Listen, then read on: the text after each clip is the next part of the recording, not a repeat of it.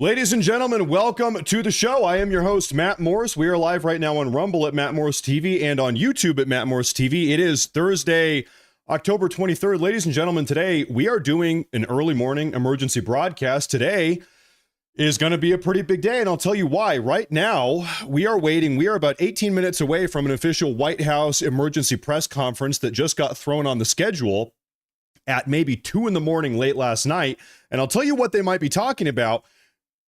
That is 18 minutes from now. 2 hours after that, 2 hours and 18 minutes from now, President Trump is going to be coming out, and he himself is going to be making a massive announcement about some interaction with Colombia, Venezuela, and the cartels. So today at 1 and at 3 p.m. Eastern Time, we have not one but two different big announcements. The first one from the White House press room featuring Carolyn Leavitt. And I think we have a pretty good idea of what that's going to be about. I'll tell you what that one's going to be about here in a minute. But then 2 hours after that, so we're going to be here all day. 2 hours after that, Trump is going to come out and give a big bombshell announcement about some developing situation with the cartels.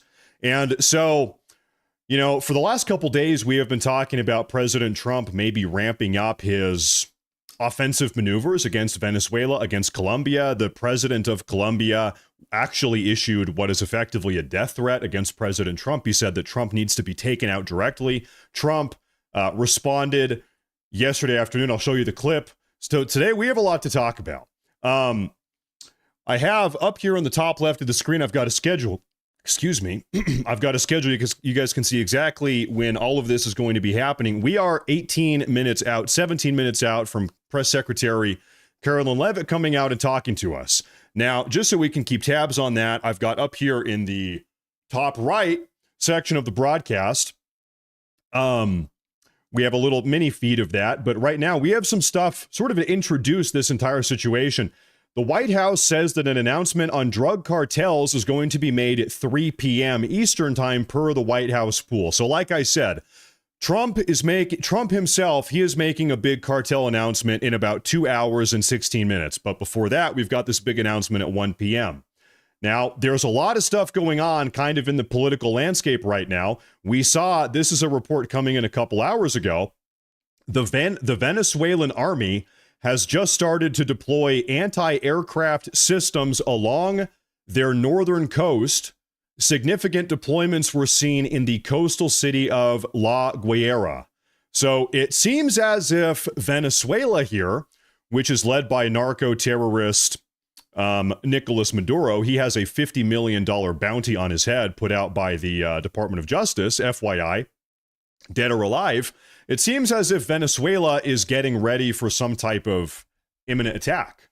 Maybe the United States is going to be launching some type of coordinated strike against Nicolas Maduro himself. But Venezuela, they are bunkering down. This is a narco-terror state.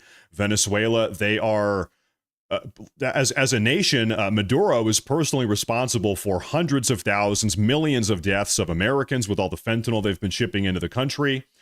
This happened last night. Breaking news. Director of National Intelligence Tulsi Gabbard has revealed that her office is actively targeting cartel members who are trying to kill Americans. I want to go ahead and play this for you. Word on the block right now is that Tulsi Gabbard will either be at this 1 p.m. conference or at the 3 p.m. announcement, or maybe both. Maybe DNI Tulsi Gabbard is going to show up at the White House press conference with Carolyn Leavitt, which is 15 minutes from now. Or also, she might be at the official announcement with President Trump about 2 hours from now. But take a listen to what she had to say last night. It seems like things are ramping up with the cartels here. This is happening on multiple fronts. I can speak to a couple of them. Is just recognizing the really drastic reduction of drug trafficking across our borders. For example, we've seen the trafficking of fentanyl across our borders reduce drastically. You're seeing these cartels and these narco traffickers afraid because for the first time, they're actually seeing in President Trump someone who means what he says, that he's going to stop them from putting the American people's lives at risk. In my organization, ODNI, we have our counterterrorism teams who are working very hard, both in the United States and across the border, working to share actionable intelligence with our U.S. law enforcement agencies, as well as Mexico's law enforcement elements, and successfully going after and capturing people like this Sinaloa cartel boss El Pato and his money launderers. This is having an incredible impact, once again, on President Trump keeping his promise to the American people that he will make this country safe again for themselves. Now, I did some research before going live here today, folks. I want to share some information with you, okay? So far, the Trump administration has destroyed, I mean, you just saw right there, boom. The Trump administration has destroyed, they've carried out targeted strikes against at least 9 narco trafficking boats off of the coast of Venezuela. I said, okay, 9 boats trafficking illicit narcotics have been destroyed. In fact, they blew one up yesterday. I'll play the video for you. How many individuals, how many narco traffickers, human beings, how many narco trafficker terrorists have been blown up? 37. 9 boats, 37 of the deadliest cartel gang member narco terrorist individuals have been blown up alongside these boats. Happened yesterday afternoon. Take a look. We just got new footage. Here's yet another narco terror boat trafficking illicit narcotics off of the coast of Venezuela. And goodbye. Can we get a full screen on this? Can we enhance on this? And that boat is gone. This was boat number 9 that has been, oh, I wonder what that is. Maybe some floating debris, maybe some illicit narcotics. You know, they like to put them in the bags. Can you imagine the fish? They're swimming. Imagine being a fish. You happen to be swimming through the wrong part of the ocean, wrong place, wrong time, and suddenly fentanyl is trickling down through the water. I'm surprised you don't have far-left environmentalists screaming, Trump, you can't blow up those boats because you are killing fish. These fish in the Caribbean are overdosing on fentanyl. You're killing dozens of fish. They're overdosing on fentanyl that's coming off of the boats. Yeah, okay. I'm surprised we haven't heard that one, because you have had a lot of people on the far left over here that have been saying, Trump, you can't blow it up. You don't know. You're not allowed to do that. Actually, he is allowed to do that. President Trump chimes in on Colombia's president. And by the way, Colombia, not the university, the nation in Latin America, effectively issued a death threat against President Trump. Colombia is kind of a similar dynamic to Venezuela. Okay, Colombia's entire economy is exporting illicit narcotics, predominantly cocaine, up into the United States, Europe as well, but predominantly the USA. And Colombia president, his name is Petro. He said that by any means, President Trump needs to be taken out. Let's see what President Trump said in response yesterday afternoon. We're talking about now Colombia, the country, not the university. Yes. Go ahead. He said what? He said that if you won't change, then perhaps you need to be gotten rid of. Do you view that as a threat? Well, he's a thug and bad guy. He's a guy that is making a lot of drugs. We've just, as of today, stopped all payments going to Colombia, the country Colombia. Shut him down. Also, the school Colombia. No, we settled. We made a settlement with him. But no, he's a thug. And he's a bad guy, and he's hurt his country very badly. They're doing very poorly, Colombia. They make cocaine. They have cocaine factories. They grow all sorts of crap that's drugs, bad drugs coming into the United States, goes generally through Mexico. And he better watch it, or we'll take very serious action against him and his country. His country is, what he has led his country into is a death trap. You know, here's the deal. It wouldn't even take much to really shut down all of this illicit drug trafficking coming out of Latin America. All you have to do is carry out 1 or 2, 3, 4 precision strikes before they get the message. All right. Doesn't matter where, in the jungle, in the outback, however far out of town our fentanyl manufacturing facility is, our cocaine processing facility, doesn't matter where it is, the United States military, they can see it. They've got satellite imagery, drones, whatever. They've got heat signature detection programs. They know where it is. The U.S. knows where it is, and we can blow it up.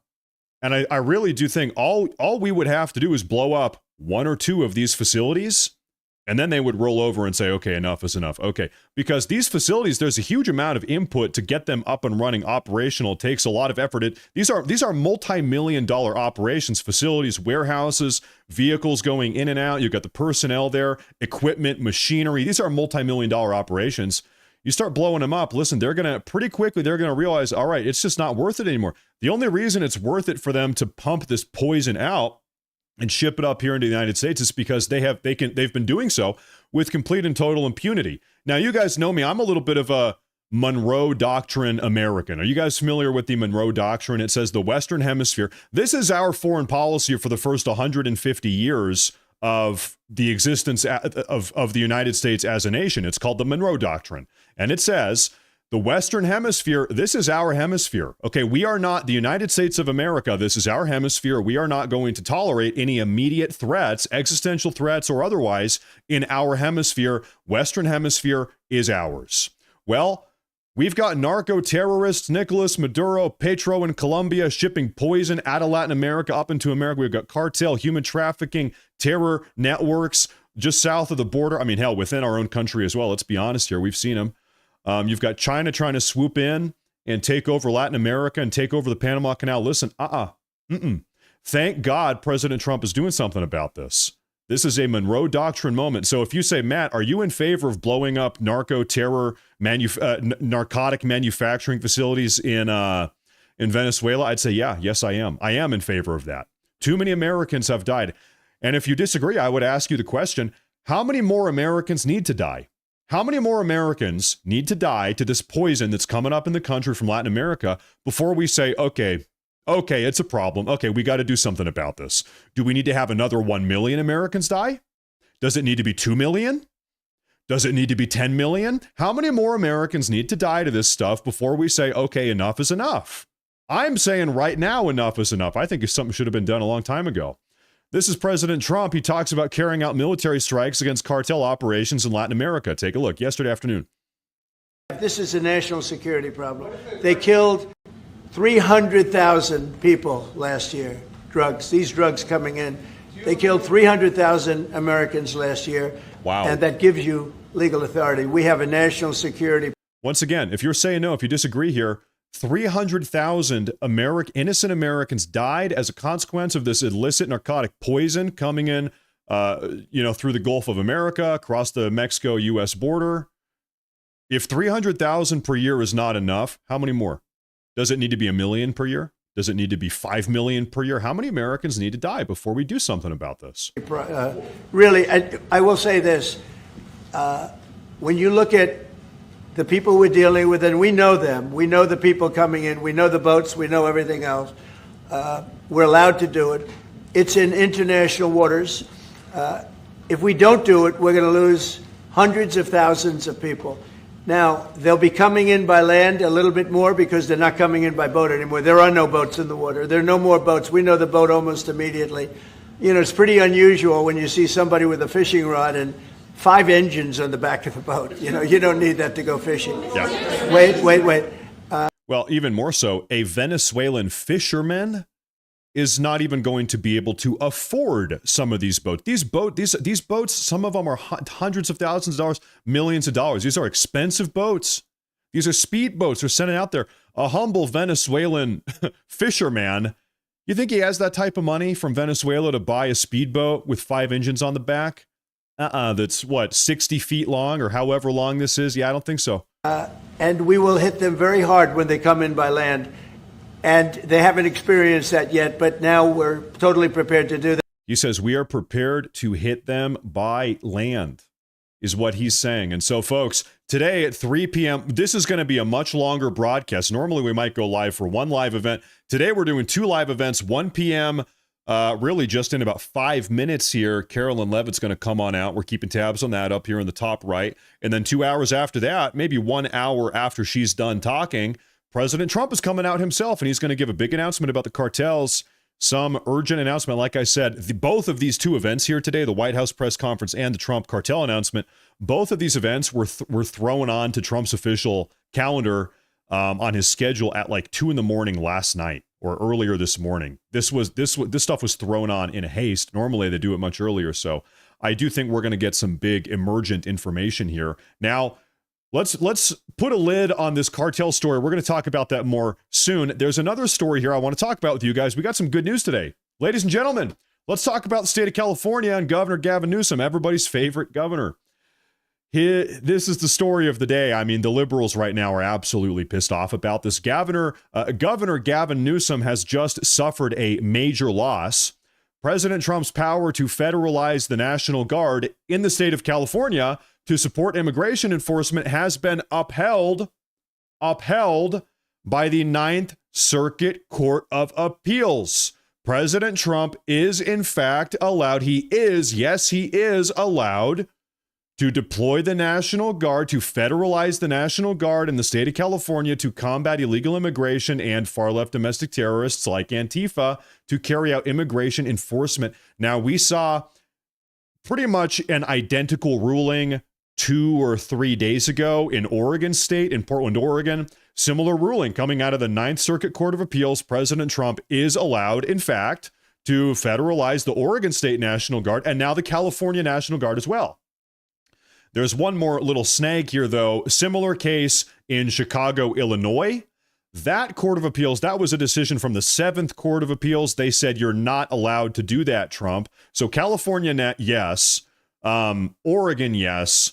Illinois, no. Now, the Trump team has escalated that case in Illinois up to the Supreme Court. Okay, the 7th Court of Appeals said no. Trump said, we're going to the Supreme Court. The Supreme Court soon, any day now, is going to be issuing an emergency ruling on that.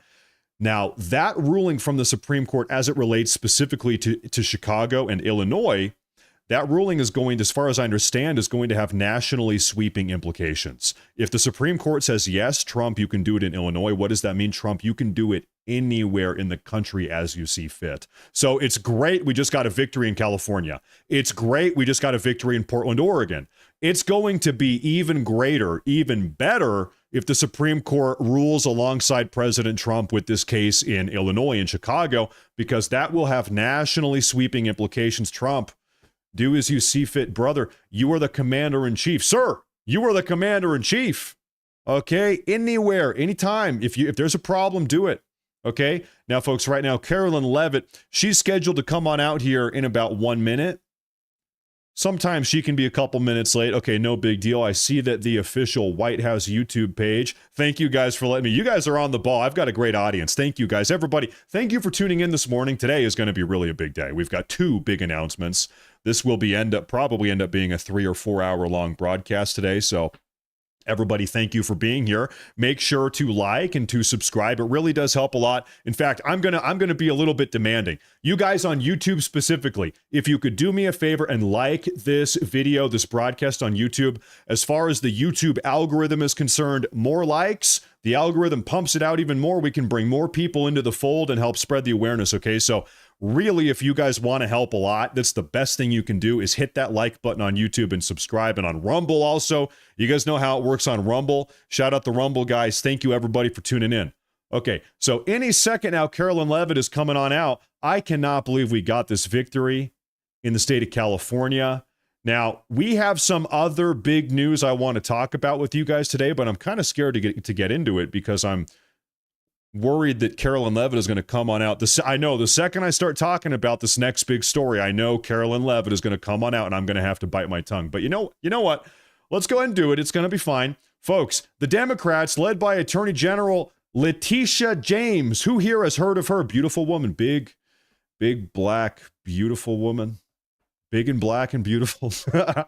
Letitia James, New York State Attorney General. She is now she is creating a new government-funded portal on the internet where American citizens can dox ICE agents, where they can upload information relating to ICE agents. And I kid you not, this is terrible. This is not good news. We have a lot to talk about here. Let's try to dip our toe in and start making sense of what's going on here. Attorney General Letitia James announcing a new portal where residents can send photos and videos of ICE operations. James says the portal is meant to review and investigate legal violations by agents, and her statement referenced Tuesday's immigration raid in Chinatown in New York City. Meantime, House Democrats say they will launch their own similar ICE tracker. U.S. Attorney General Pam Bondi criticizing that effort, citing a sharp increase in violence against law enforcement. Coming up later. Now, by the way, that situation in New York, we talked about this on yesterday's broadcast. Can I go ahead and show you something here? I need to check my replies. Now, these individuals here, sorry, pardon me, right here. This is Homeland Security. These individuals that were arrested, let me just go back to where I was. These individuals that were arrested on the streets of New York yesterday afternoon in this ICE raid, all of them were from various locations in Africa. In this case, they were not Latin American or Hispanic illegal immigrants. They were African illegal immigrants, all of whom have violent, habitual criminal records dealing narcotics on the streets of the U.S. And so I've got great news. There's 9 of them African illegal aliens that were snatched up off the street of New York yesterday afternoon, thank God. Homeland Security has actually used some type of ancient magic to freeze them in magic crystals.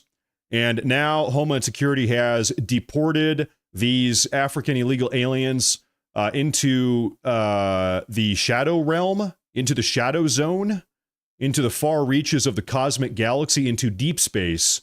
I'm not sure exactly what type of secret technology Homeland Security has here, but anyway, they have been sequestered into powerful magic crystals. It seems to be the case. So, but no, on a real note, I couldn't believe they posted that. That's very funny. But no, these are them. Listen, these are not good guys. The Democrats right now, they are fighting tooth and nail to get these guys released. These are some real bad dudes. Homeland Security released information about all of them, their criminal records, overstayed visa. I mean, hell, listen. I want to show you this guy up top. He's probably the worst here. This guy's got I can't even read this much. I've never read something this long in my entire life. Take a look at this. Arrested for crimes including violent assault, recklessly endangering, counterfeiting currency, unauthorized use of a motor vehicle, criminal sale of narcotics, possessing a controlled substance, possession of marijuana to sell it. He's dealing, making false reports to law enforcement and resisting arrest. 9 of them, all from various locations in Africa. Here they are. They're not exactly sending their best. And so thank God they have been frozen into magic crystals and they've been deported into deep space. They've been deported to the shadow realm. But anyway, that is what they were talking about right here with Letitia James. Obviously, Letitia James is very upset about that. We have another report talking about this ICE tracking website. I shared this with the mayor. Over the course of the next couple of weeks, the Oversight Committee will be launching on their website a master ICE tracker where we're going to be essentially tracking every single instance that we can verify that the community will be able to send us information on.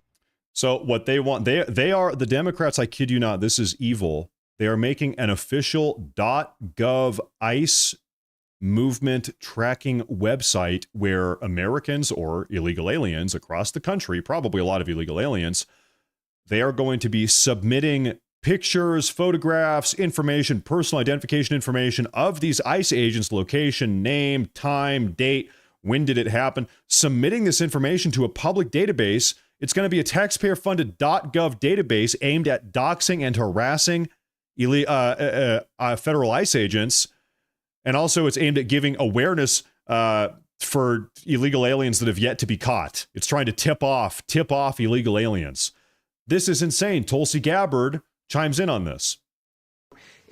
Jesse reminds me of the reason why I and so many others have left the Democrat Party. When you look at this party that is more interested in protecting criminals, cartel members, gangs, those who are causing incredible harm, ravaging our communities across the country, than they are actually standing up for the victims. You see a party that in many cases celebrated the assassination of Charlie Kirk. Yep. You see a party now that is essentially putting the lives of our law enforcement and their families at great risk. This is not the values of our country. This is not the values of the First Amendment and peaceful protest. This is a party that's undermining the very foundation of our country and putting the American people at risk, which is why President Trump, throughout his entire campaign, he promised the American people, I will make America safe again. I will secure our borders, and I will go after these cartels and gangs who are terrorizing the American people, raping young girls, causing incredible harm. And that's exactly what he's doing. I think the thing that's interesting to point out here, Jesse, is as you look at these law enforcement officers who are working for ICE, ICE's recruitment numbers have skyrocketed since President Trump Makes took sense. office, even in the face of these kinds of threats coming from some very powerful Democrat politicians across the country. Why is that? Because they are signing up to serve and protect the American people. Now, I know when people say the phrase "serve your country," generally what that means is, were you in the military? Are you a veteran? My humble opinion here, feel free to disagree. I think these ICE agents, I think in every sense of the word, they are out here serving their country, perhaps in one of the best, most noble ways. This country has been invaded. We have 50 million invaders, and we have various far-left radicals and far-left radical domestic terrorists that are defending, aiding, and abetting these illegal alien invaders. And these ICE agents, also these DHS guys, Border Patrol, all these guys, they're doing, men and women, they are doing everything they can. They are at the front line of this invasion trying to repel the invaders. The invaders are not at the gate. The invaders are inside of the castle. The invaders are in the castle. They are inside the keep. They're not at the gate. They have breached the gate. And so now we've got these brave, I think they're serving their country. I think so. And they're kicking them out, thank God. Now, you want to talk about something very strange here. Okay, this street right here, New York City, Tuesday, this was 2 days ago, is when this deportation operation was carried out in which these 9 African illegal aliens were apprehended and deported. Okay, well, these 9 African illegal aliens, they were sitting there on the street selling knockoff goods like fake Gucci bags, fake clothing, fake Rolex watches. You kind of know what they're doing out there. ICE rolled up, tried to snatch them up. Out of nowhere, dozens of people, protesters, came up to try to interfere with the ICE operation, and that's what you're looking at here. I'm sorry, I just don't buy. I don't buy it. I don't buy that miraculously out of nowhere, there were dozens of people that just showed up out of the blue to push back on this ICE operation. I don't buy it. I think there was some type of leak. I think there was some type of leaker maybe on the inside letting these protesters know in advance that this ICE raid was going to be executed and taken care of. I just don't buy that this happened, miraculously, randomly on a whim. I think there was something premeditated there. Look into that, because you know that ICE, they have had problems with leakers. There have been leakers. They have had problems with leakers inside ICE and inside of the Department of Homeland Security, nudging off illegal aliens and far left agitators, letting them know, hey, there's going to be an operation here at this time on this state. You better show up. You can try to counter protest or whatever it is they're out there doing. Now, speaking of counter protests, if you can even call it this is not a protest. This is an act of violence. Happened yesterday afternoon. While we are sitting here waiting for Carolyn Levitt, I've got to show you guys this. I'm just going to play the video. Cicero police now confirms a driver of a blue pickup truck was allegedly attempting to hit a DHS vehicle at that intersection. Police say the driver of the blue truck tried speeding off from the area when it hit a Toyota sedan that was crossing through the intersection. Federal agents could be seen helping the woman who was driving that sedan, and they took the driver of the blue pickup truck into custody. 25th Ward Alderman Byron Sigjo Lopez was nearby as ICE operations unfolded in Little Village today. 26 and Christiana, they crashed and lived in the middle of the street, chased somebody out of the vehicle. They keep doing that. They detain someone right here in outside of businesses. I think there are at least 2 people. Cicero police now confirm. So, folks, this is the thing that we are seeing now, time and time again. In the last couple of weeks, I can think of at least 4 times this has happened. You have ICE officers or DHS agents trying to carry out a deportation, apprehend someone, and some random anti-ICE far-left radical will drive their truck. They will drive their vehicle into the ICE vehicle on the side of the road, or they will drive their truck or vehicle into the ICE agents themselves. About 2 weeks ago, there was a shootout that took place. It was a woman. It was a Mexican woman or Latin American woman. She drove her truck into the back of this ICE vehicle. It was on video. We saw that. And she swerved around and crashed into the curb. She got out a gun. Her car is crashed on the side of the road. She gets out a gun in her car there, and then ICE comes around. They actually ended up shooting her because she was getting ready to shoot them after ramming her car into them. And so we are seeing this happened again yesterday. We're seeing this type of insane, unhinged behavior happen time and time again also. Jesse Waters weighed in on this. I love the conservative influencers are actually fighting crime. And Democrat influencers are actually causing crime. They ram their cars into ICE agents. And no one's saying, have you heard? No Democrat is saying, can you guys stop attacking ICE?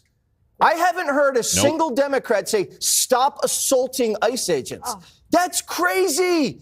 And I was talking to Anna Paulina Luna, who I love to say the name. Yes. Anna Paulina Luna. Mm-hmm. And she said she overheard Democrats on the House floor saying that their whole strategy here is to attack ICE to boost Hispanic turnout in the midterm elections.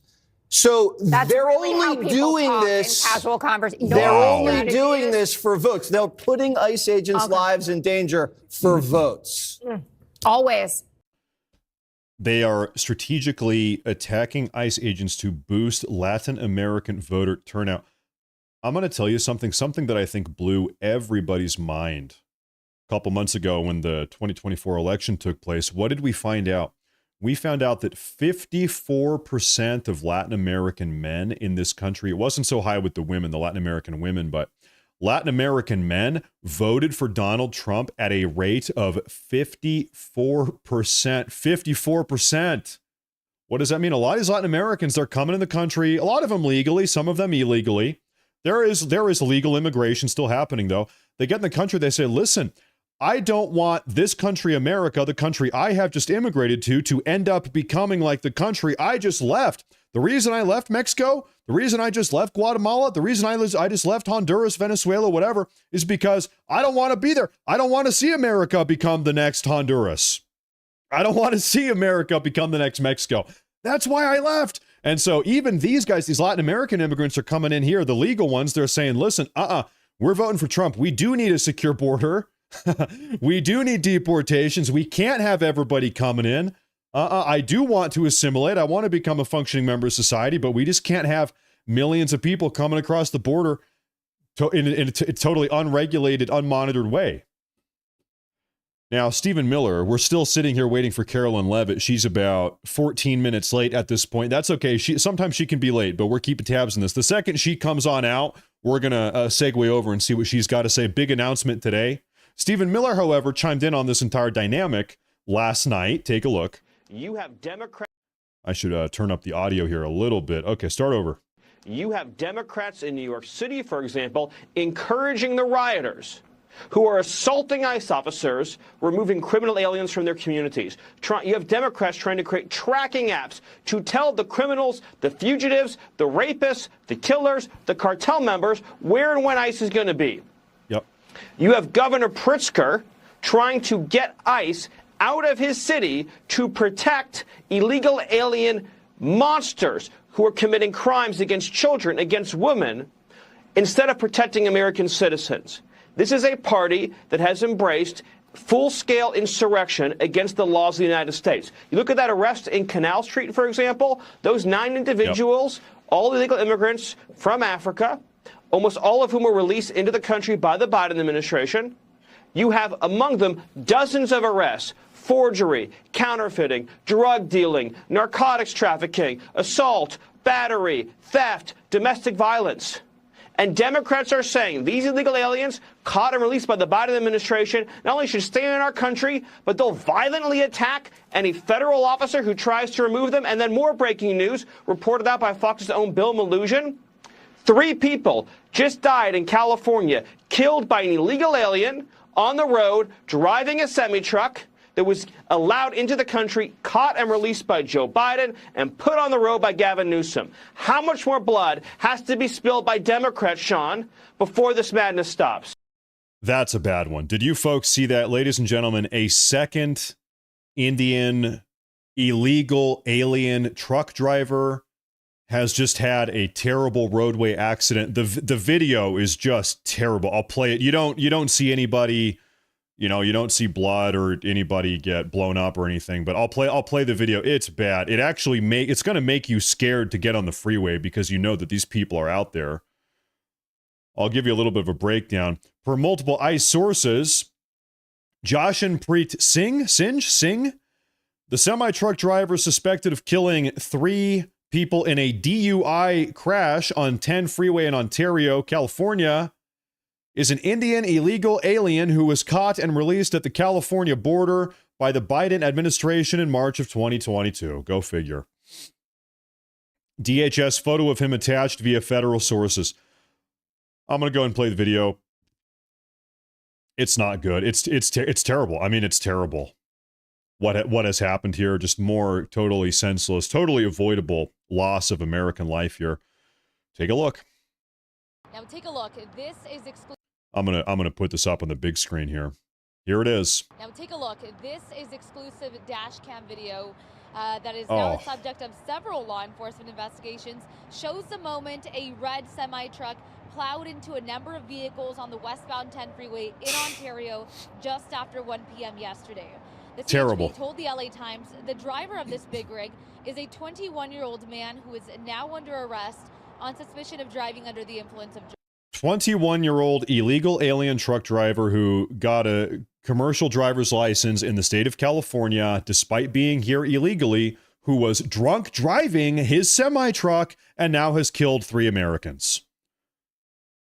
You can't make this up. This is a problem. Drugs. A total of 4 semis were involved and also 4 passenger vehicles, one of them exploding in flames.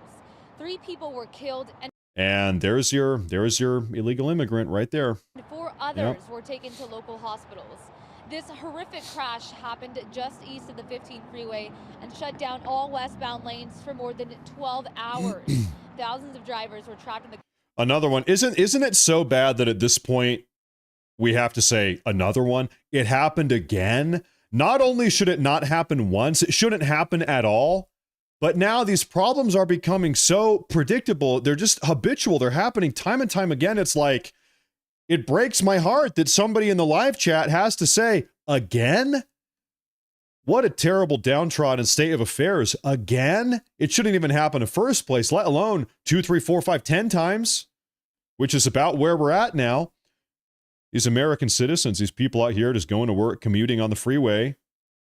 I mean, you need to understand, like, this is evil. This very easily could have been you and your wife, and you got 2 kids. I drive an SUV around town. I've got a wife and 2 kids. Very easily, just randomly, bad luck. That could be you and your wife and your 2 kids in the back of the car, and you are now splattered by, what's his name?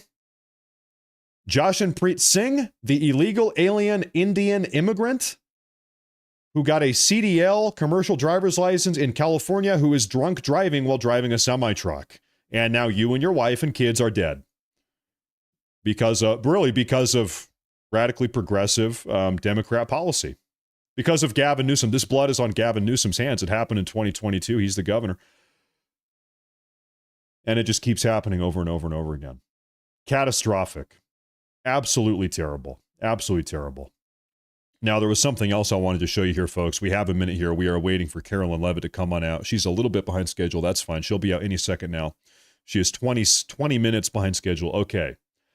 This is Democratic House Representative Yolanda Jones from Texas, who just threatened to slash the necks of Republicans on CNN. There's no way that she actually said that, right? Well, play the clip.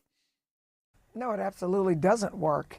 I'm from the hood, okay? So when a bully comes, like, if there are no rules, you literally have to figure it out.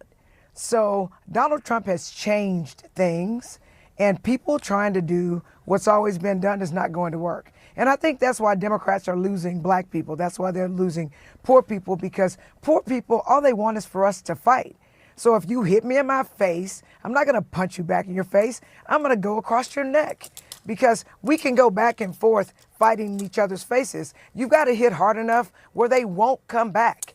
What does that mean? She's saying you got to kill them. You got to go across their neck. You need to inflict so much damage they can't come back. What does that mean? She's talking about killing Republicans.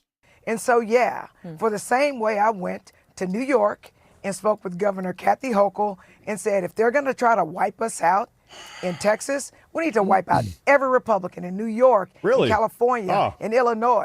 No, I am so sick of these low IQ ghetto trash morons in Congress. How did this happen? Imagine if the founding fathers could see the current state of the country. Just think about that. I imagine George Washington, he is spinning in his grave right now at light speed. He is shattering the light speed record. That is how fast this guy is spinning in his grave at the just decayed, degenerate, downtrodden state of this nation that we have. She says, I'm from the hood. Hey, what's up, y'all? I'm from the hood, and in the hood, we just kill people. In the hood, if you don't like somebody, y'all, we just slit their throat. We kill them. We just kill them in the hood. So that's why I'm finna do in Congress and shit. That's what I'm finna do in Congress. That's how we do it hood style. Dude, shut up. You are so stupid. How is someone this stupid in Congress? How are you in Congress? How do we have somebody that is this stupid in Congress? I'm sorry. I need to simmer down here a little bit. I need to tone it down here a little bit. I'm going to take a look at some super chats. I think that Carolyn Levitt is going to be on out here any minute now, folks. So I better get on top of the super chats here before I need to stop yapping so much, because I'm going to hand the mic over to Miss Levitt.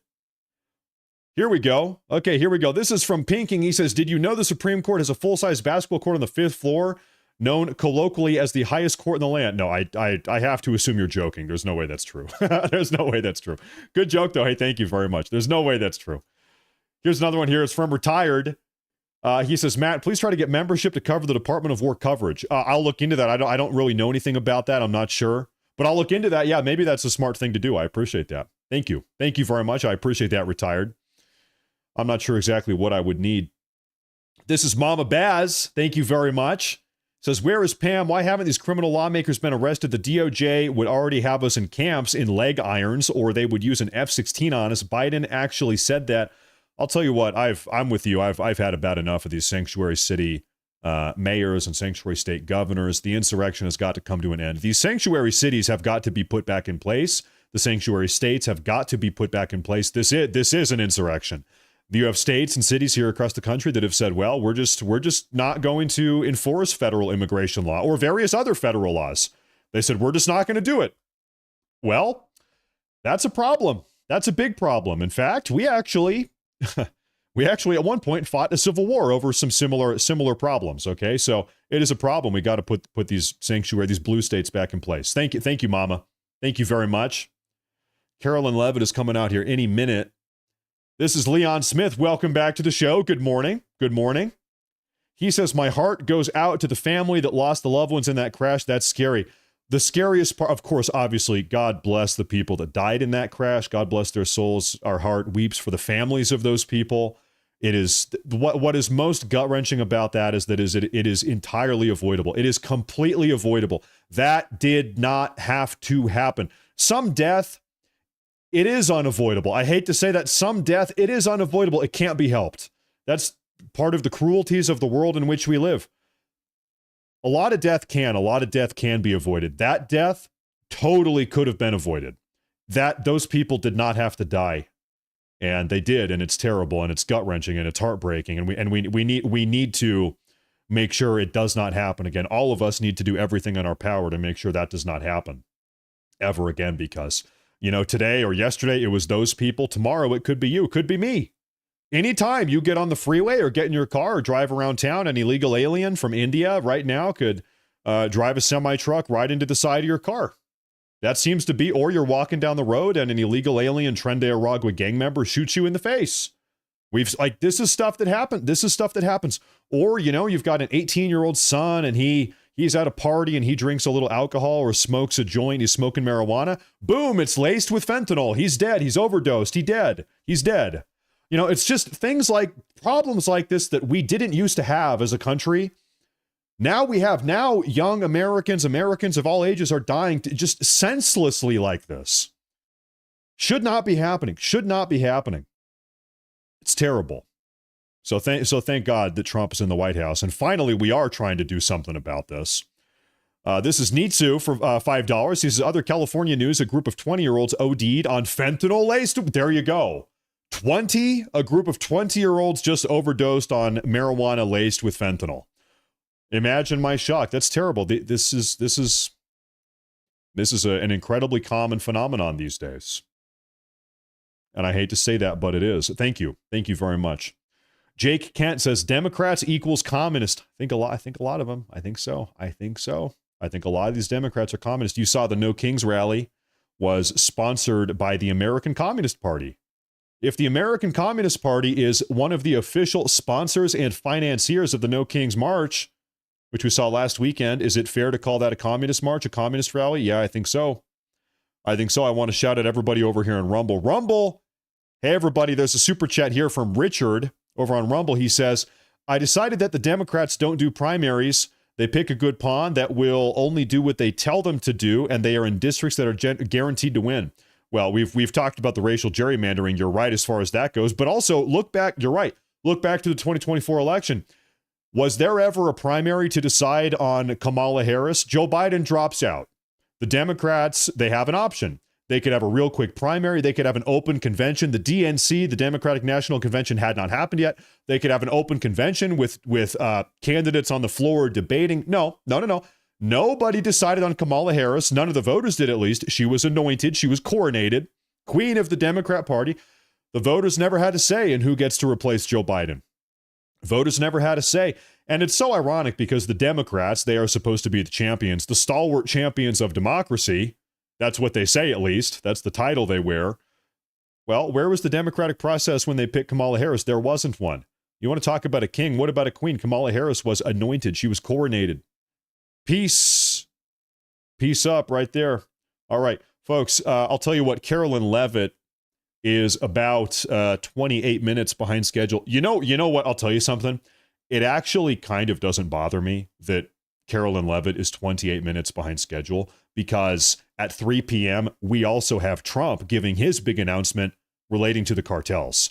So we have a lot to do today. If Carolyn Levitt is a couple minutes behind schedule, that's fine. That just means we're going to have more of a sort of a seamless segue from Carolyn Levitt, her press conference now, into the Trump announcement. That's fine. I think it's all going to line up today. So I'm not exactly heartbroken. Levitt, you can take your time. That's fine.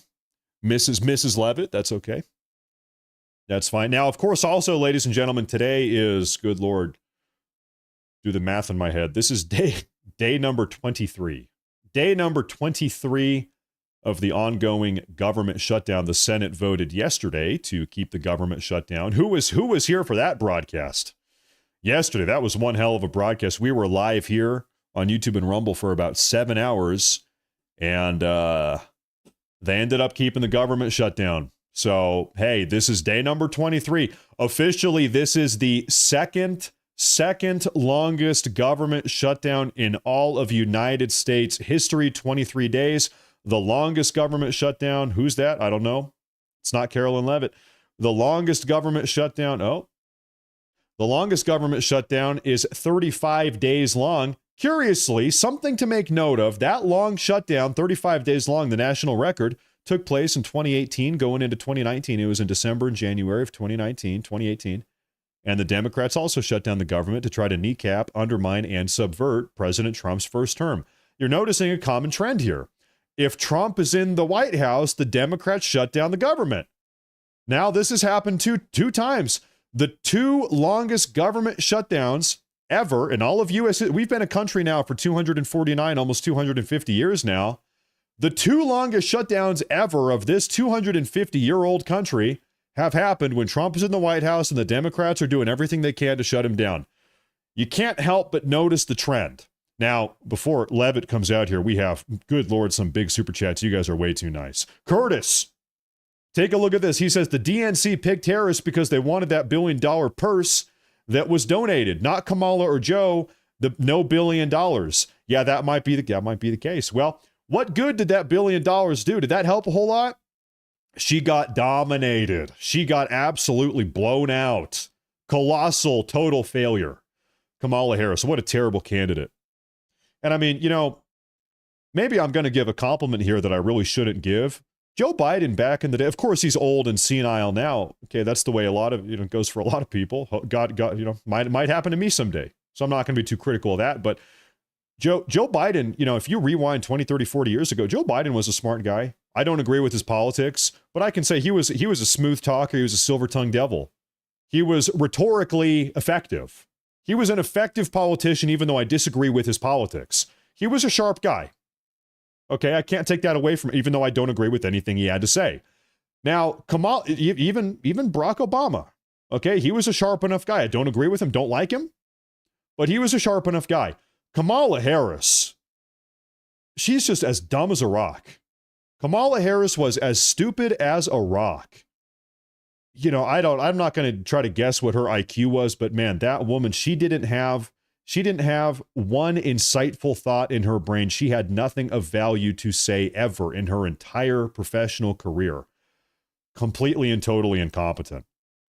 Now, so thank you, Curtis. So thank you very much. To me, it's astounding that she was chosen given how stupid she is. But yeah, I mean, I guess they had to get the money somehow. Here's another big time super chat from Back to Common Sense. He says, in the shadow of all this, there are thousands of TikToks threatening all of us that will, she's coming on out here. Hold up. Good afternoon, everybody. I apologize for my tardiness today, so let's get Thank you, right Back to Common Sense. Thank you very much. We'll begin today with some scheduling announcements for President Trump's upcoming trip to Asia. Tomorrow night at 11 p.m., the president will depart the White House to fly to Malaysia, where he will arrive on Sunday morning local time. It's a long flight. President Trump will participate in a bilateral meeting with the Prime Minister of Malaysia in the afternoon, and then he will attend the ASEAN Leaders Working Dinner that evening. On Monday morning local time, the president will fly to Tokyo. Tuesday morning local time, President Trump will participate in a bilateral meeting with the new Prime Minister of Japan. On Wednesday morning local time, the president will fly to Busan, where he will participate in a bilateral meeting with the President of the Republic of Korea, deliver keynote remarks at the APEC CEO luncheon, and then participate in a U.S. APEC Leaders Working Dinner. On Thursday morning local time, President Trump will participate in a bilateral meeting with President Xi of the People's Republic of China before departing to return home to Washington, D.C. On Thursday night, upon arrival in Washington, President Trump and First Lady Melania Trump will participate in Halloween at the White House, where they will welcome law enforcement, military, and foster families. And I know many of us look forward to that. In other news, we are now on day 23 of the Democrat government shutdown. The Democrat. Senate Democrats have voted 12 separate times now to keep the government closed. Innocent Americans are suffering every day as a result. More than 500,000 civilian federal employees will miss a full paycheck tomorrow. Thousands of small business loans are going unapproved each month. This means almost $4 billion in capital is being withheld from small businesses across the country. The Democrat shutdown is also causing severe impacts at airports across the country. In one single day this week, the FAA had to issue ground stops impacting flights at Houston's George Bush Intercontinental Airport and Hobby Airport. 13,000 air traffic controllers who ensure that we all fly safely are continuing to work without pay. This is egregious and truly sad. Some of them are reportedly being forced to turn to driving for Uber and taking on other second jobs to make ends meet as the Democrats continue to shut down the government. Pilots are calling on Democrats to end this dangerous political game. The president of the Southwest Airlines Pilot Association called for the clean continuing resolution to be passed, saying, quote, "Our air traffic controllers and the broader air traffic system are already operating under immense pressure. A government shutdown only compounds that stress and threatens the efficiency of our skies." The Airline Pilots Association International, which represents more than 80,000 pilots, is sounding the alarm as well. They said this shutdown is undermining our system's safety. Resources are stretched thin, negotiations are delayed, and strain grows daily. With the Thanksgiving holiday approaching, we are nearing the busiest travel period of the entire year, when millions of Americans will go to airports to spend time with their loved ones. Let us be very clear from the White House today. If the Democrats continue to keep the government closed, we fear there will be significant flight delays, disruptions, and cancellations in major airports across the country this holiday season. If Democrats continue to shut down the government, they will also be shutting down American air travel. The White House is in constant communication with the air traffic controllers, with the airline associations, and with them, we urge Democrats to please pass the continuing resolution so we can just end this madness and this chaos and reopen the government. These are very avoidable consequences. The unnecessary pain, unfortunately, does not end there. Funding for the Supplemental Nutrition Assistance Program known as SNAP, which provides food benefits to low-income families, is beginning to lapse this week in some states. If Democrats continue to hold Americans hostage, there will not be enough funds to provide SNAP benefits for more than 40 million Americans on November 1st. That is next week. Democrats are solely responsible for all of this unnecessary pain. Why are they doing it? To give taxpayer-funded health care benefits to illegal aliens, some of whom are violent criminals. That is right. During the 4 years of Joe Biden's administration, the Democrats forced Border Patrol to admit illegal aliens into our country with no legal status and minimal screening.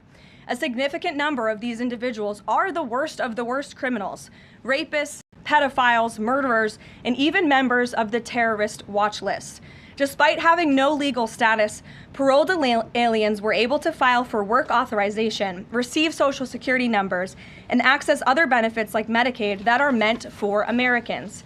Since I've found many in this room to repeatedly deny the reality that Democrats gave Medicaid benefits to illegals, and they continue to seek to do just that, I've brought a few verified examples for you today. These are examples of some of the illegals who received Medicaid benefits under President Biden's leadership, and this is what Democrats are wanting to do. This is why they are continuing to keep the government closed. An illegal alien from Laos was arrested for murder, robbery, and felony possession of a firearm. An illegal alien from Guatemala who was arrested for rape and burglary. An illegal alien from El Salvador who was arrested for strangulation, DUI, and burglary. An illegal alien from Mexico who was arrested for attempted murder. The Democrats' open border policies allowed these threats into our country, and then they provided them with free health care.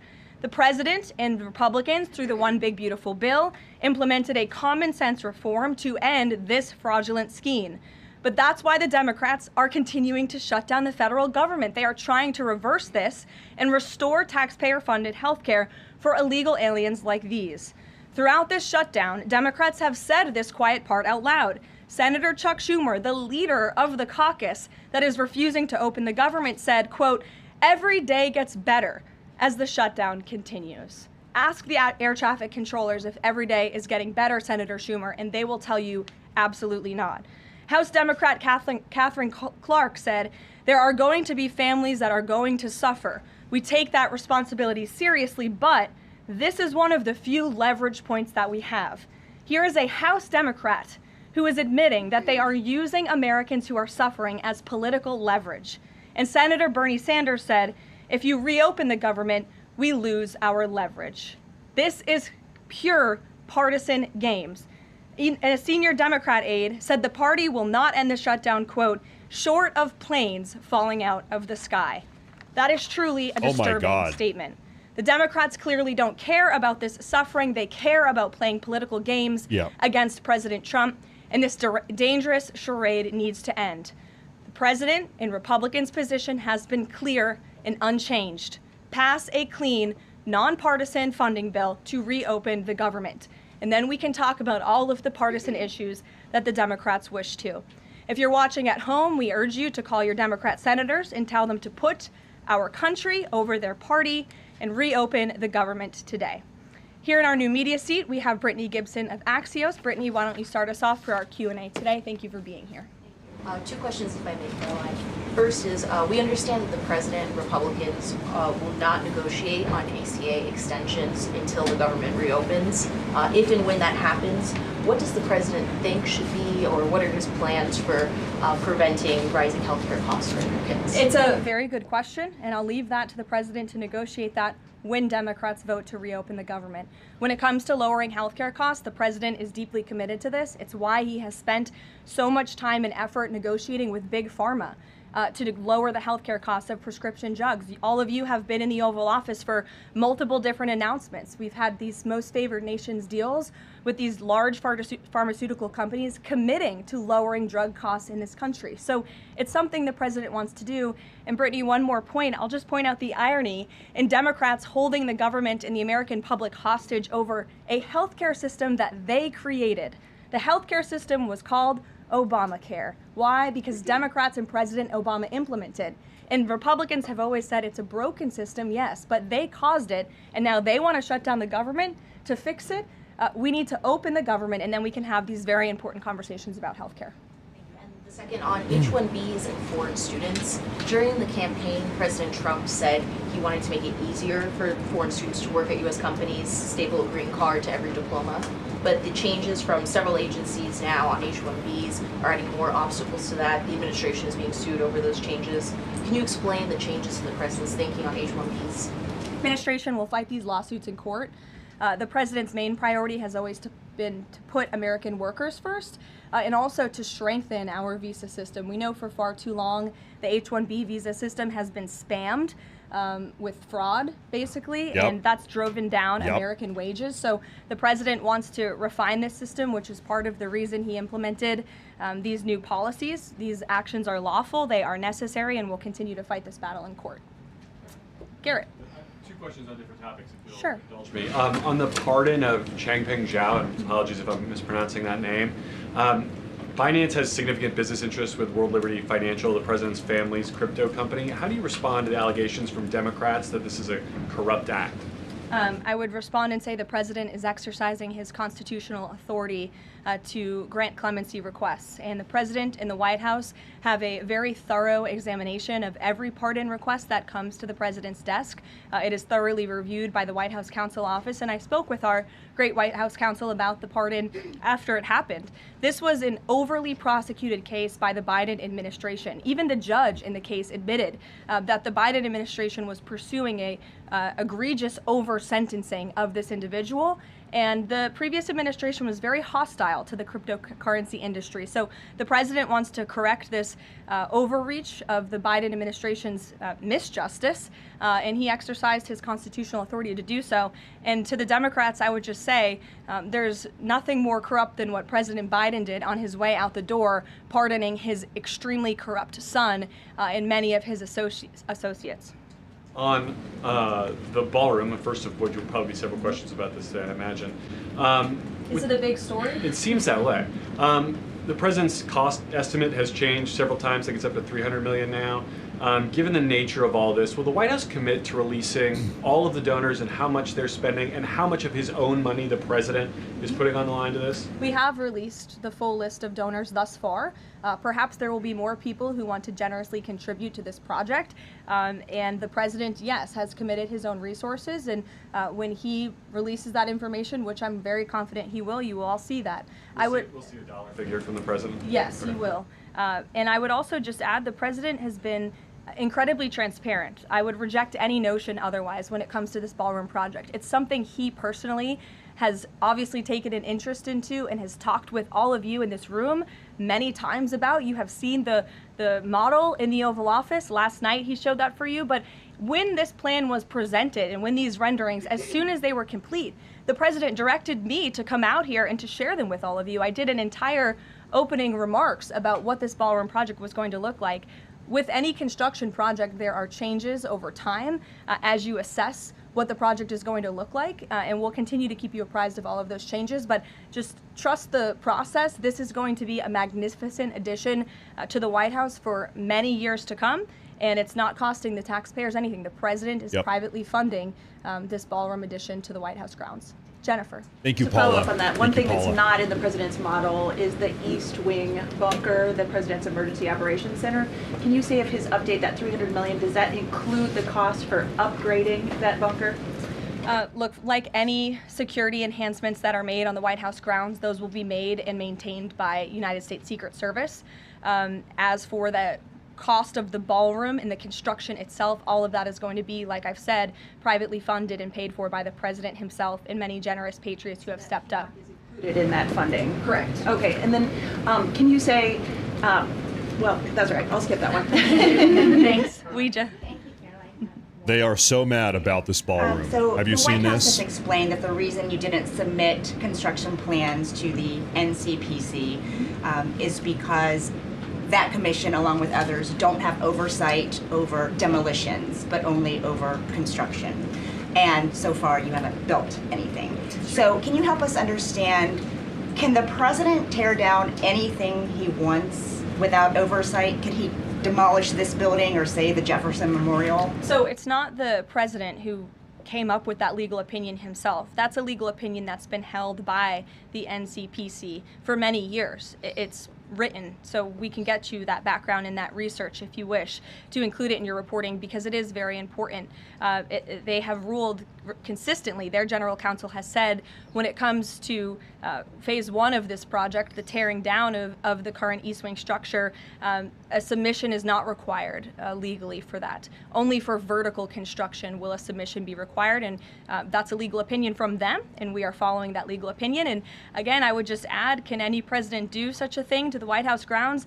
There have been many presidents in the past who have made their mark on this beautiful White House complex. This briefing room, as you all know, was not once a briefing room. It was a swimming pool.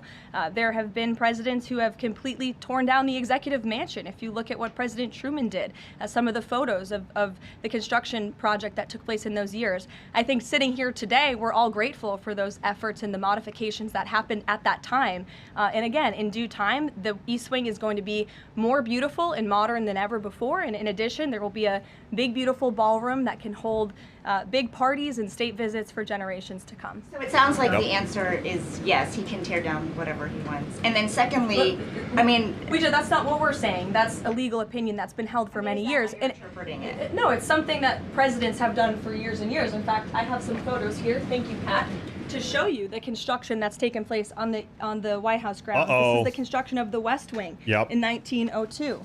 Look at this, the construction of the West Terrace in 1902. These images look quite similar to what you and the American people are seeing today, the construction of the East Terrace as well.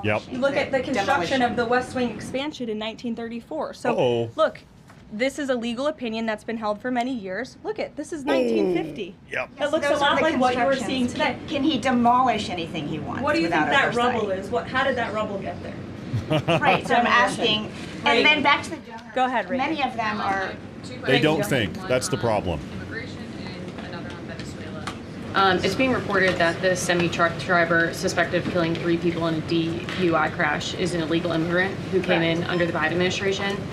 Do you know if California gave him a commercial driver's license? And then it also appears that California largely has not been cooperating with English proficiency standards. I'm wondering if the administration has any further plans to punish the state.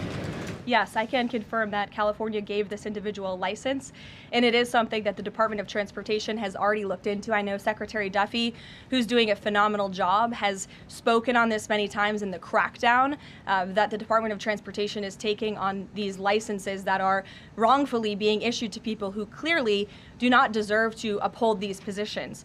As for this case in California, on October 22nd, ICE lodged an immigration detainer for this individual following his arrest by local authorities in California on charges, as you know, of manslaughter while intoxicated and driving under the influence. He killed 3 people, and he first entered the United States in 2022 through the southern border, and he was released into our country by the previous administration. So now ICE has lodged a separate detainer for this individual, and these tragedies are following a disturbing pattern of these criminal illegal aliens being issued commercial vehicle licenses. And so yes, the Department of Transportation is absolutely cracking down on that. I defer you to them for any specifics. Venezuela, President Trump has said Maduro doesn't want to mess with the United States, and this administration is continuing to position more military assets towards Venezuela. I'm wondering if the end goal of this narco-terrorist war is to implement a regime change in Venezuela. The president has spoken on that, Reagan, and I certainly won't get ahead of him. What we've made very clear is that this administration is not going to tolerate international narco-terrorist organizations from trafficking drugs into the United States. And these cartels over time have grown more armed, well-organized, and violent. They have financial means, sophistication, and capabilities needed to operate in the way this administration has. And they have illegally caused the deaths of tens of thousands of American citizens each year. So that's where we are right now with respect to Venezuela, but also any country that is sending purposefully illegal narco-terrorists to the United States of America to bring illegal drugs. Why don't we go in the back? The U.S. and Colombia relationship right now is at one of its lowest points in decades. We heard what President Gustavo Petro had to say about President Trump. We heard yesterday the response from President Trump. Is there any kind of compromises or gestures from the Colombian president that President Trump would like to see in order to de-escalate the tensions? Is it possible a de-escalation? I don't think we're seeing de-escalation from the unhinged leader of Colombia right now, and I don't think the president, frankly, is interested in that at this point. He spoke on this yesterday, and I don't have anything to add to his comments. Go ahead. It's going to be a big day, folks. In addition to the ballroom and the Rose Garden I'm going patio, into the back. Sorry. Go ahead. in addition to the ballroom and the Rose Garden patio, is the president looking at any other renovations or significant kind of projects here at the White House? Not to my knowledge, no. But he's a builder at heart, clearly. And so his heart and his mind is always churning about how to improve things here on the White House grounds. But at this moment in time, of course, the ballroom is really the president's main priority. Kristen. Last week, President Trump announced that he had a productive call with Vladimir Putin. They scheduled a meeting in Hungary. Since then, he has canceled the meeting and he has imposed sanctions on Russian oil companies. Can you talk about what changed that led to this dramatic shift, or even just what occurred in the last week that got us from point A to point B? Sure. Look, the president has always maintained that he would implement sanctions on Russia when he felt it was appropriate and necessary. And yesterday was that day.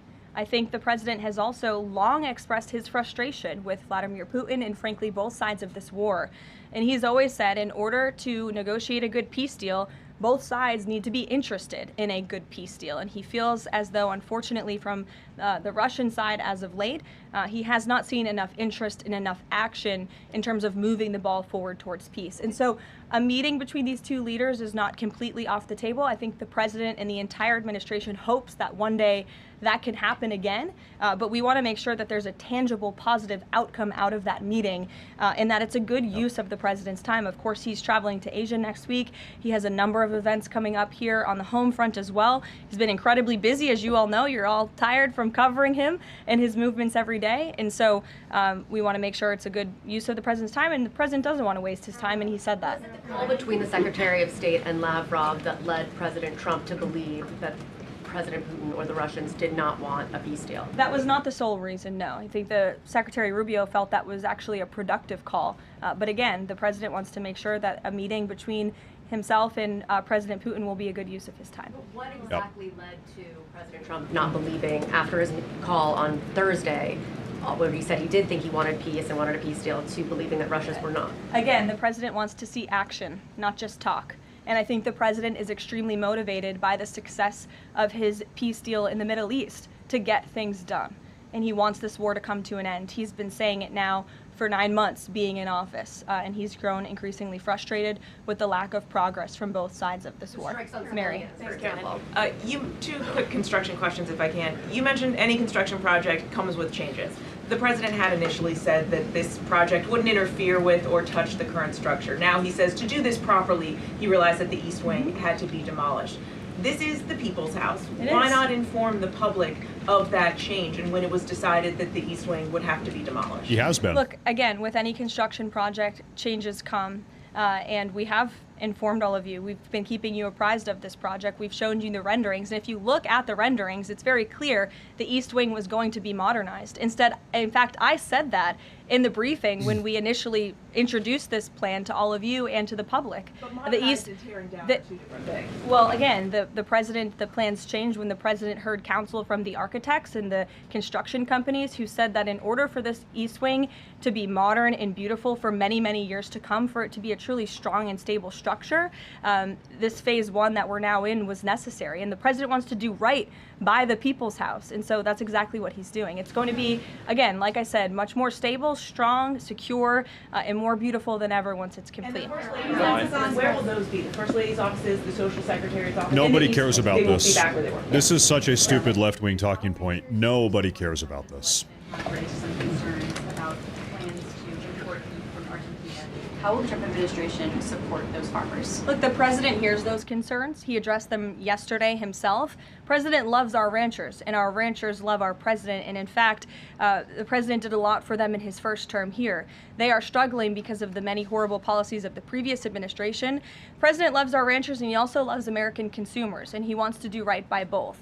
So the immediate solution to the problem of the rising cost of beef The president wants to bring that down as we have to increase our supply.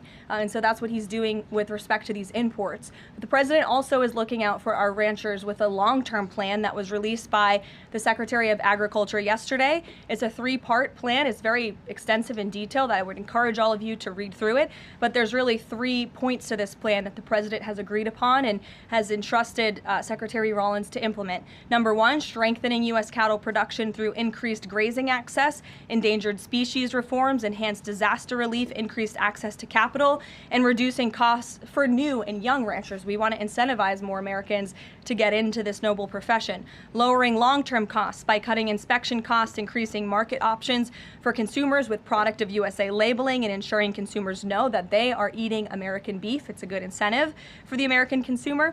And lastly, growing the domestic herd while boosting long-term demand to reduce prices for consumers while growing the markets for our ranchers. So President hears them. He has to address both of these problems for the ranchers, but also for the American consumer. He promised to lower costs, and that's what he's committed to doing. Caroline, thank you. 2 questions not on the ballroom. The first is, there's a Democrat in Texas who's actually running for Congress who said last night during an interview when talking about fighting Republicans and this administration, quote, "If you hit me in my face, I'm not going to punch you back in your face. I'm going to go across your neck." This has obviously really upset those folks over at Turning Point USA after the Charlie Kirk assassination. Just your response to that kind of rhetoric? Just very jarring rhetoric. Arrest her. I think it's very unacceptable. I hope the people of Texas will do the right thing and reject this person's candidacy. It should have no place in American politics. And then just a quick second question on You gotta do oversight something about Democrats it. that are saying that they're creating this master ICE tracker, basically tracking all ICE activity. We've seen the protests in New York just yesterday. Homeland Security is saying that this sounds like obstruction of justice. What do you say? Again, this is actively putting the lives of our ICE agents at risk. We've seen media outlets, in fact, in this room, also write stories about ICE tracker apps that Democrats and other left-wing activists have created to track the location of ICE agents on the ground in our communities. Again, I've said this repeatedly and I will continue to say it. The men and women of ICE are outstanding people. I wish a Democrat on Capitol Hill would actually have the courage or the guts to stand up to their party and sit down with some of these men and women who are doing this incredibly difficult job of enforcing our federal immigration laws. They are, again, simply trying to enforce the law and do their jobs. And if Democrats spent a little bit more time understanding that and also focusing on the people who they are trying to get out of our country every single day. As I spoke about earlier, 3 innocent people in California are dead because an illegal alien who Democrats let into this country was wrongfully issued a trucker's driving license and clearly was not fit for the job because he was driving intoxicated and killed 3 innocent people. Democrats should focus a little bit more on that. Stop trying to fight this president and this administration on every turn and restore law and order. That's all that we and these brave men and women of ICE are trying to do. Mary. Thanks, Caroline. I have 2 questions, one on San Francisco and one on the No Kings protesters.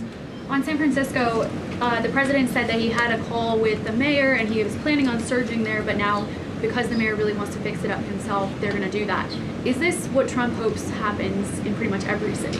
The president hopes, and I've said this so many times, and I think the president's conversation with the San Francisco mayor last night and his statement today prove the president is willing to work with anyone across the aisle, across the country, to do the right thing and clean up America's cities. He is genuinely interested in this effort to make our streets safer, to make our cities safe and clean again.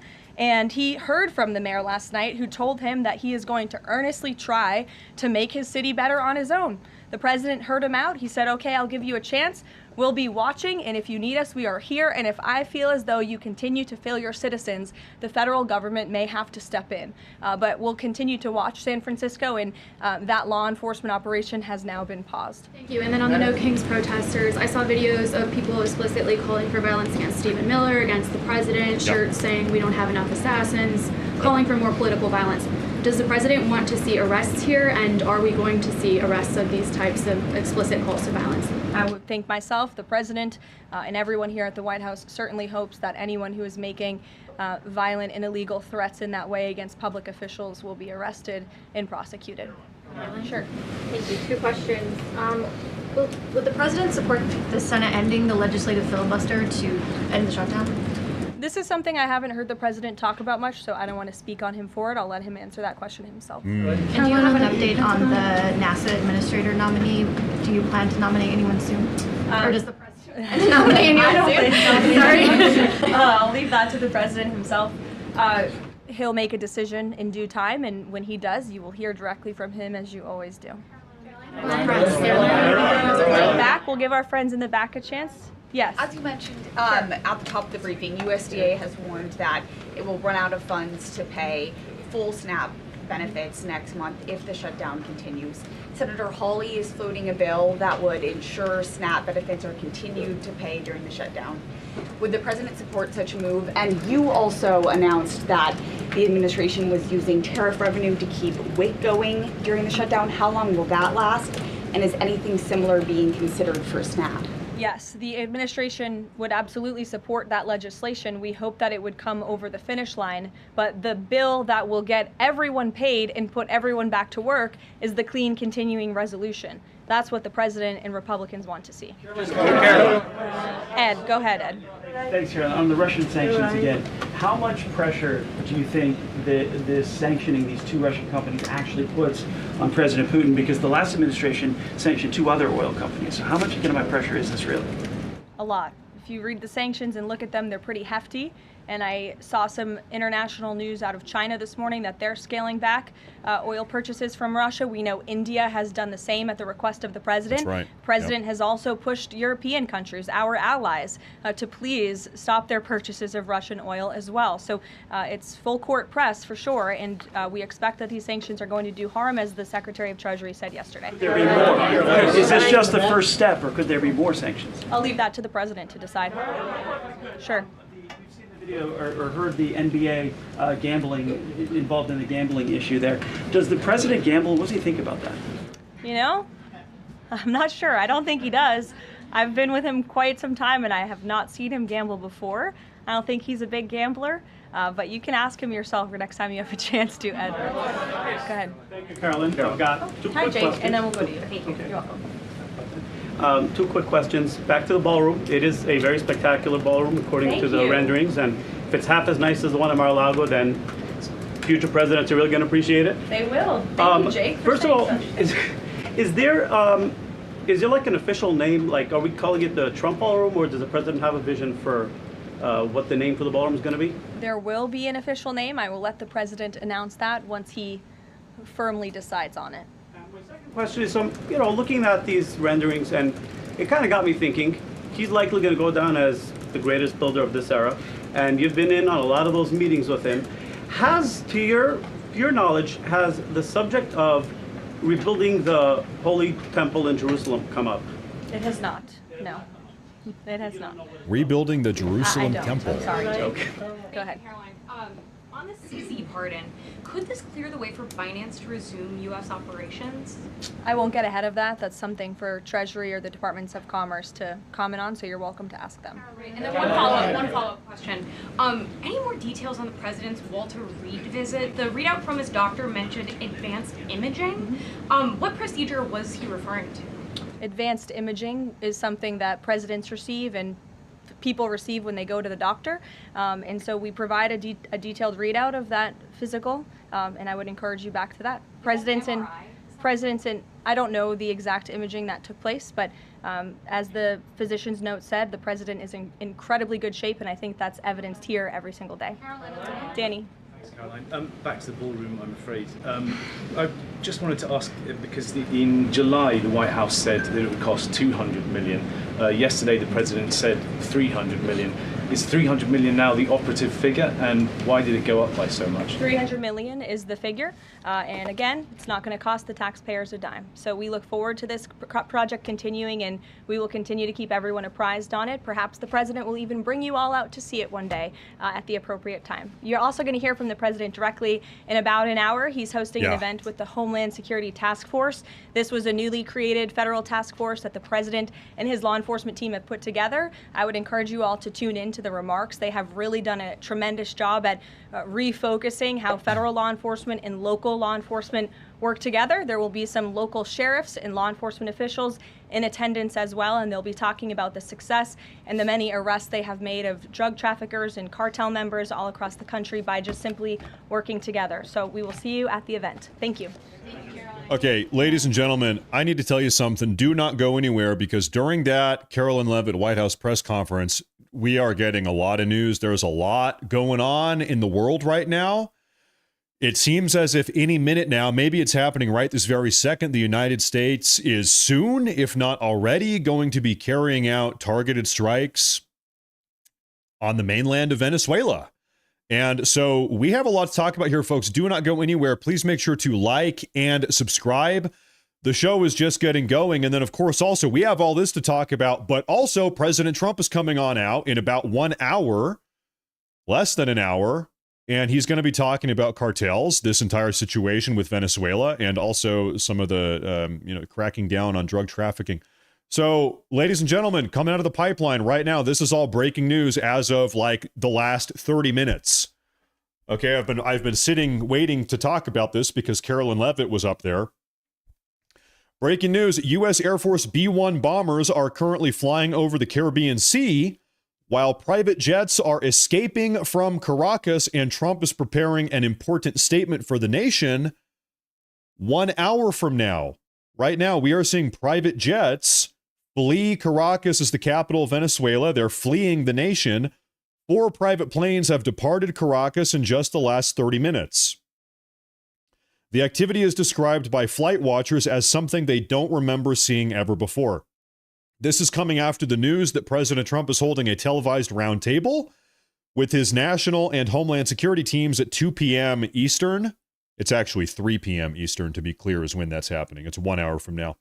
That Venezuelan air defense systems are actively being mounted and employed. They're being moved around, and we have B-1 bombers potentially flying towards Venezuela right this very moment. Stand by. All of this news is coming out right now. I'm trying to find more. In fact, breaking news. Venezuela has started to deploy their air defense systems. We have photos coming out from the ground here. This is a Latin American intelligence page. I'm sure they're just posting up a storm right now.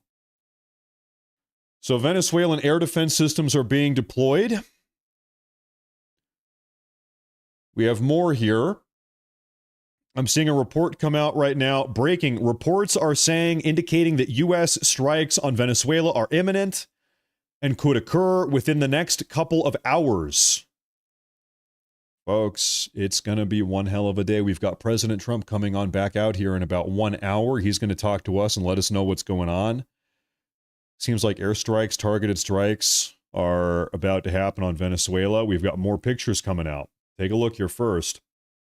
Big news today at 2300 hour time. Donald Trump is due to make an emergency announcement regarding Venezuela. That is 1 hour from now. According to insiders, Trump has already decided on strikes against narcotics cartel facilities on Venezuelan territory, and the targets required to carry out the plan have already been selected by the Pentagon. Notably, today a flight was conducted over the Caribbean Sea as a show of force by a pair of U.S. Air Force B-1 strategic bombers. At the same time, the Venezuelan armed forces are placing their air defense units on full combat alert. These units are already in combat positions and will attempt to intercept and counter American missiles, bombs, and aircraft. From a broadly logistical perspective, after Trump sanctioned the major Russian oil companies that were heavily involved in selling oil to the West, the fastest and most effective way to fill that shortfall would be Venezuelan oil reserves. But supplying the West from those reserves would only be possible after the overthrow of Maduro's dictatorial regime. So this is speculation here. Could be about Venezuelan oil, could not be. Obviously, we've been talking a lot about Maduro's narco-terrorist regime. Trump has spent the last couple months blowing up narco-trafficking boat after narco-trafficking boat. He's blown up 9 of them so far off the coast of Venezuela. So this poster here is saying, it probably has something to do with oil. Venezuela has a lot of oil. I think we're also talking a lot about cracking down on the narco-terrorism. I think that's really what it's more about than anything else. Therefore, the coming hours and days in the Caribbean region may be very tense. So these are these B-1, Air Force B-1 strategic bombers. This is allegedly Venezuelan surface-to-air missiles, which will be used, presumably, to try to shoot down the B-1 bombers or intercept the missiles or the bombs. We've got photos coming out on the ground. Another angle of these surface-to-air missiles. And there's the same photo. Good Lord, I'm telling you, it's going to be one hell of a day. We haven't even talked about the shutdown yet. I have like a 30-minute shutdown segment. I wanted to talk with you guys about the shutdown today. But good Lord, what a day. Breaking news reports suggest U.S. airstrikes on Venezuela could begin within the next few hours. Tensions are at a breaking point. What is this video here? What video do we have? Does this have anything to do with anything, or? These are U.S. naval I think this is just unrelated. Anyway, we have some weird footage of U.S. naval vessels. Okay, maybe in the Caribbean. I think that's not really so related. Caribbean Sea, the U.S. Air Force B-1 bombers are on a very close approach to the Venezuelan coastline, moving towards the eastern half of the country. So we can actually live track. Whoa. Can we live track these things? Caracas is right about there, if I'm just to the west of these B-2 bombers. I'm going to pull up flight radar here, folks. Stand by one moment here. Agree. Stand by now, folks.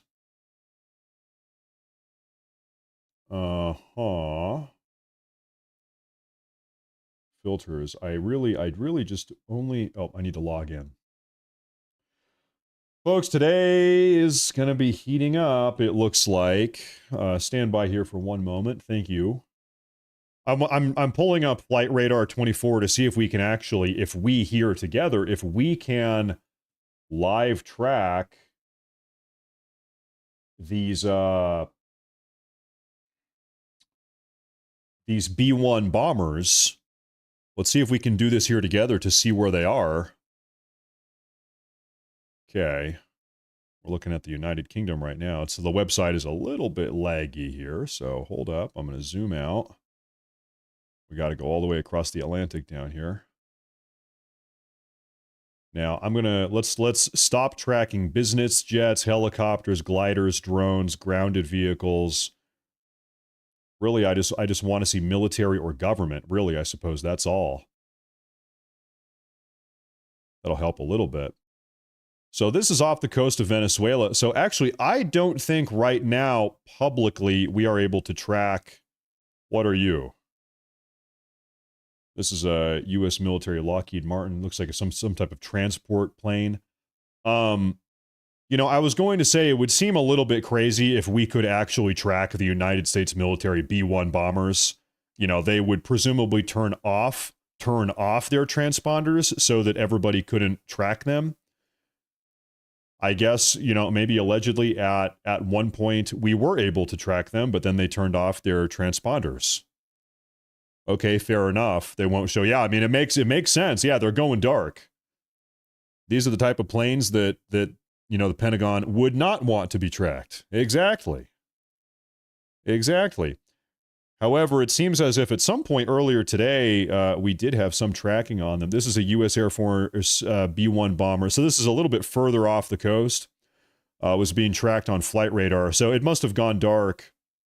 This is earlier today, about a half hour ago. And yeah, this is the B-1B Lancer. So one of these bombers here. Impressive. Folks, today, I'm telling you, today is going to be a curious day. Teal 75 is HH aircraft, I think. Is that right? You know, I'm not even going to pretend to, you know, be an airplane expert. You know, I was not in the Air Force. I'm not a pilot. I'm not an airplane hobbyist. So, we're going to do our best here. All I can do at least is, I guess, maybe default to some of you guys. I'm sure some of you guys know more than I do. And also we can look at whatever the experts are saying here on Twitter. Well, President Trump is making this big announcement here any minute. Folks, here's what I am going to do. Now, it is curious why off the coast of Venezuela do we have this massive Lockheed Martin Weatherbird, looks like a big transport or maybe a tanker. It's the Willemstad. This is right off the coast. So here's what I need to do real quick, folks. We are now going to get ready for President Trump. So I need to do a couple just like production things. This is a one-man show. It's a one-man show, so I need to change my header up there. I'm going to let's say soon, maybe. USA bombing Venezuela. I'm going to have that up there at the top as well, and I need to go ahead and change my thumbnail and the title of today's broadcast. So everybody here, stand by here. Thank you all for the patience. Just a quick little transition here. You know, I hate to say this. Maybe this is a bad thing to say. I'm kind of getting flashbacks to the broadcasts we did a couple months ago when we were live tracking the B-2 Spirit stealth bombers when they were on their way to go bomb Iran, the Iranian nuclear facilities. Who was here a couple months ago? Remember those broadcasts? A couple months ago, we were all sitting here together covering, it was the war between Israel and Iran, and the B-2 bomber was flying over their Operation Midnight Hammer. And so, you know, it feels a little bit similar. I think if I do that, it will automatically update my broadcast settings. I believe. Real quick, folks, here, just 1 minute. Back then, we had a humble 10,000 viewers. Now, these days, we've got a humble 20,000 viewers. Things have been going well since then. The community is growing, so thank you, everybody, for being here. If you are new, please make sure to like and to subscribe. We haven't had a day this eventful in quite a while. I think it is going to be a pretty crazy day. Right now, if you were tuning in, it seems as if U.S. Air Force B-1 bombers are flying over the Caribbean Sea right this very moment. Meanwhile, Venezuelan private jets are fleeing the country. So the Venezuelan elite, the rich and the wealthy, they're saying, man, there's a storm coming in, and that storm involves a bunch of USA B-1 bombers. And so we're getting the hell out of the country. 4 private jets have departed Caracas, Venezuela in the last 30 minutes. The activity is described by flight watchers as something they don't remember seeing. It's abnormal. There's an exodus. This comes after news that President Trump is holding a televised roundtable with his national and homeland security teams at actually 3 p.m. Eastern. That is about 40 minutes from now. Venezuelan air defense systems are actively moving around on the ground. Allegedly, we have some photos indicating that, and the B-1 bombers are potentially in the air on the way to the region. We had some photos here. Venezuela has started deploying air defense systems. Reports are indicating U.S. strikes are imminent. Here are some other photos of these Venezuelan surface-to-air missiles right here that are allegedly being deployed right now. Now, I want to try to find some more information, more updates for you guys here. So, folks, stand by real quick here, everybody. Do me a favor. I'm gonna go ahead and leave this up on the screen for you here. Do we have any other breaking news updates coming out here? Breaking news: Colombian President Gustavo Petro. This is not Venezuela. This is Colombia. The president of Colombia, Petro, is planning an emergency press conference. And of course, he about 2 days ago actually effectively issued a death threat against President Trump. He said that somebody needs to take out President Trump. President Trump wasn't too happy about that. President Trump was talking about Petro yesterday afternoon. And it seems like there might be some action. Right now, we're predominantly talking about Venezuela, but also I have a feeling Colombia is to some degree caught up in the mix here as well. Colombia is similarly effectively a narco-terrorist state. Almost their entire economy is centered around exporting narcotics and drugs up into the United States of America. All over the world, but predominantly the United States of America. Good Lord, folks. Now, what do you say? Ladies and gentlemen, we do have about 40 minutes until President Trump is set to come on out here and clue us into what is going on in Venezuela. There is a lot to talk about with the government shutdown. I think real quick, while we wait for President Trump, I would like to share some other news with you folks. In fact, there's man, today's just a busy day. There's a lot going on. Okay, moments ago, when Carolyn Leavitt was speaking, take a look at this. The Senate Democrats, just about an hour ago, 1 hour ago exactly, have just blocked a bill that would have paid U.S. service members and federal personnel currently working without a paycheck under Chuck Schumer's government shutdown. There was a bill on the Senate floor this morning to continue paying essential government employees and veterans in spite of the shutdown. The Democrats just voted against it. The Democrats said, nobody is getting paid. Not our air traffic controllers, not our veterans, not anybody. Nobody's getting paid. And you might be saying, okay, well, why? What are they doing here? Well, we all have seen this video. This is a part of the Democrats' explicit strategy right now. This is Democrat House Rep. What is her name? I'm blanking on her name, but anyway, here she is yesterday afternoon. I think she kind of said the quiet part out loud. Take a look at this. Of course, there will be, families that are going to suffer. We take that responsibility very seriously, but it is one of the few leveraged times we have. Of course. So the Democrats right now, they are explicitly saying that they do not want government employees to be getting paid.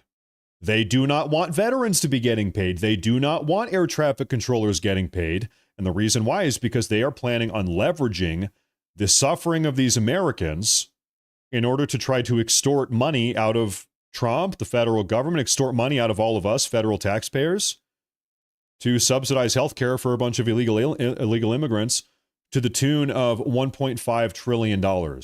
So why have they voted against paying these federal workers, veterans, air traffic controllers? It's because they're trying to leverage their suffering.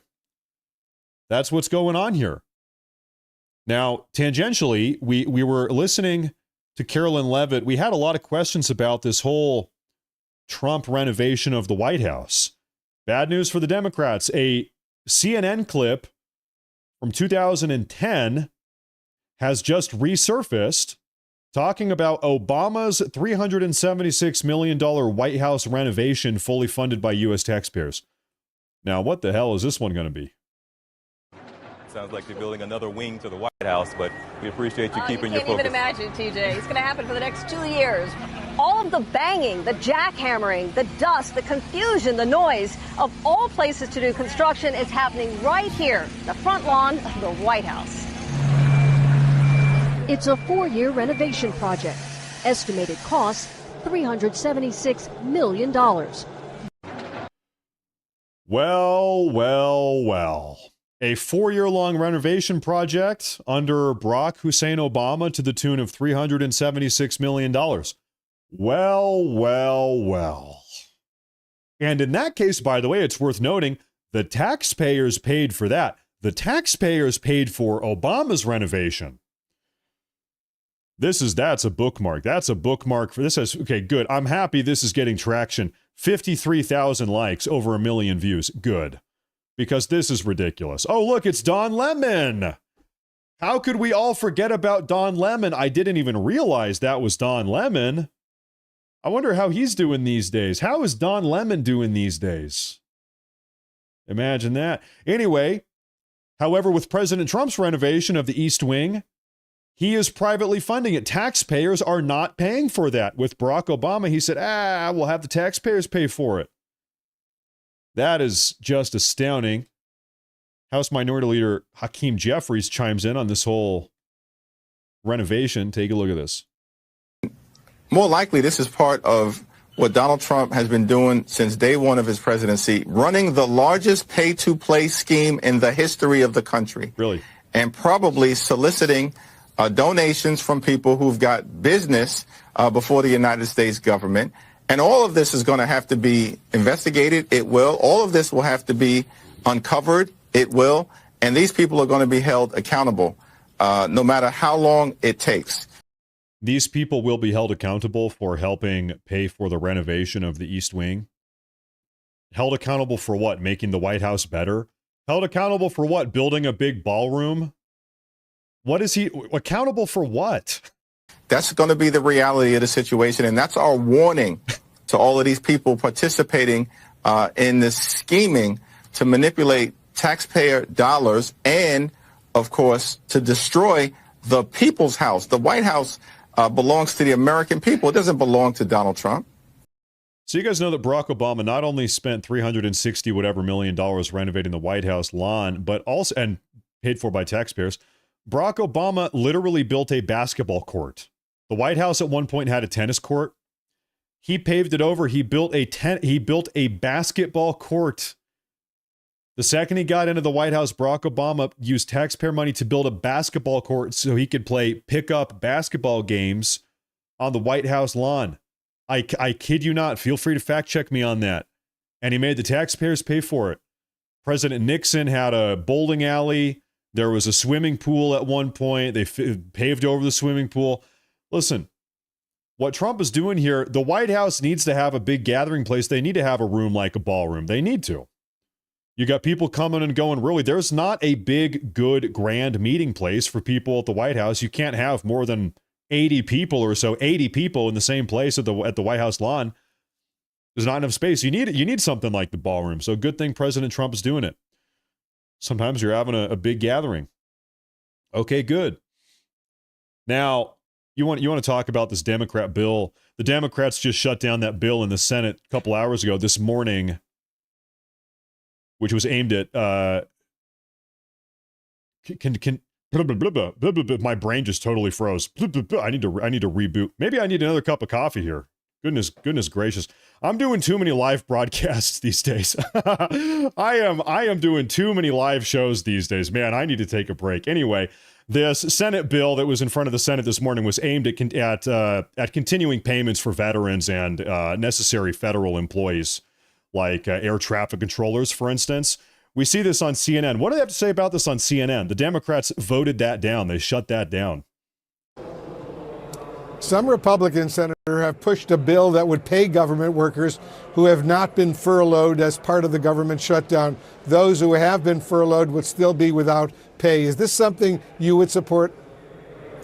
I'm not going to pit some of my government employees against other government employees. I think that just gives the president more leverage to really make the situation worse and treat some government employees with incredible disdain. We've already seen a lot of government employees fired during the shutdown who didn't need to be fired.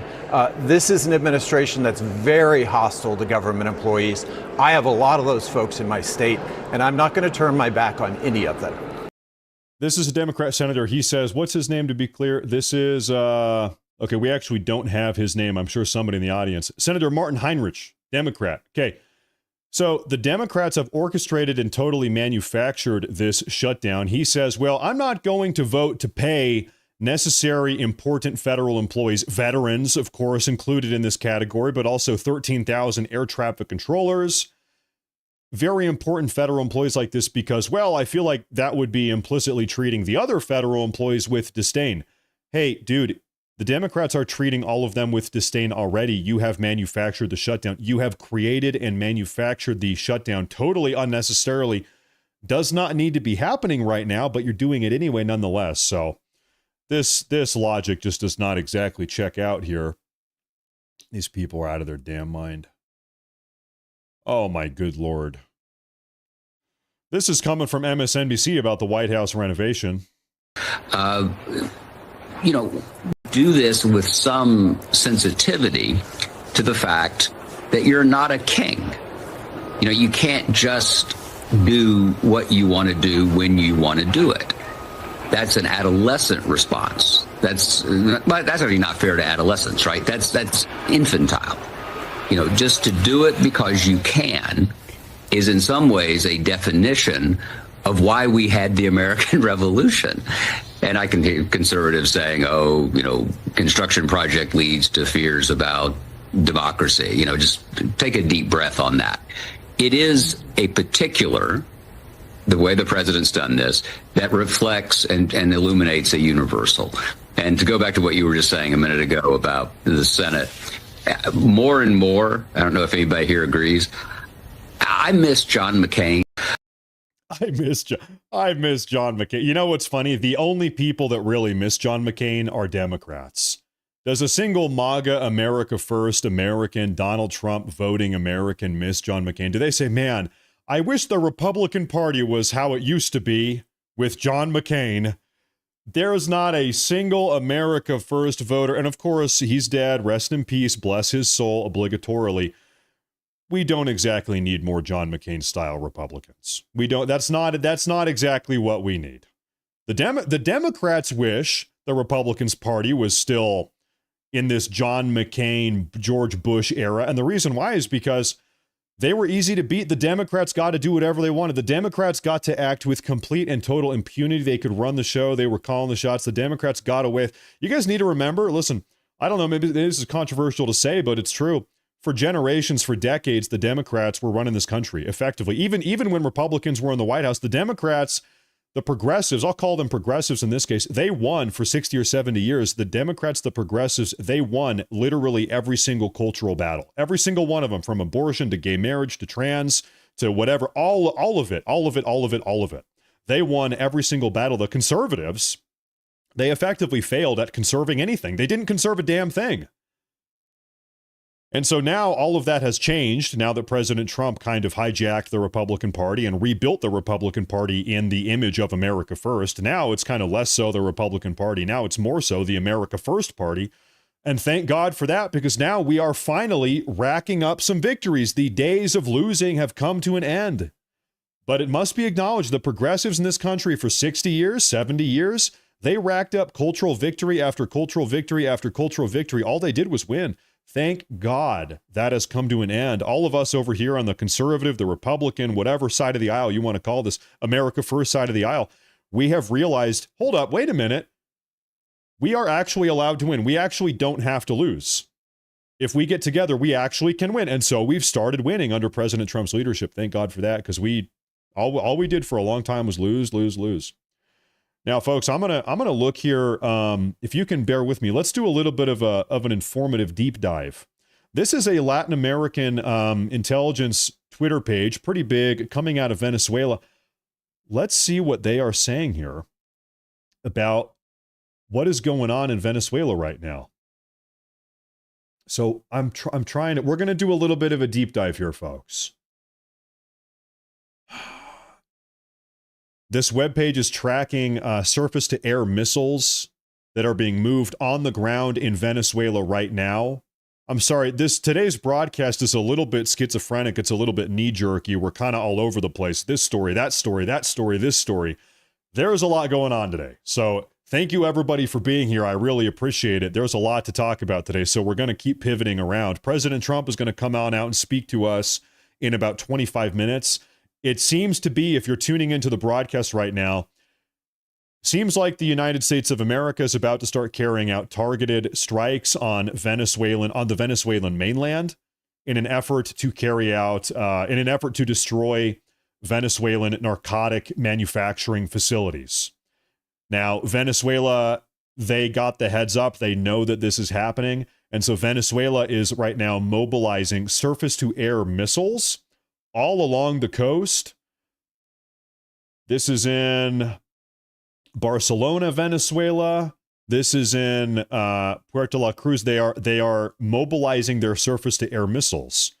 We're having all types of photos come out of this. What is this here? I'm looking for updates.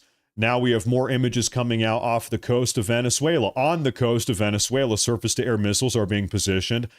Listen, I'll tell you what, Venezuela, it would be a very bad idea for you to. Can you imagine if Venezuela blew up a U.S. military jet, a U.S. bomber? Could you imagine? Listen, that would be a very big mistake. Venezuela, listen, if you didn't want this to happen, you probably should have cracked down on all of the narco-terrorism. You probably should not have been a narco-terrorist state if you did not want President Trump to start bombing all of your narco manufacturing compounds, because if Venezuela, if one of their rockets makes its way up there and blows up a U.S. fighter jet or a U.S. bomber, all hell is going to break loose. That would be very bad for them. Yeah, you know that retaliation. This is September, so that's last month. That's maybe not relevant to what's going on today. I'm just trying to see what exactly. Yeah, so we have reports of B-1B. This is what I've seen from numerous different reporters here, is that there's actually only two of them. Two B-1B Lancer bomber planes are flying over the Caribbean, maybe over Venezuela right this very moment. Now, we have seen how President Trump operates. Let me tell you kind of my expectation here. We know that President Trump is going to be talking to the nation. He's going to be making a big address here in about 25 minutes, okay? 23 minutes. What I would guess is that President Trump is going to come on out in about a half hour. He's going to say, ladies and gentlemen, the United States Air Force, using B-1B bombers, has just carried out a series of highly targeted, specific strikes on various narco-terror manufacturing compounds. The mission is over. It just happened an hour ago. Mission complete. President Trump kind of tells us about these things after the fact, after the bombing is done. And I say that because this is what we saw whenever President Trump bombed Iran, whenever he instructed the B-1, the B-2 Spirit stealth bombers to take out the Iranian nuclear facilities. We only ever heard about the damage or heard about Operation Midnight Hammer after the operation was already over. So I wouldn't be surprised if these B-1B bombers are dropping bombs right now or 5 minutes ago. President Trump is coming out in 25 minutes. I would not be surprised if he tells us, all right, guys, mission complete. This is what happened. Past tense. It's over. We did it. Good job. That might be kind of the dynamic here, but there might be bombs dropping right this very second. We could see that. Now, I want to pull up, we have a new membership here. This is from user Titans Media Inc. Thank you very much for becoming a member of the channel. I appreciate that. You know, I really should. I think I missed a couple super chats. If you guys can bear with me here. President Trump is coming on out here pretty soon. You know what I'll do? I'll pull up a live feed while I kind of get situated here. You guys can have a live feed of the White House. There it is. You guys can look at that here for a minute. I need to do some kind of get a grip on the production here today. Today, man, it's one eventful day today. We had the Carolyn Leavitt press conference. It is day number 23 of the government shutdown. We're getting all this news about maybe we're going to be dropping bombs in Venezuela. And then on top of that, Trump is coming out here in about 20 minutes. So really, there's a lot going on today. There's a lot going on today. Okay. Oh, yeah, here are some super chats that I missed. Okay, so I want to double back. I want to say thank you, Chad L. Thank you, Chad L. He says, Democrats must not be planning on having another election. I'll tell you what, it's going to be very curious to see what happens with midterms. I really think the Republicans are going to sweep midterms. What I'm fascinated to see most with midterms is the Democrat cope. I think they're going to lose. I really do believe they're going to lose. It's going to be very curious to see what they have to say about why they lost. That'll be an interesting narrative. Now, we have Tim Salters. He says they don't care. They got their millions in a gated community. Democrats, yeah, that's right. That's right. You're right about that. Thank you very much, Tim. We've seen that. Pansy says, for personal reasons, I'm stuck in Illinois near Chicago. I don't know a single person who supports Pritzker or Brandon Johnson. Thanks for keeping 100 demon rats are insane. Well, I actually couldn't tell you off the top of my head what Pritzker's approval rating is. Presumably it's low, but I don't know the exact number right now. Chicago Mayor Brandon Johnson, we do know he has a 6%. 6% approval rating in Chicago. He's the mayor of Chicago. 6%. That's one hell of a bad job. Imagine having 6%. Good Lord. I'm not sure whenever he's up for re-election, but I imagine he'll be getting kicked out of the job. He'll need a new job here pretty soon. Thank you, Pansy. Thank you, Pansy. Well, this is one of the things, not everybody can move.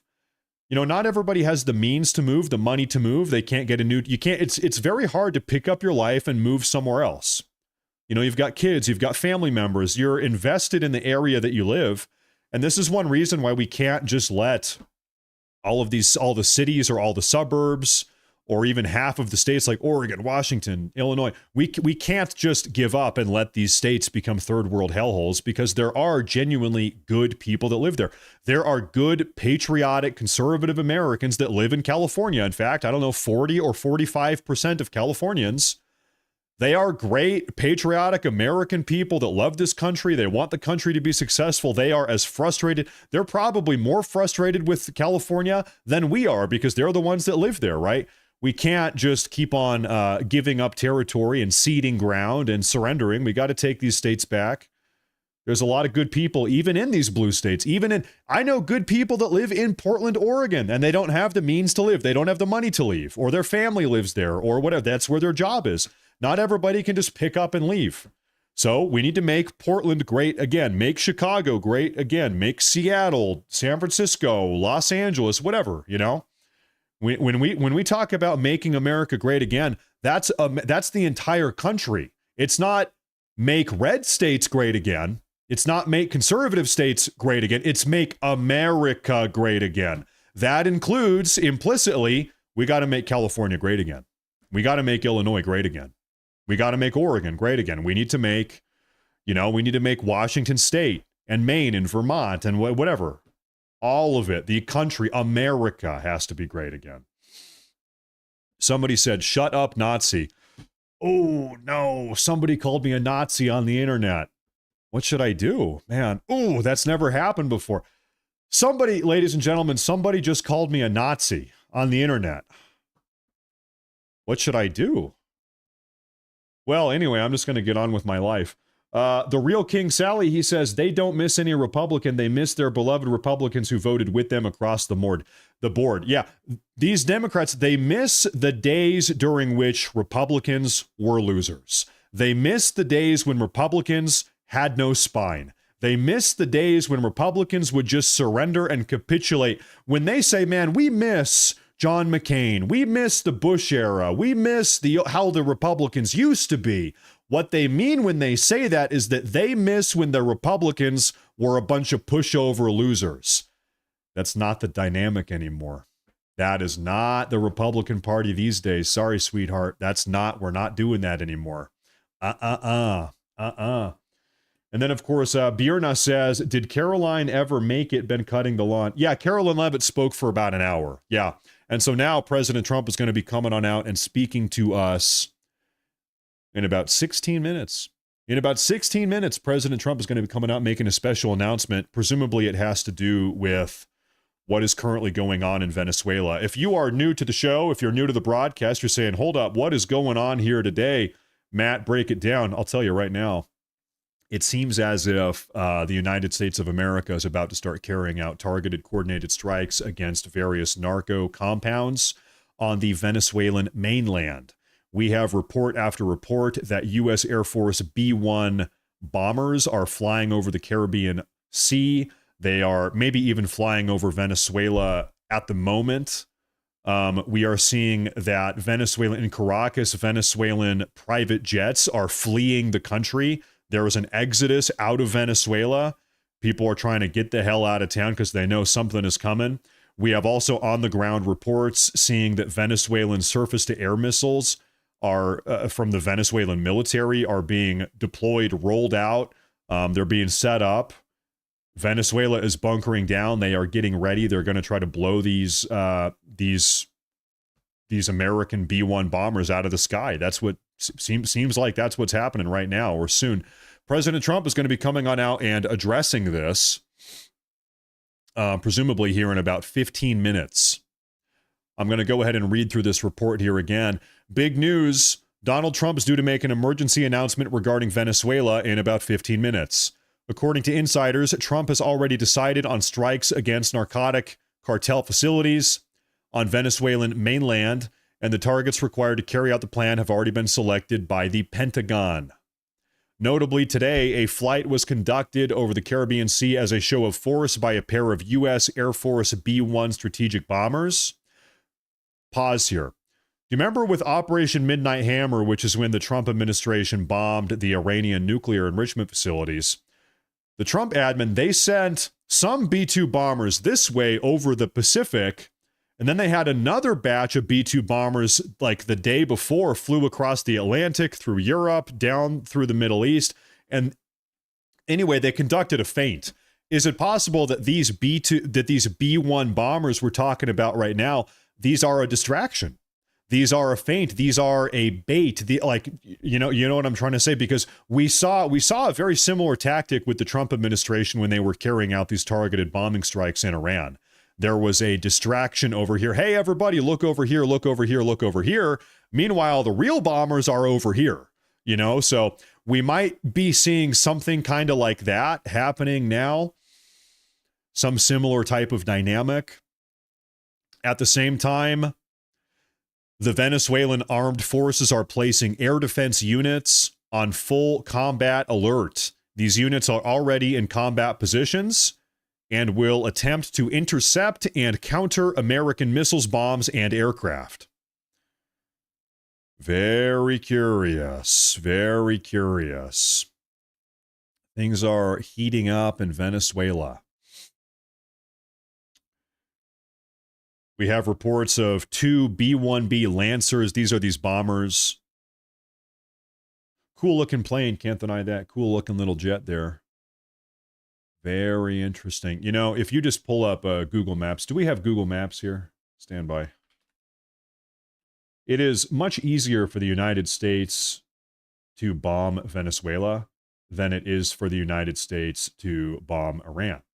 And the reason I say that is because, well, Venezuela is much closer than Iran.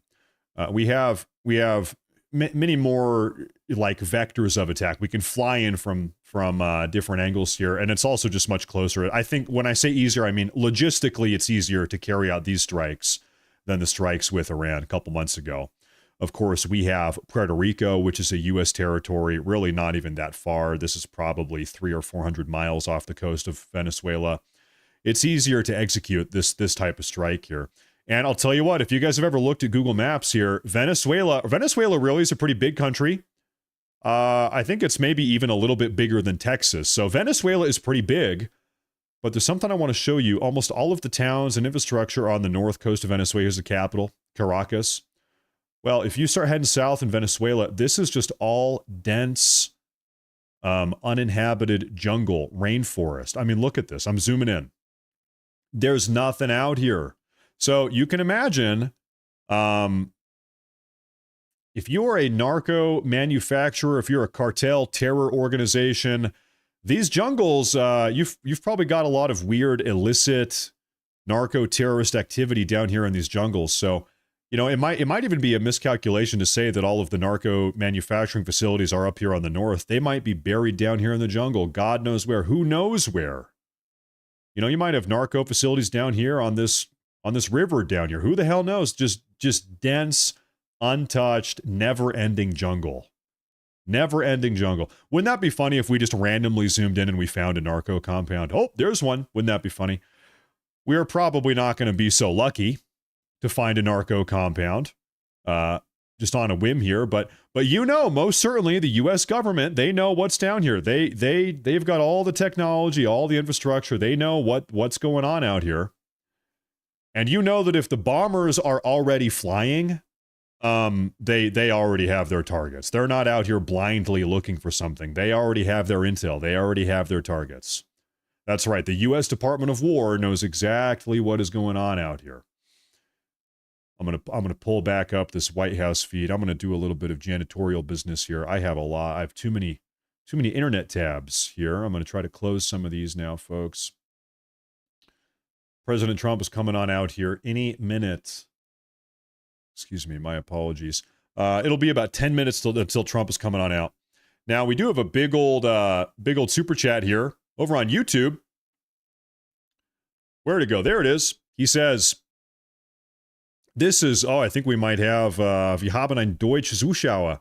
Buchen von Sinderen, 6321. I don't know, maybe it's German. It sounds German to me. He says, you are 100% right. We moved from Oklahoma to Michigan. Okay, never mind. We have an American. He says, where my wife's family is from, and one big bonus is that our votes are definitely more helpful here than back in Oklahoma. Love your work, and blessings to your family. Thank you very much. I appreciate that. You know, that's one of the nice things of living in a swing state or a swing-ish state, is that your vote actually really does matter.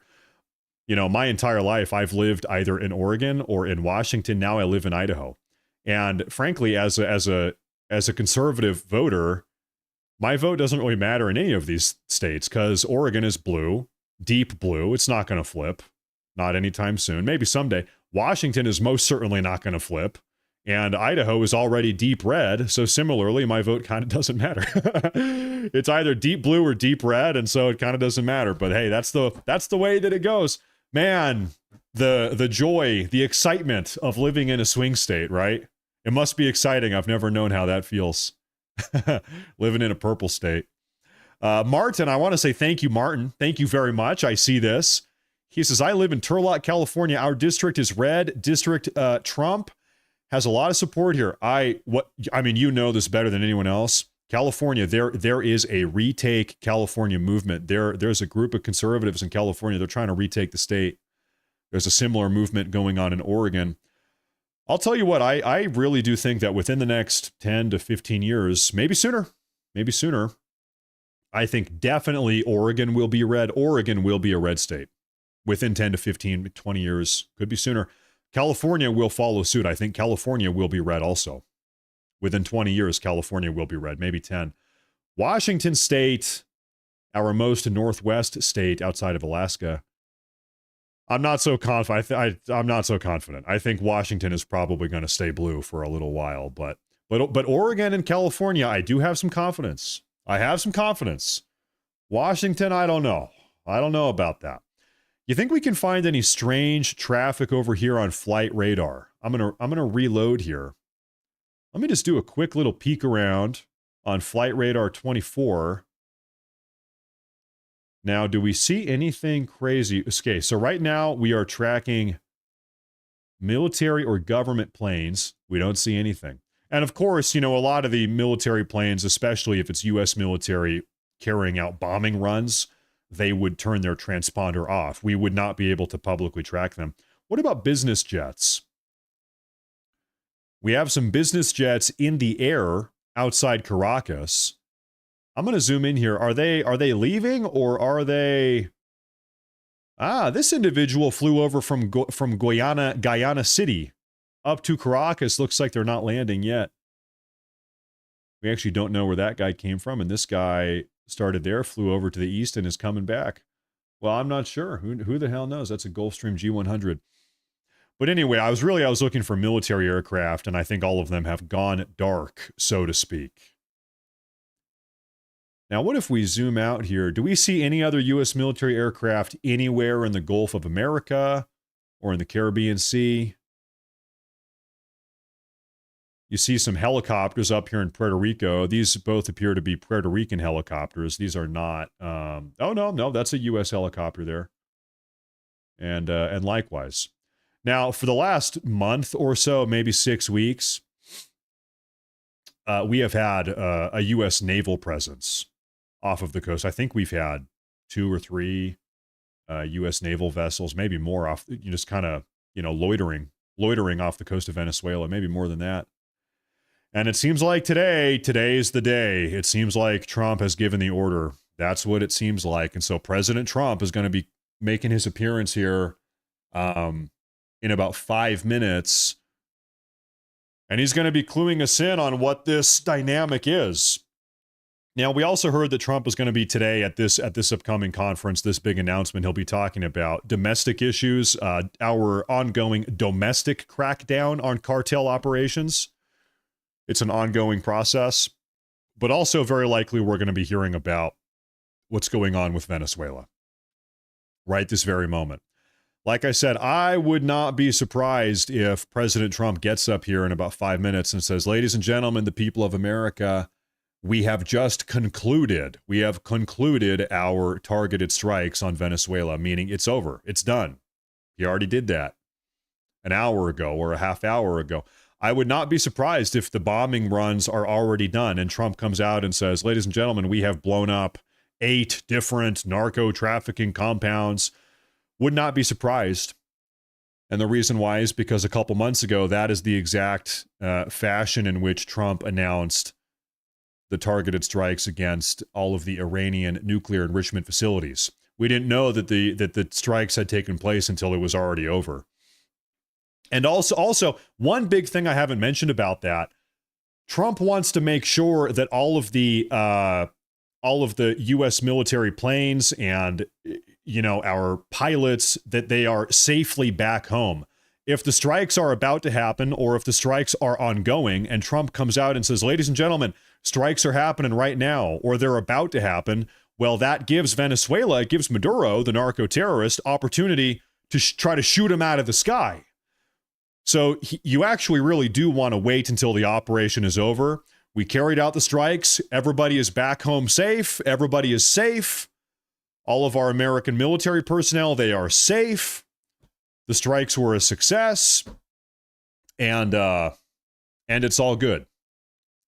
And it's all good. I'm going to take a look at this one right here. This is a super chat from Terrain. He says, thank you very much. He says, El Paso, Texas has about 100,000 illegal Venezuelans here. If there is an attack on Venezuela, they will attack Americans on American soil. Well, some might not. I don't know. And this is one of the problems with all of this illegal immigration is that we're sitting here needing to wonder about this. The fact that we even have to wonder, if we attack Venezuela, are the Venezuelan illegal immigrants going to start butchering Americans here in America? Here's my thing. We shouldn't even need to be worried about that. We shouldn't need to be scared about that. That should not even need to be a concern of ours, because not a single one of these illegal aliens should be in the country. All of them should be deported. They shouldn't even need to be here. They should not be here. So the fact that we even are thinking about that or worried about that is really indicative of just how big of a problem we have. Potentially, what you just highlighted is that we have 100,000, Venezuelan sleeper cells. Potentially, who knows? Who knows? That's a big problem. Matt, can you please recap where we are currently at with this situation? Okay, a little bit of a recap right now, folks. We are waiting for President Trump to come on out. I'll give you a recap. We have numerous reports indicating that at least 2 U.S. Air Force B-1 bombers just in the last hour have been flying over the Caribbean Sea towards Venezuela. Maybe they are actually directly over Venezuela right this very moment. Maybe they're carrying out targeted strikes on Venezuelan mainland now. Maybe they have concluded their attacks, but we've seen these B-1 bombers flying in and around Venezuela. We have also seen, the second that news broke earlier today, about an hour ago, we saw that a bunch of Venezuelan private jets were fleeing Caracas, the capital of Venezuela, in sort of this exodus fashion. Shit's about to get real, so to speak. People are getting out of town, to put that simply. Beyond that, we also have on-the-ground footage or on-the-ground pictures coming out, on-the-ground reporters confirming that Venezuela has started deploying their surface-to-air missile defense systems, presumably to try to blow up American jets that are carrying out these bombing runs. Reports are saying U.S. strikes on Venezuela are imminent and could occur within the next couple hours.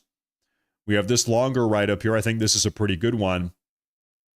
According to insiders, Trump has already decided on strikes against narcotic cartel facilities on Venezuelan territory, and the targets required to carry out the plan have already been selected by the Pentagon. Notably, today a flight was conducted over the Caribbean Sea as a show of force by a pair of U.S. Air Force B-1 strategic bombers. At the same time, the Venezuelan armed forces are placing their defense units, their surface-to-air units, on full combat alert. These units are already in combat positions and will attempt to intercept and counter American missiles, bombs, and aircraft. There's another picture of them on the ground. So this is all kind of unfolding right now, and it's all lining up with President Trump giving this announcement literally any second. In fact, maybe he's doing it right now. I need to pull this up. Everybody stand by here for one moment here. White House. Okay, the official White House. Oh, this is not live. I apologize. The official White House broadcast is not live yet. We're going to keep tabs on that. We also have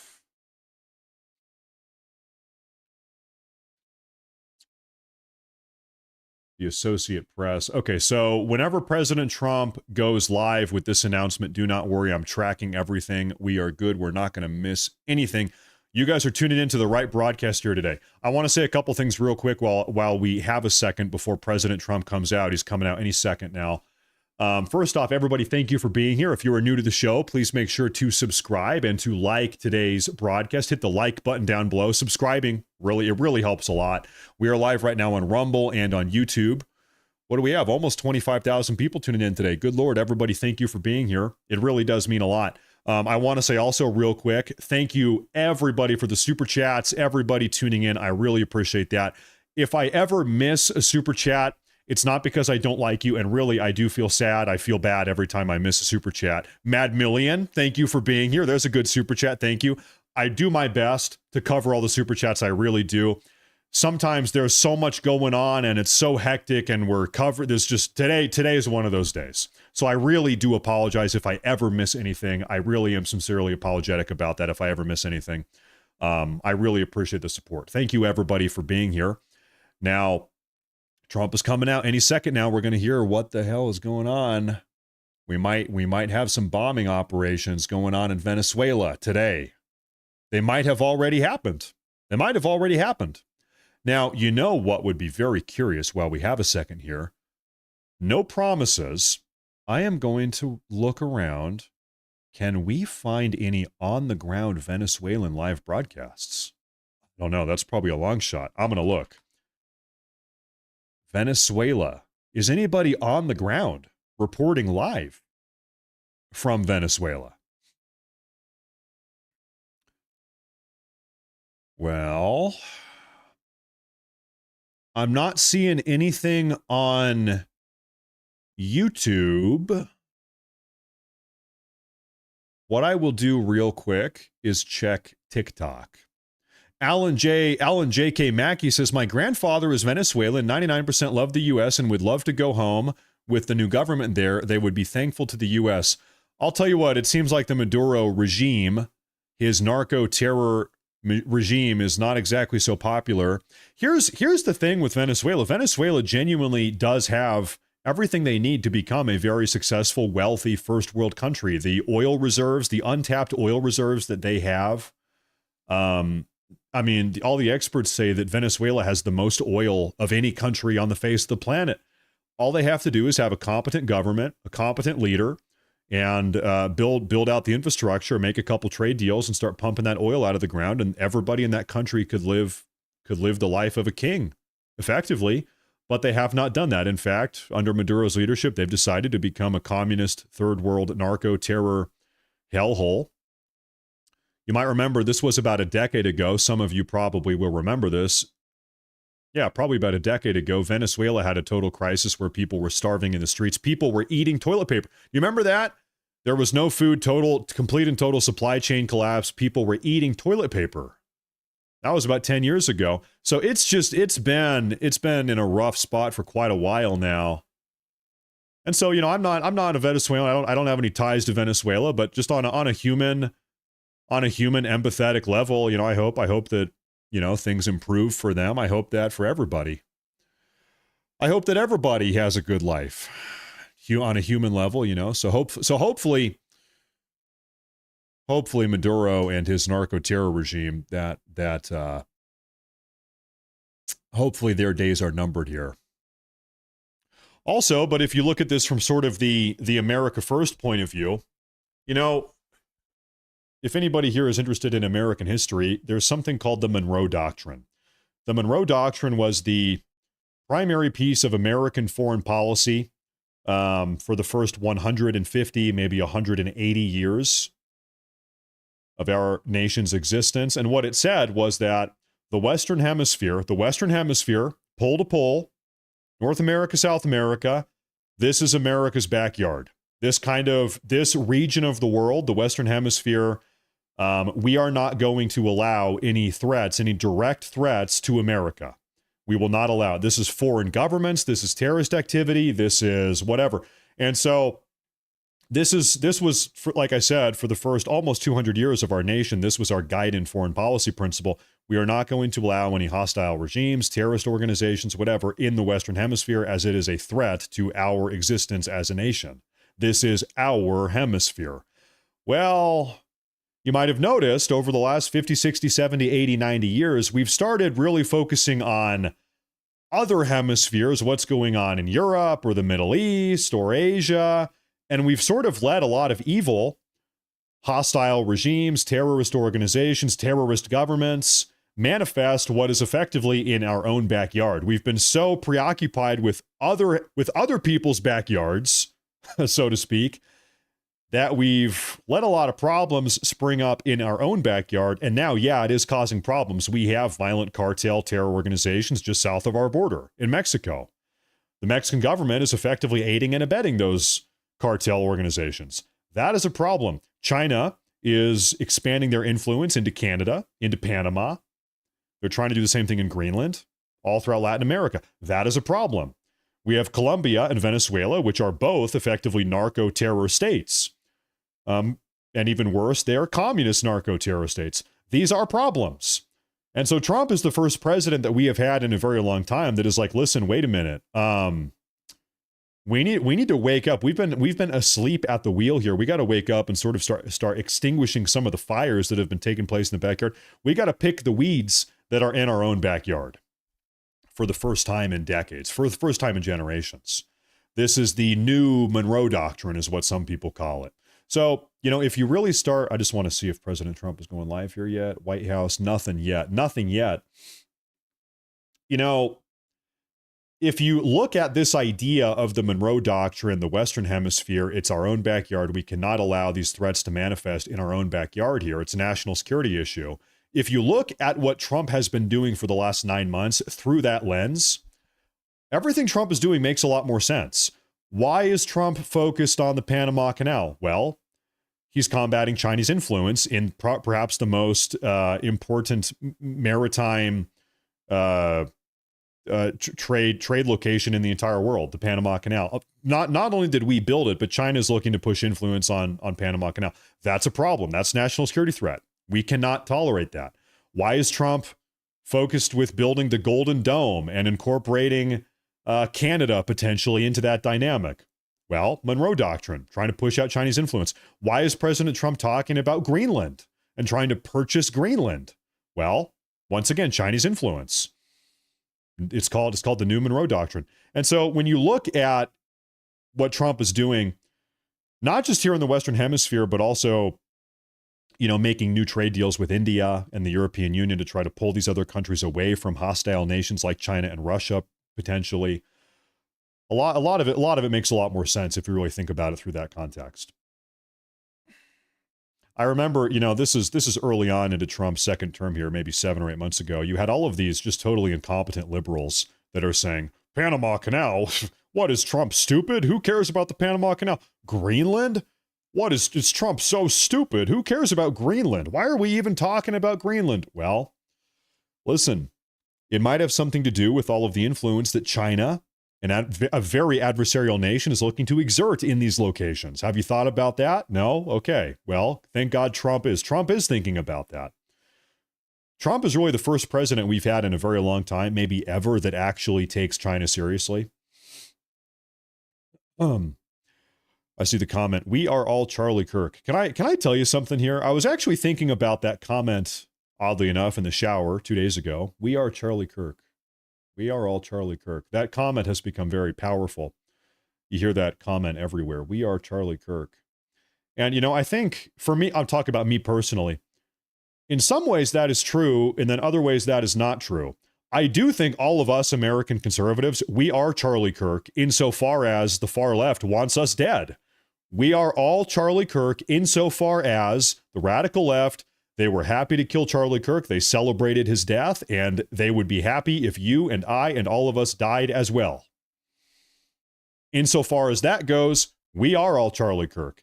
That being said, ideologically, I'm a little bit further to the right, I think, than Charlie Kirk. I really do think Charlie Kirk was much more of a moderate than me personally, most certainly than a lot of people. And I'm not saying this to be disrespectful at all. I'm just acknowledging a real difference. I think in a lot of ways, Charlie Kirk was a more moderate, tolerant guy than I am.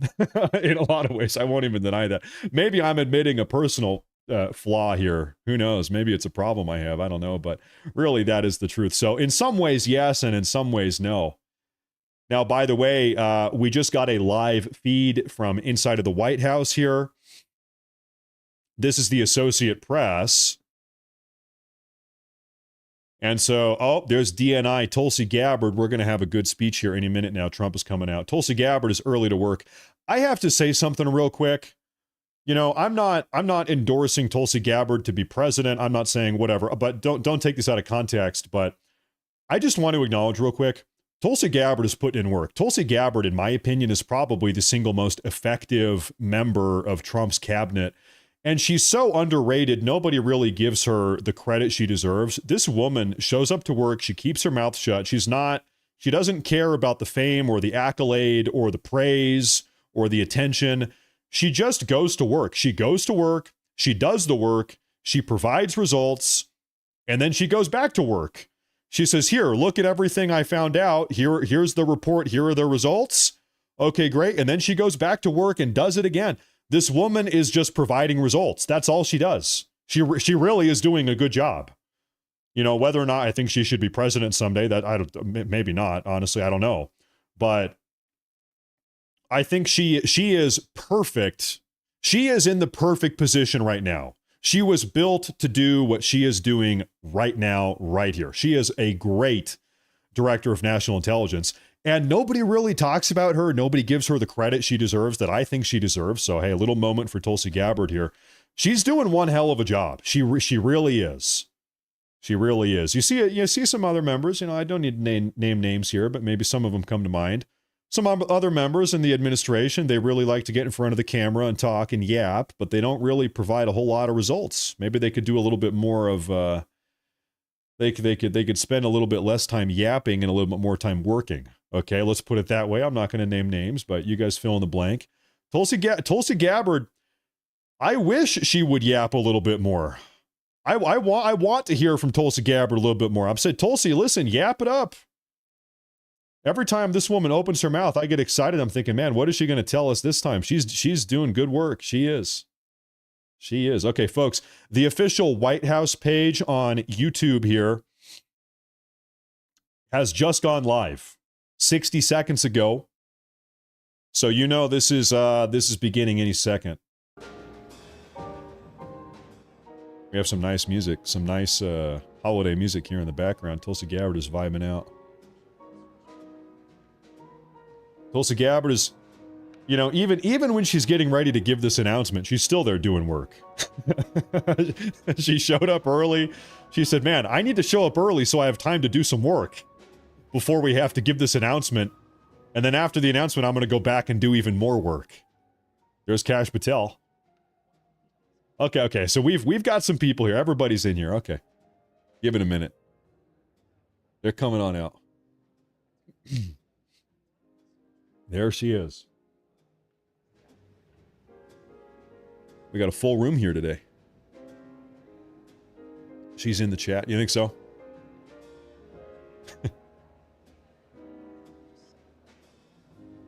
You know what is so funny here? Just random thought pops in my head. Tulsi Gabbard, Elon Musk, RFK Jr., Donald Trump himself. All four of these very important people now, prominent people in the Republican Party, influential people in the Republican Party, obviously, they all used to be Democrats. If you rewind 10 or 15 years ago, they were all Democrats. All of them. How funny is that? And the reason why I highlight this is because it's just testament to how freaking insane, the Democrat Party has become. The Democrat Party has become so insane that all of these incredibly, intelligent, capable, apt, hardworking people, Trump and Tulsi and Musk and RFK Jr., they have turned away all of these intelligent, reasonable, powerful people just because they've become so mentally unhinged on the far left, right? They have brought about their own demise. That much can be said. Yeah. And you're seeing this. This is still happening still to this day, that Republican voter registration now, literally now, is still through the roof. The Democrat Party is still bleeding support. Democrat registration bottoming out. Republican registration through the roof. I think narcotics seized. 152,000 pounds. Good, great. Heroin, cocaine, meth, fentanyl pills. That's a bunch of things you shouldn't be doing. Shouldn't be doing any of those. Don't do any of that.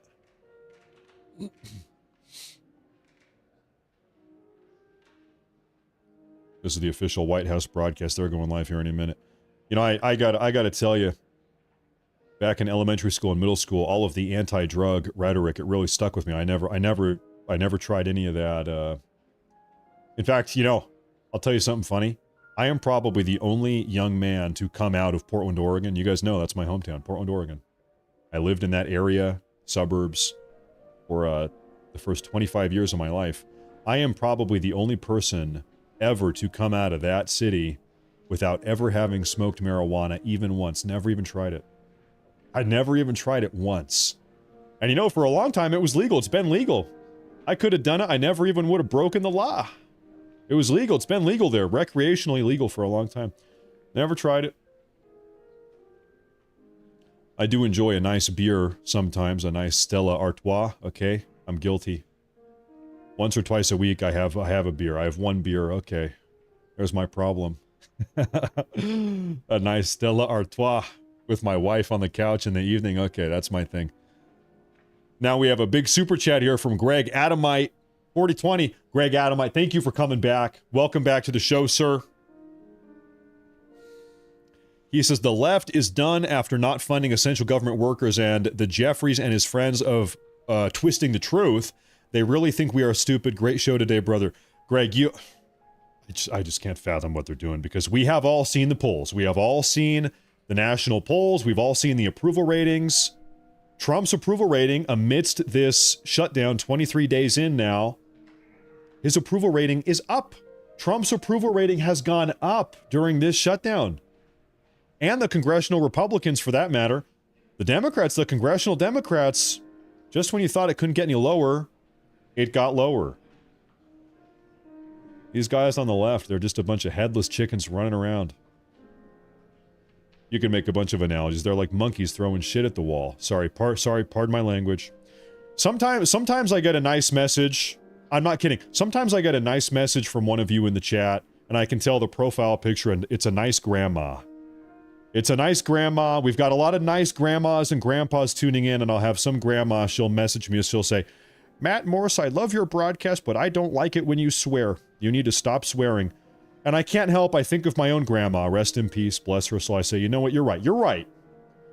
Grandma, you are right. I should not swear. I should not swear. I try not to do it. That's my problem. I'm sorry. But sometimes I do. I get messages. Matt Morris, I don't like it when you swear. You need to stop doing that. Okay, you're right. Okay, I'm sorry. I am sorry. You hold me accountable. Listen, I'm not a perfect person. I'm a flawed person sometimes. Okay, I'm sorry. I'll try to shape up. I'm trying to get my act together. We love our grandmas. We love our grandpas in the community. We love them. We have a lot of them. We like them a lot. This is Stacia. Stace says to put towards the beer fund. We love you, Matt. Oh, you know what, Stace? That's a good idea. I don't think I've had a beer. It's been probably 3 weeks. It's been 3 weeks since I've had a beer night. And I'll tell you something, thank you again, because I have any alcohol so infrequently. I'm a cheap date. One beer and I'm like, woo! All it takes is half a bottle of Stella. Woo! Let's have a good time. Whoa. I'm real cheap, okay. And good too. Thank you very much. I appreciate that. I appreciate that a lot. Oops.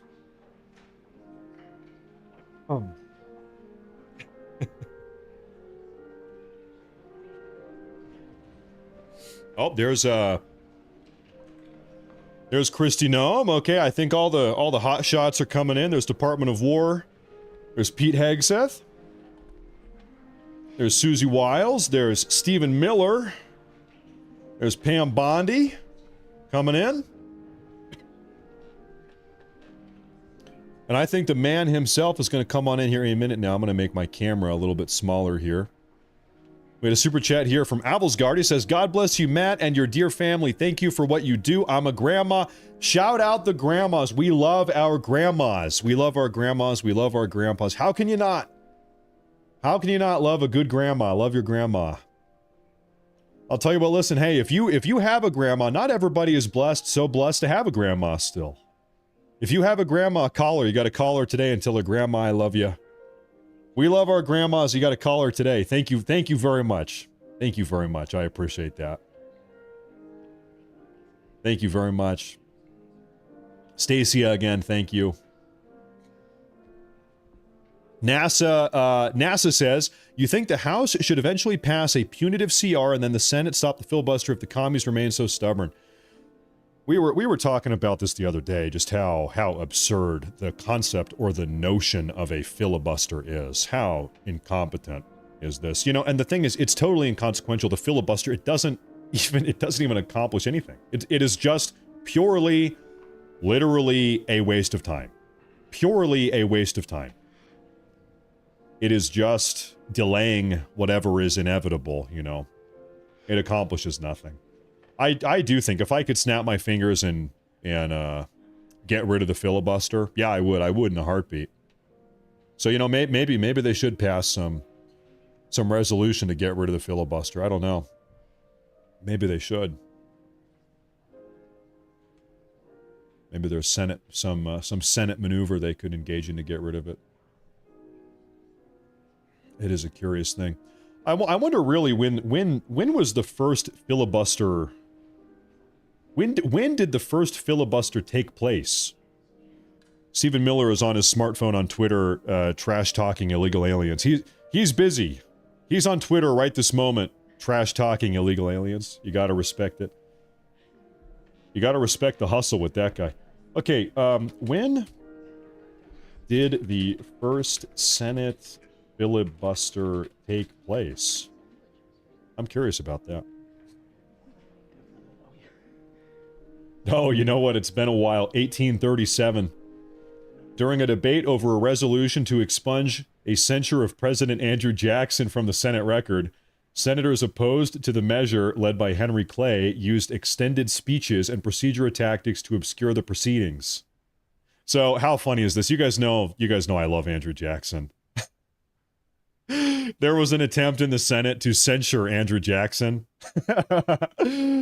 He could get a little bit rowdy. You know Andrew Jackson. And that led to the first filibuster. Is the official White House broadcast. Are we live there? No, not yet. Ladies and gentlemen, the President of the United States.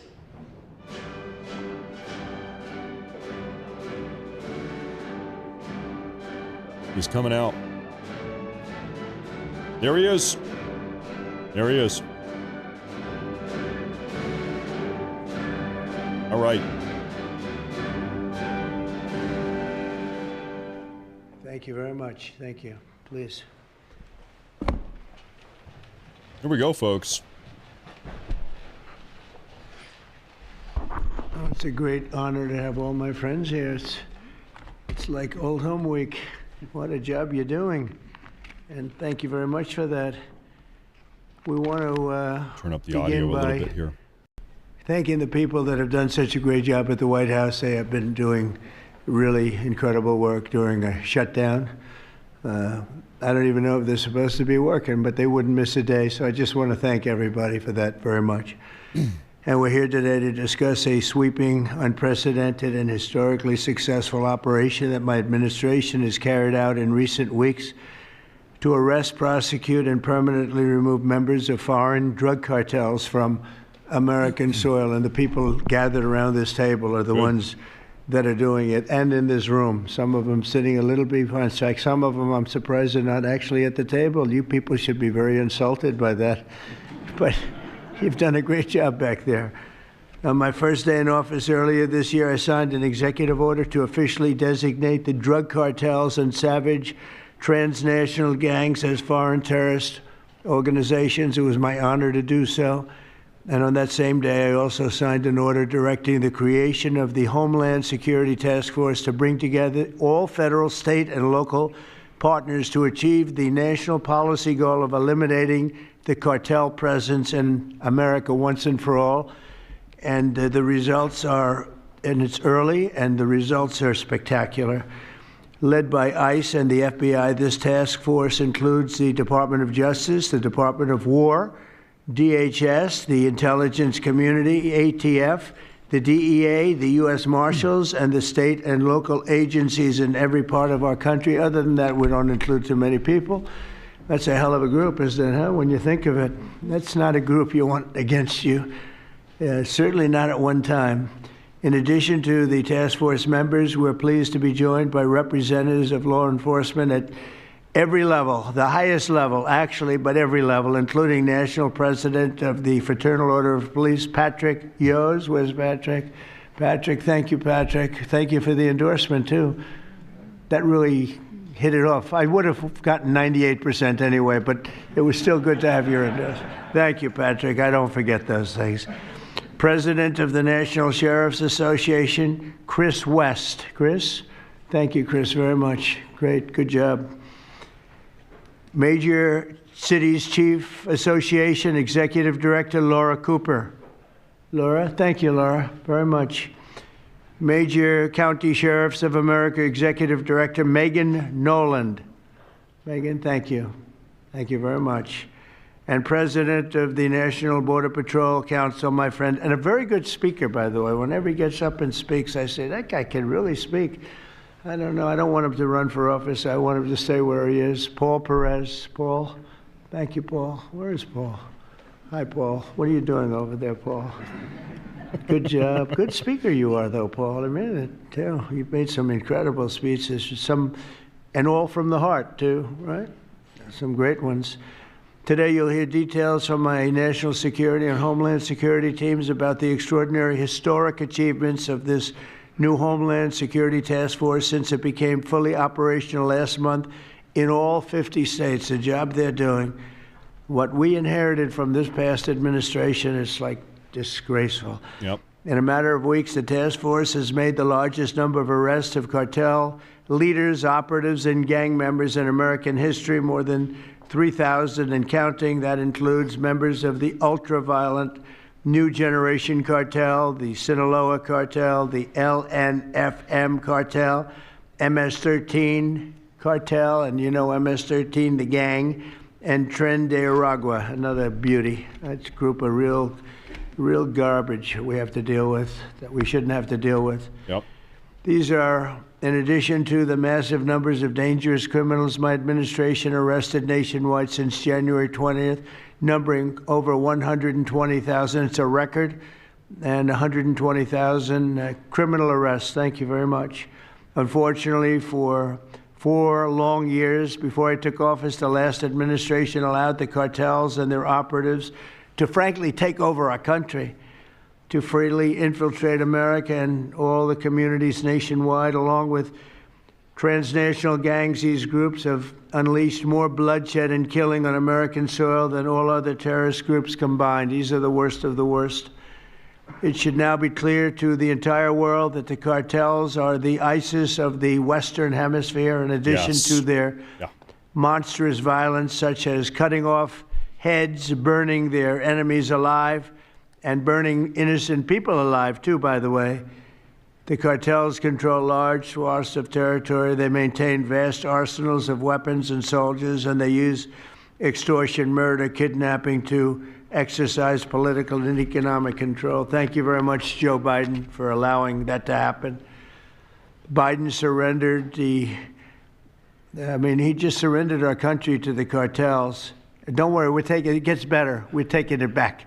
And Mayorkas. It's really fast at levels that nobody's ever seen before. But what we had to put up with, what we inherited, was just a disgrace. And while Biden was president, if he was president, I think the Autopen was president, not Biden, nearly 100% of those who infiltrated our southern border did so because they were personally approved. They admitted they were just what happened, assisted by the most dangerous and violent criminal organizations anywhere on the planet. The worst people on the planet they allowed into our beautiful country. Under the Trump administration, we're finally treating the cartels as the core national security threat that they really are. The cartels are waging war on America, and just as I promised in the campaign, we're waging war on them like they've never seen before. All you have to do is turn on your television and you'll see what's happening to them. Past administrations have tried to mitigate this threat, and our objective is to eliminate it. We're not mitigating, we're eliminating. We're getting them out. Yeah. The bad ones we're putting in prison. We hate to do that because that means we're stuck with them for 50 years or more. In recent weeks, our Homeland Security Task Force has seized more than 70 tons of deadly narcotics, along with more than 1,000 illegal guns. And that's just recently. This is already the most successful anti-cartel and anti-gang operation in American history, and it's just getting started. We have incredible people. A lot of them are in this room with us today, and it's an honor to have them. But we're going to not stop until the threat has been fully and completely eradicated. I want to thank task force members with us today, including a person who's doing a fantastic job, Attorney General Pam Bondi. Thank you, Pam. Thank you.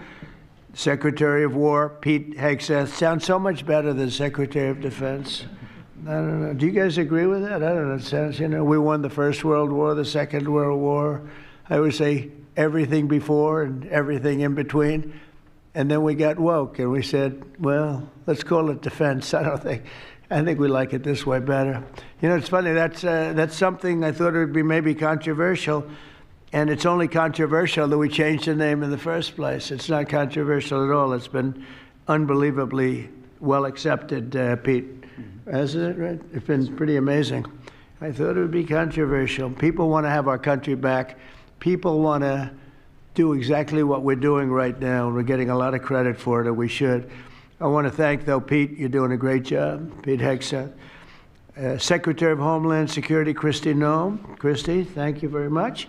Director of National Intelligence, Tulsi Gabbard. Tulsi, good job.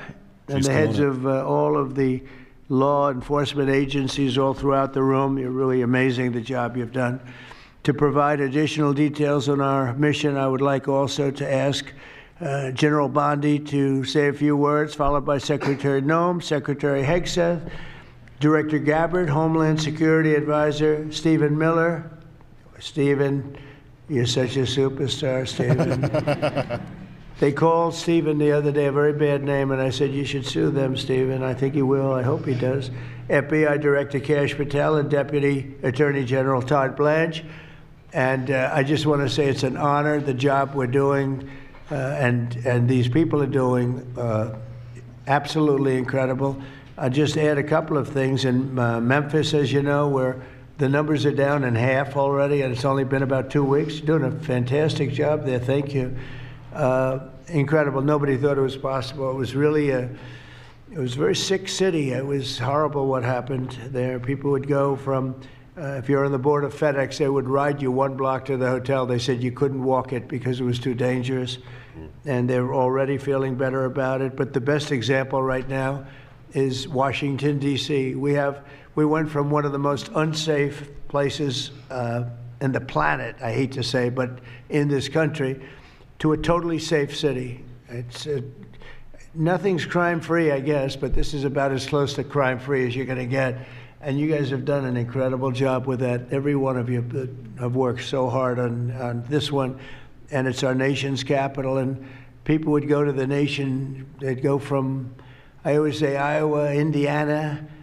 They'd go from Florida, they'd come up, they want to see the monument. I want to see the Lincoln Memorial. I want to see one of the monuments, any one of them, and they'd go home in a coffin. But not anymore. It's not happening anymore. We haven't had that happen in a long time. It was averaging more than one a week, one person a week. Who would think that's possible? And it hasn't happened anymore. And we have a safe city. We have a city where the restaurants are booming. People are going out. Nobody's being mugged, hit over the head with a baseball bat. None of the stuff is gone. We took out 1,700 criminals, many of them career criminals, many of them given to us by Joe Biden and his ridiculous open borders policy. They came in from jails from all over the world, not just South America, from all over the world.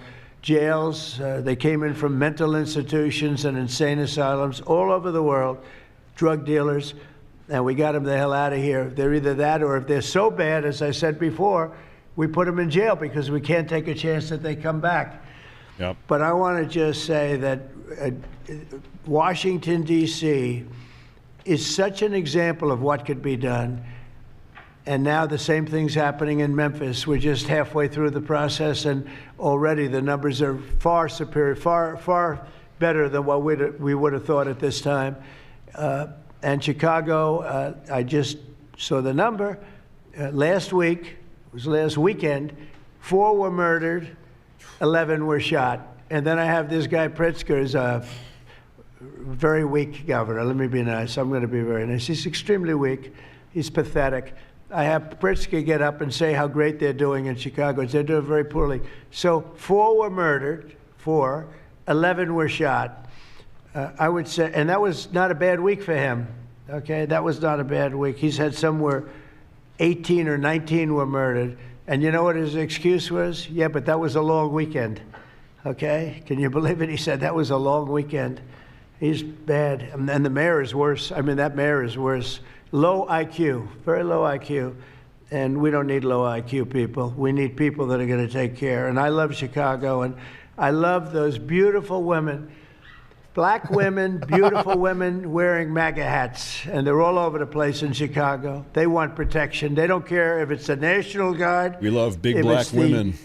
Army, Navy, Coast Guard, Marines. They'll take Space Force, okay? Space Force, send them in. They just don't want to be mugged, killed, raped, shot in the head, and we stop it. So we're going to be given a very special, we're going to give Chicago very special care.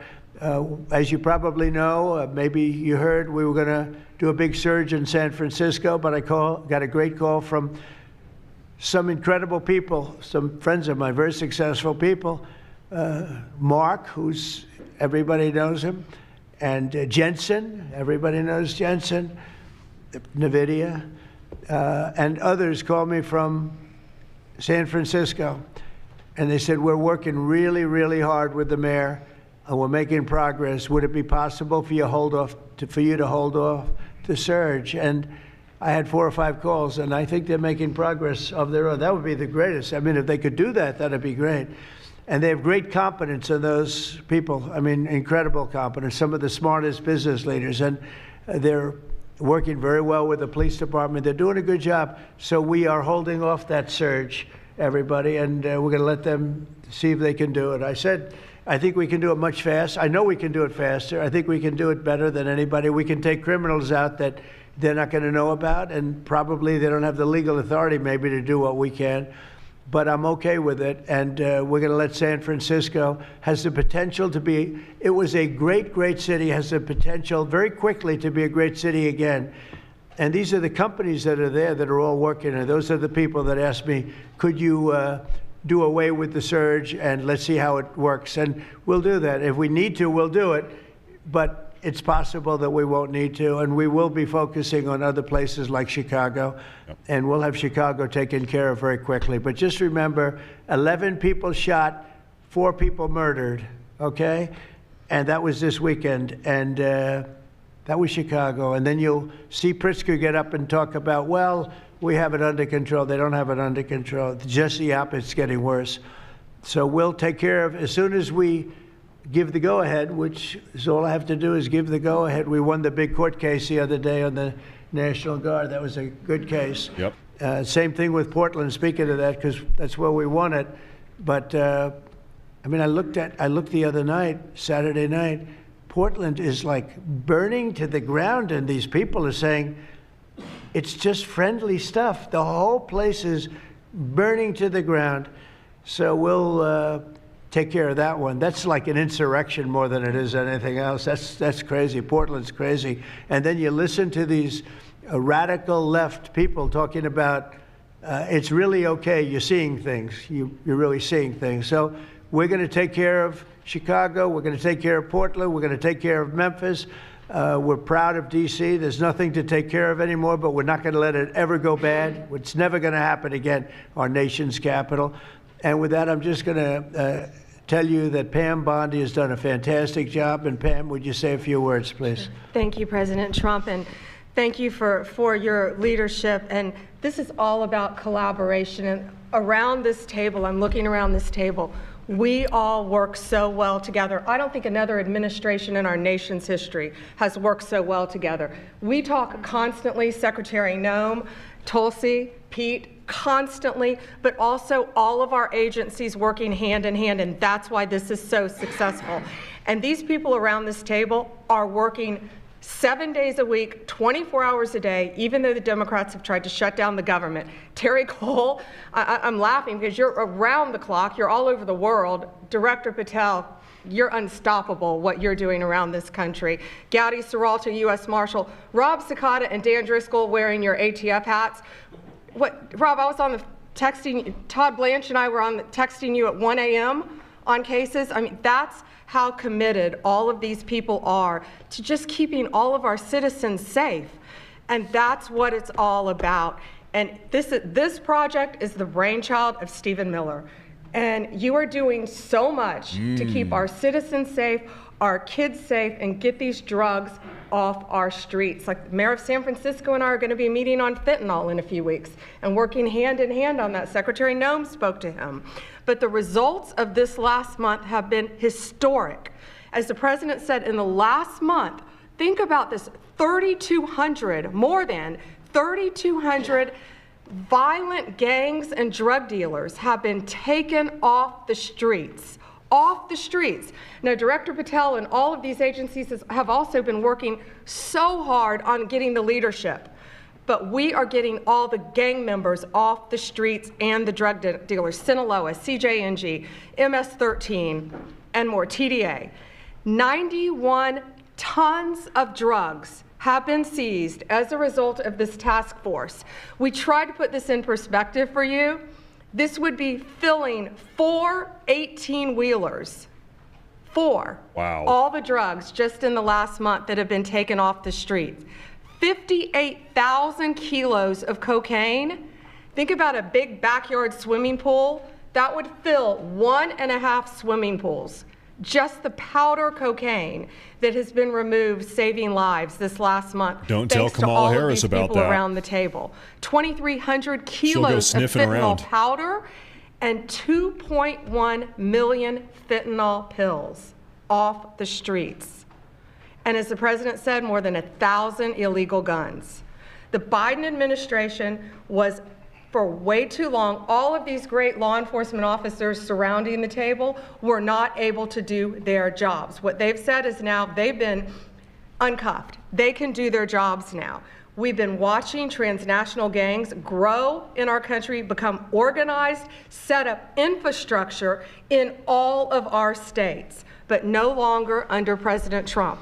We are destroying the infrastructure, and we're no longer on defense. All of these great men and women are on offense, so they better get ready. We're dismantling the cartels, and we are taking the leaders into custody and all of the gangs. We are going to supercharge this work. This is not a pilot program. This is permanent. We are here to stay. And Secretary Hegseth, we couldn't do this without you and the Department of War. Thank you all so much for everything you're doing around this table, working tirelessly. And President Trump, thank you for giving them the ability to do it. Thank you, Pam, very much. Thank you.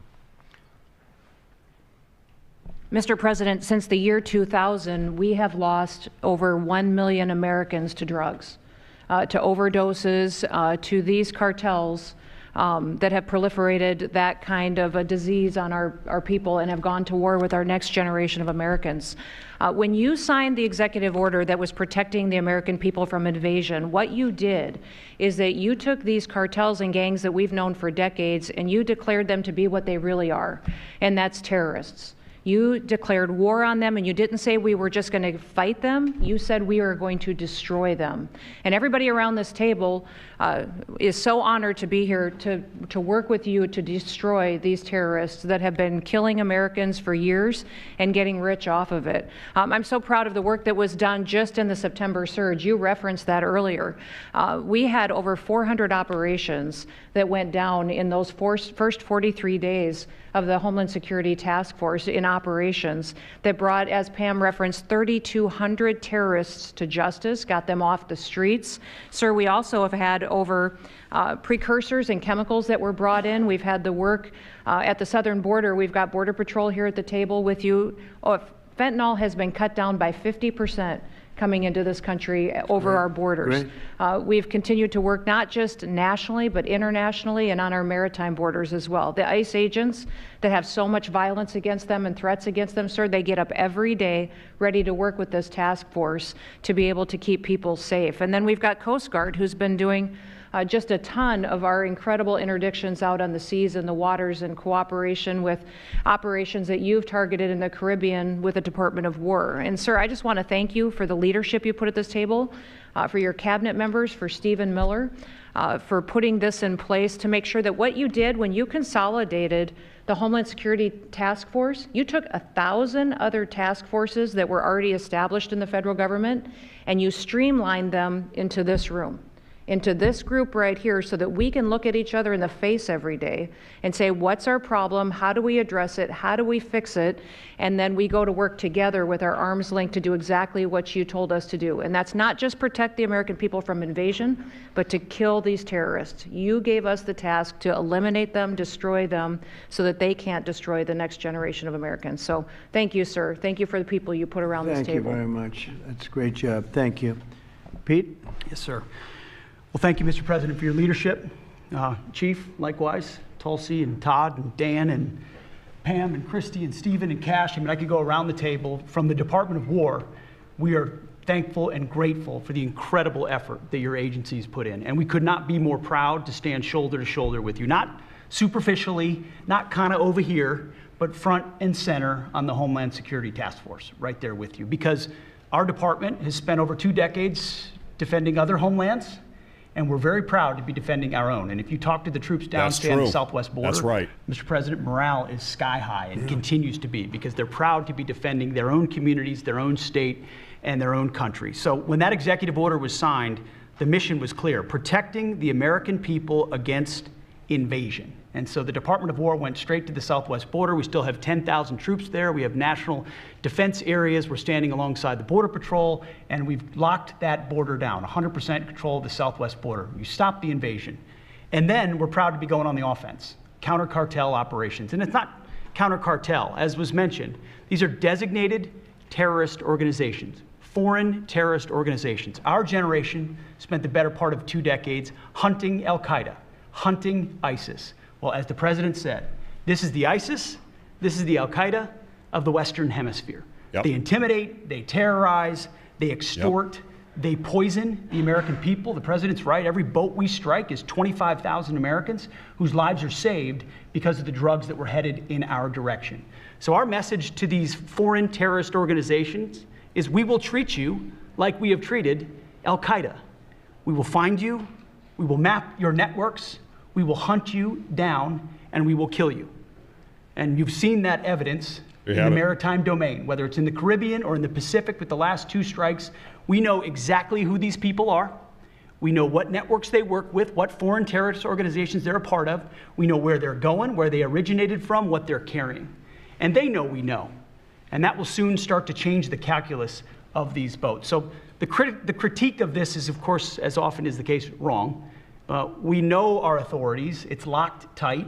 And we're going to treat them like foreign terrorist organizations on the offense. So the Department of War is not going to degrade or just simply arrest. We're going to defeat and destroy these terrorist organizations to defend the homeland on behalf of the American people, making the jobs of law enforcement safer in the process, making the communities of Americans safer in the process. We think it's a very core mission of the Department of War, and we're proud to be here, Mr. President. Thank you very much, Pete. Thank you. Tulsi, please. Yes, thank you, Mr. President. The key reason that you are hearing about these incredible effects is, number one, the team that you've assembled here and the leadership and the tone that you have set, first and foremost, about keeping the American people safe. The intelligence community plays a critical role in being able to support our law enforcement at the federal, state, and local level to make sure that they are armed with actionable intelligence to be able to actually go after those who threaten the safety and security of the American people. Mr. President, under your leadership, for the first time, there is a newly created National Intelligence Fusion Cell at the Office of the Director of National Intelligence, National Counterterrorism, that has a very simple purpose: to make sure that we have two-way intelligence sharing of actionable information between the intelligence community and law enforcement. I want to talk briefly about three successes that we've had just here in the last few weeks, Mr. President, through the success of this interagency fusion cell. Just this last week, our National Counterterrorism Center supported, through actionable intelligence to both U.S. law enforcement as well as Mexican law enforcement, the arrest of a Sinaloa cartel boss, El Plato, in Juarez, Mexico, as well as his top 3 money launderers. In a separate and recent successful interagency operation, NCTC worked closely with the U.S. Marshal Service that led to the arrest of another dangerous Sinaloa cartel member responsible for tracking a huge amounts of cocaine and hundreds of thousands of dollars in this single incident with drug proceeds through his network.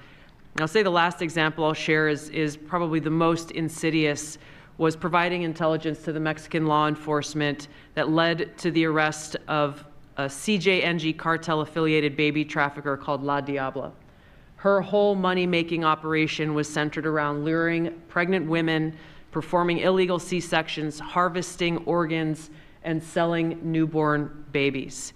Mr. President, it's your leadership that has made all of this possible. I can tell you, in the midst of this government shutdown, our folks, like everyone around this table, are working 24/7 without pay and eager to get after this because they believe in your leadership and the mission that you have presented to them.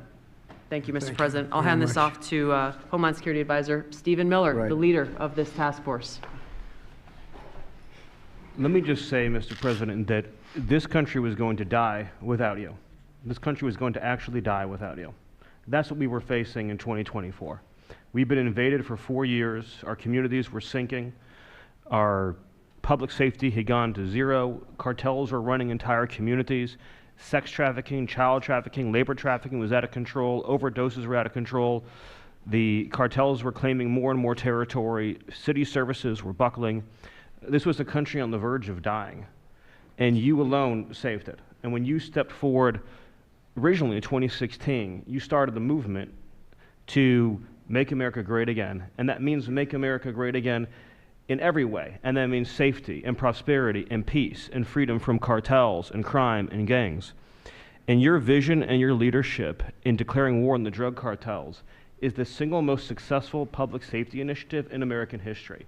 And I need the media to understand what President Trump has done. People have been talking about drug cartels for longer than I've been alive. And everyone has just taken for granted that they can't be touched or stopped. They're too big, they're too powerful, they're too evil, they're too murderous. They can operate with impunity. And in just 9 months, President Trump is the only American leader, not just in our lifetimes, but ever, to actually take the fight to the drug cartels, to actually seek their eradication. And it is happening. And so while the Democrats are shutting the government down and fighting for free health care for illegal aliens, look at what President Trump has assembled here. He's assembled a team under his vision, direction, and leadership that is saving hundreds of thousands of lives, hundreds of thousands of lives. And only President Trump could have done this. And I will say one last thing, which is that his courage has been an inspiration to everyone else in this room. There are people in this room, I'm looking at, for example, at Todd Lyons, who have been relentlessly doxxed and harassed and threatened. But when they see President Trump's courage, what he's been through for 10 years to save America, when they came after his family, his businesses, his safety, his freedom, everyone at this table knows we can give whatever it takes to get the mission done. So President Trump, thank you for your leadership, your boldness, your courage, and your vision. We're honored to serve underneath you. Well, I want to thank you, Stephen. And I have to say that, I've been making the rounds. I'm leaving tomorrow for some very big meetings, including with the president of China, where I think we're going to come out very well, and everyone's going to be very happy. But everybody said the same thing. A year ago, we had a dead country. We were a dead country. We really were, in a lot of ways, not just this. We were dead as doornails on this, but we were a country that was in serious trouble and beyond that. And we have the hottest country anywhere in the world right now. The whole world is talking about it. We have the hottest country anywhere in the world. We're going to clear up this crime in our cities. We can do it quickly, too. They showed how quickly we could do it in D.C. It was a real bad place. It was a real mess. Dirty, filthy, disgusting, graffiti all over the place, tents on every ounce of parks that we had. Just disgusting. And I rode around last weekend. I rode around the city. I felt very safe in that car, but, I would have done it without it. I wouldn't need that car so much anymore, I will tell you. But the place was clean. We've started that also, not only law and order, but the cleanliness is important. I think cleanliness is almost a part of law and order. If you see dirty, disgusting streets and potholes all over the place and railings falling down and graffiti all over the marble, beautiful statuary marble columns, those gorgeous columns where they had graffiti, it's all gone. And I think it's a part of it. I really do. I think it's a big part of it. But we have a city that we can be proud of. We're going to be that way with every city we have. That's why with San Francisco, I wish them luck, but we could do it so much faster. I told the mayor, I love what you're doing. I respect it, and I respect the people that are doing it. They're the biggest people in the country. They're the biggest people in the world. A lot of the high tech. Some people like them, some people don't, but they're smart, and they want to do it. And I said, I am so honored to let you do it, and if it doesn't work out, we'll do it for you very quickly. But I just want to thank the people around this table are amazing. Cash, please go ahead. Mr. President, I'll just keep it short, but I think what the media should realize is the amount of courage it takes to do this. And you led that mission. You led it during your campaign, and you brought it to the American people. I think the media should focus on some of these numbers the Attorney General just riled off. Those aren't numbers, those are lives. Lives saved by the millions. Enough enough fentanyl to kill over 200 million Americans, gone, evaporated, off our streets permanently. Your vision to safeguard American freedoms and our children and our future is the most courageous thing I've ever seen a president of the United States ever do. And your ability to marshal it out in 8 months, these statistics would have taken other administrations decades. And the partnership that you see around the table, I just want to, sum it up with the following. When I call these folks around the table, when I call our state and local law enforcement partners who have been absolutely critical to this mission, when Stephen Miller called me and said, we're going to create the Homeland Security Task Force and the FBI and DHS are going to co-lead it, I said, absolutely. The country's been yearning for this and needing it. And the one thing I see different than any other administration is when I call these people, they pick up. I don't get a voicemail. When I make an ask, they answer, and the same is true. And so the FBI is playing a pivotal role in your administration in helping lead out this mission, and Stephen's vision has finally come to life. And instead of attacking the people at this table, maybe the media should go out there and talk to the lives that have been saved forever and the communities that have been safeguarded, because it takes courage to do that. It takes courage to implement that plan, and it takes a president and President Trump to put a leadership team like this together. We are actual friends, and I know the media doesn't want to call us that, but we do that. We do hang out. We do work together. It's a 24/7, 365 mission that doesn't turn off, Mr. President. And as Stephen said, we're inspired by your leadership, and this country's thankful for these 8 months, and I can't wait to see what the next 4 years looks like. Thank you very much. Thanks, Cash. Great job. Todd, please. Thank you, Mr. President. The number that I think matters over 3,266 terrorists have been taken off the streets in 2 months. And for each of those arrests, there's anywhere from between 4 to 20 law enforcement agents, federal, state, and local, executing those arrests.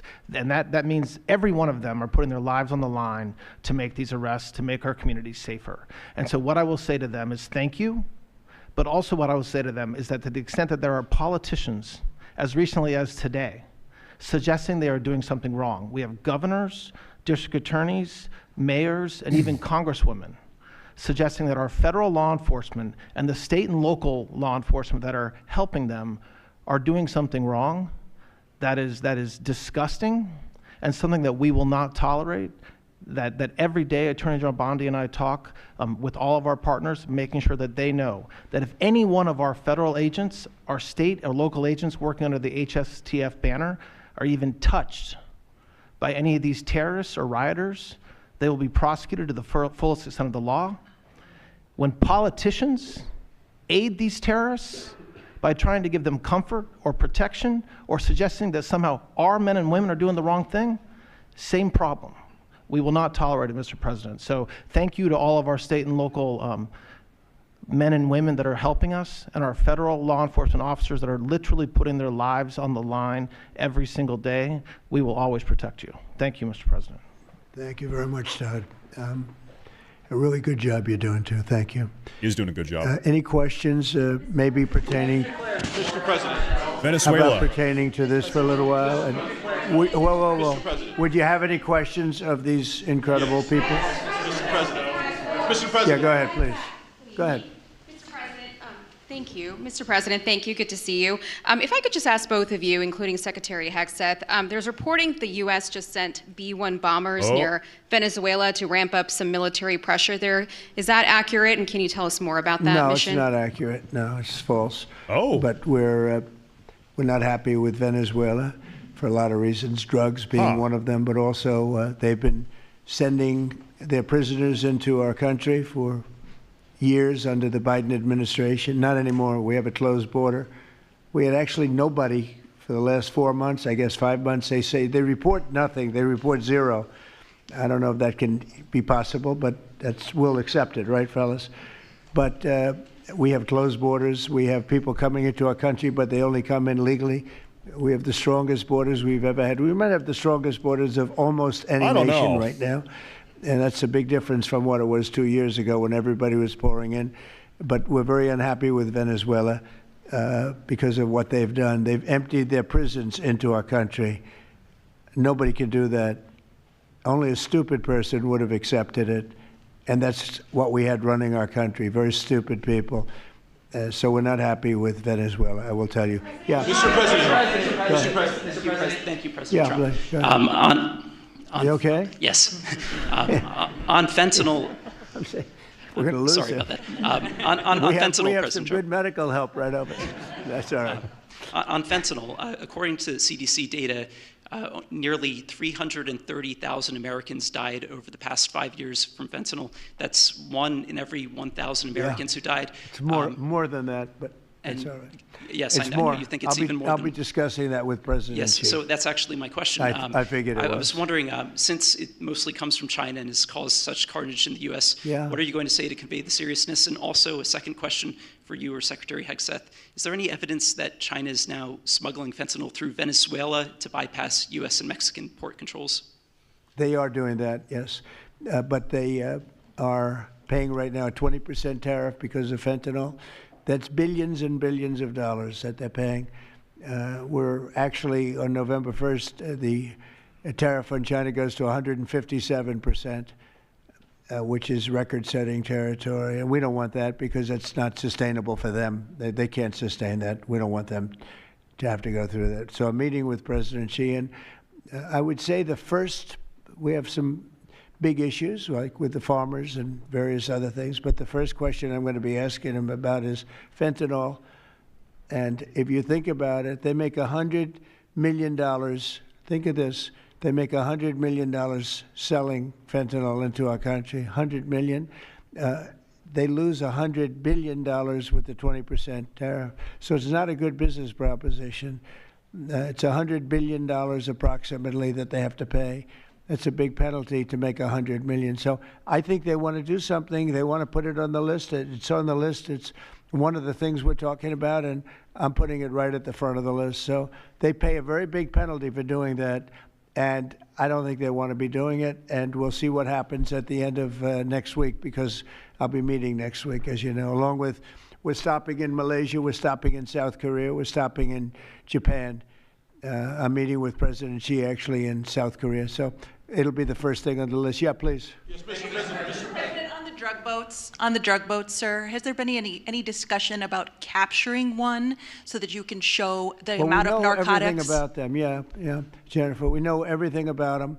We know where they're coming from, who they're coming with, generally who's in the boat. I'll let Pete discuss it a little bit, but they have incredible intelligence. And, you know, usually when you see 5 engines, I've never even seen that before, but when you see 5 engines on a boat going about 65 miles an hour, loaded up with white powder in silver cases, generally speaking, that's not a good sign. They're not going fishing, right? And you don't see any fishing rods, right? So, Pete, I'll let you discuss that a little bit, please. Well, yes, sir. Likewise, generally you don't see fishing in submarines either, sir. So the U.S. military, as I mentioned, nobody better in the world at mapping networks, identifying who's connected to who, inside terrorist organizations. It's just the media is used to hearing that when it pertains to Afghanistan and Iraq and ISIS and Al-Qaeda. But if you reframe how you understand the world in our own hemisphere, that's exactly what these foreign terrorist organizations are. And so we will track them, we will map them, we will network them, and we will hunt them and kill them because they're trying to and they are killing and poisoning the American people. And inside that, we have all the license necessary, all the authorities necessary to take these kinetic strikes, and we'll continue to take them. And we've been, you know, just to add, because I think it's important, we've been capturing them for years. You know, it's not like, gee, let's capture one. We've been doing that for years. For 25 years, we've been doing it. Not at a level like we're doing it now. I mean, just with the hits we're hitting, but we have much more intensity than any administration's ever had. But we've been capturing these boats for years, and they get back into the system, and they do it again and again and again, and they don't fear that. They have no fear. The thing I can tell you right now, it's very hard to find any floating vessel right now on the Pacific or in the Gulf, and I would like to call it by its official name, the Gulf of America, another little triumph of the Trump administration. I said for years, I said, why do we call it the Gulf of Mexico? It's 93%, the shoreline is 93% ours. So I never understood that, so I made that change. I never realized how easy that was going to be, other than, I guess, AP fought us in court, and the judge said, but that's the name. And actually, they were sort of semi-prohibited from even covering us after that. It was pretty amazing. But we have the Gulf of America, and there are very few boats, very, very few boats, not even fishing boats, to be honest. I don't want to do that to the fishing industry, but it's been so effective.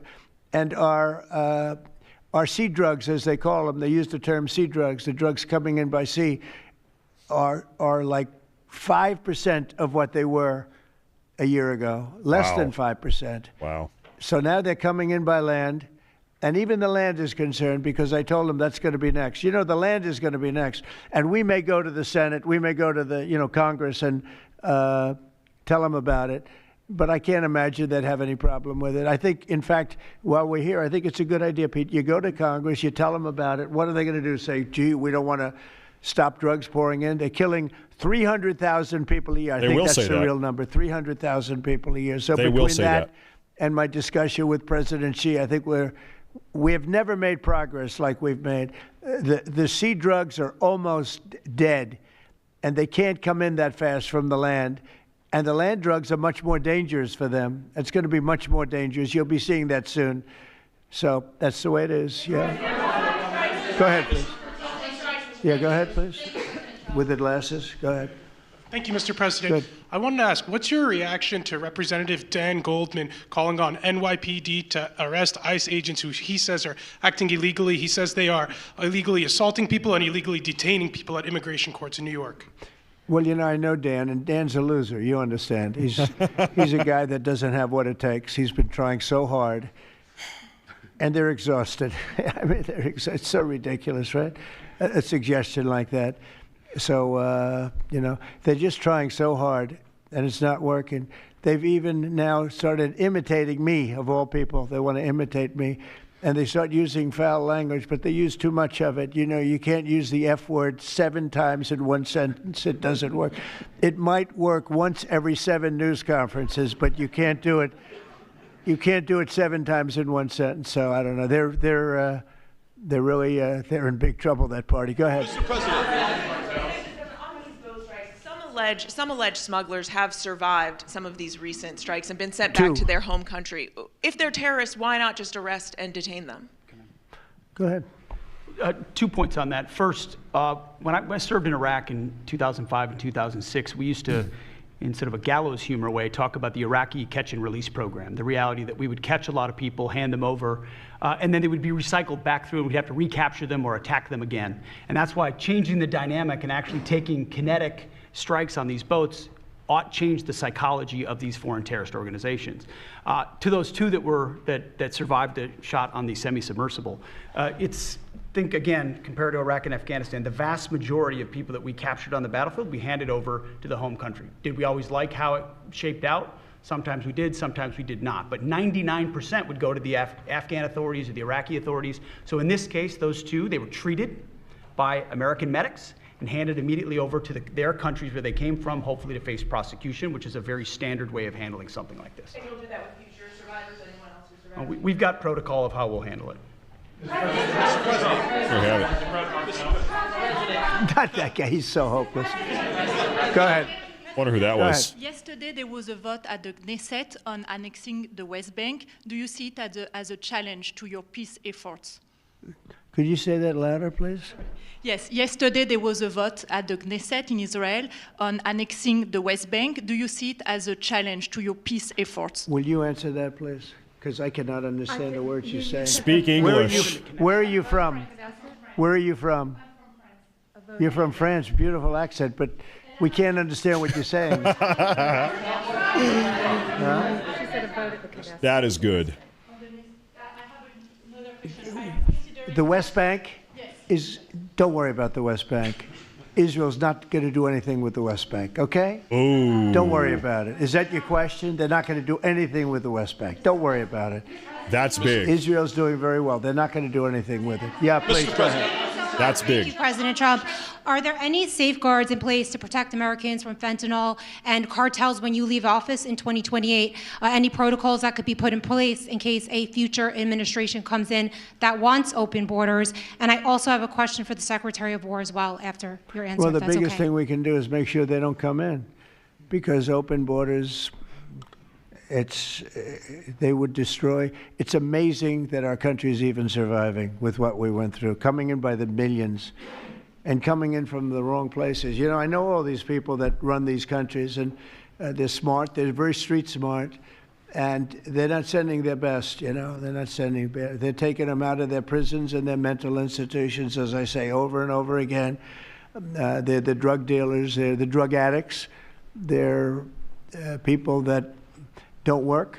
I mean, the best of them are people that don't work. They don't work. They're on welfare, their form of welfare, which is tiny. You know what their form of welfare? They give you a piece of paper.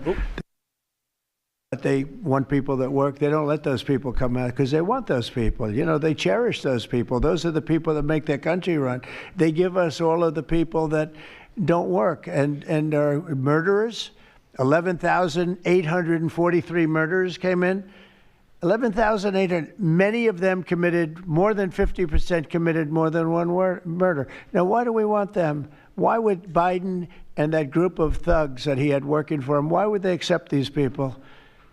Why would he accept? Nobody understands it. You know, they say maybe they wanted the vote, but I did great with the Hispanic vote, but these are people from all over the world. Why would they do it? So one question, no matter what I do, I can't, you always like to know the opponent. You have an opponent, what are they getting at? And usually you can. Why would they allow 20 million, maybe 25 million people into this country, almost all of which, but most of which should not have been allowed into our country? Why? It's one of the great enigmas. What they've done to this country should never be forgotten. In history, should never, ever be forgotten. And now it looks like we're going to have a communist mayor in New York. That'll be a lot of fun. But remember this, they have to go through the White House. Yeah, please, go ahead. I wonder why. The founder of Binance. Can you explain why you chose to pardon him? And did it have anything to do with his involvement in your Which one? Who is that? The founder of Binance. He has an involvement in your own family's crypto one, business. yes. I believe we're talking about the same person because I do pardon a lot of people. I don't know. He was recommended by a lot of people. A lot of people say that, are you talking about the crypto person?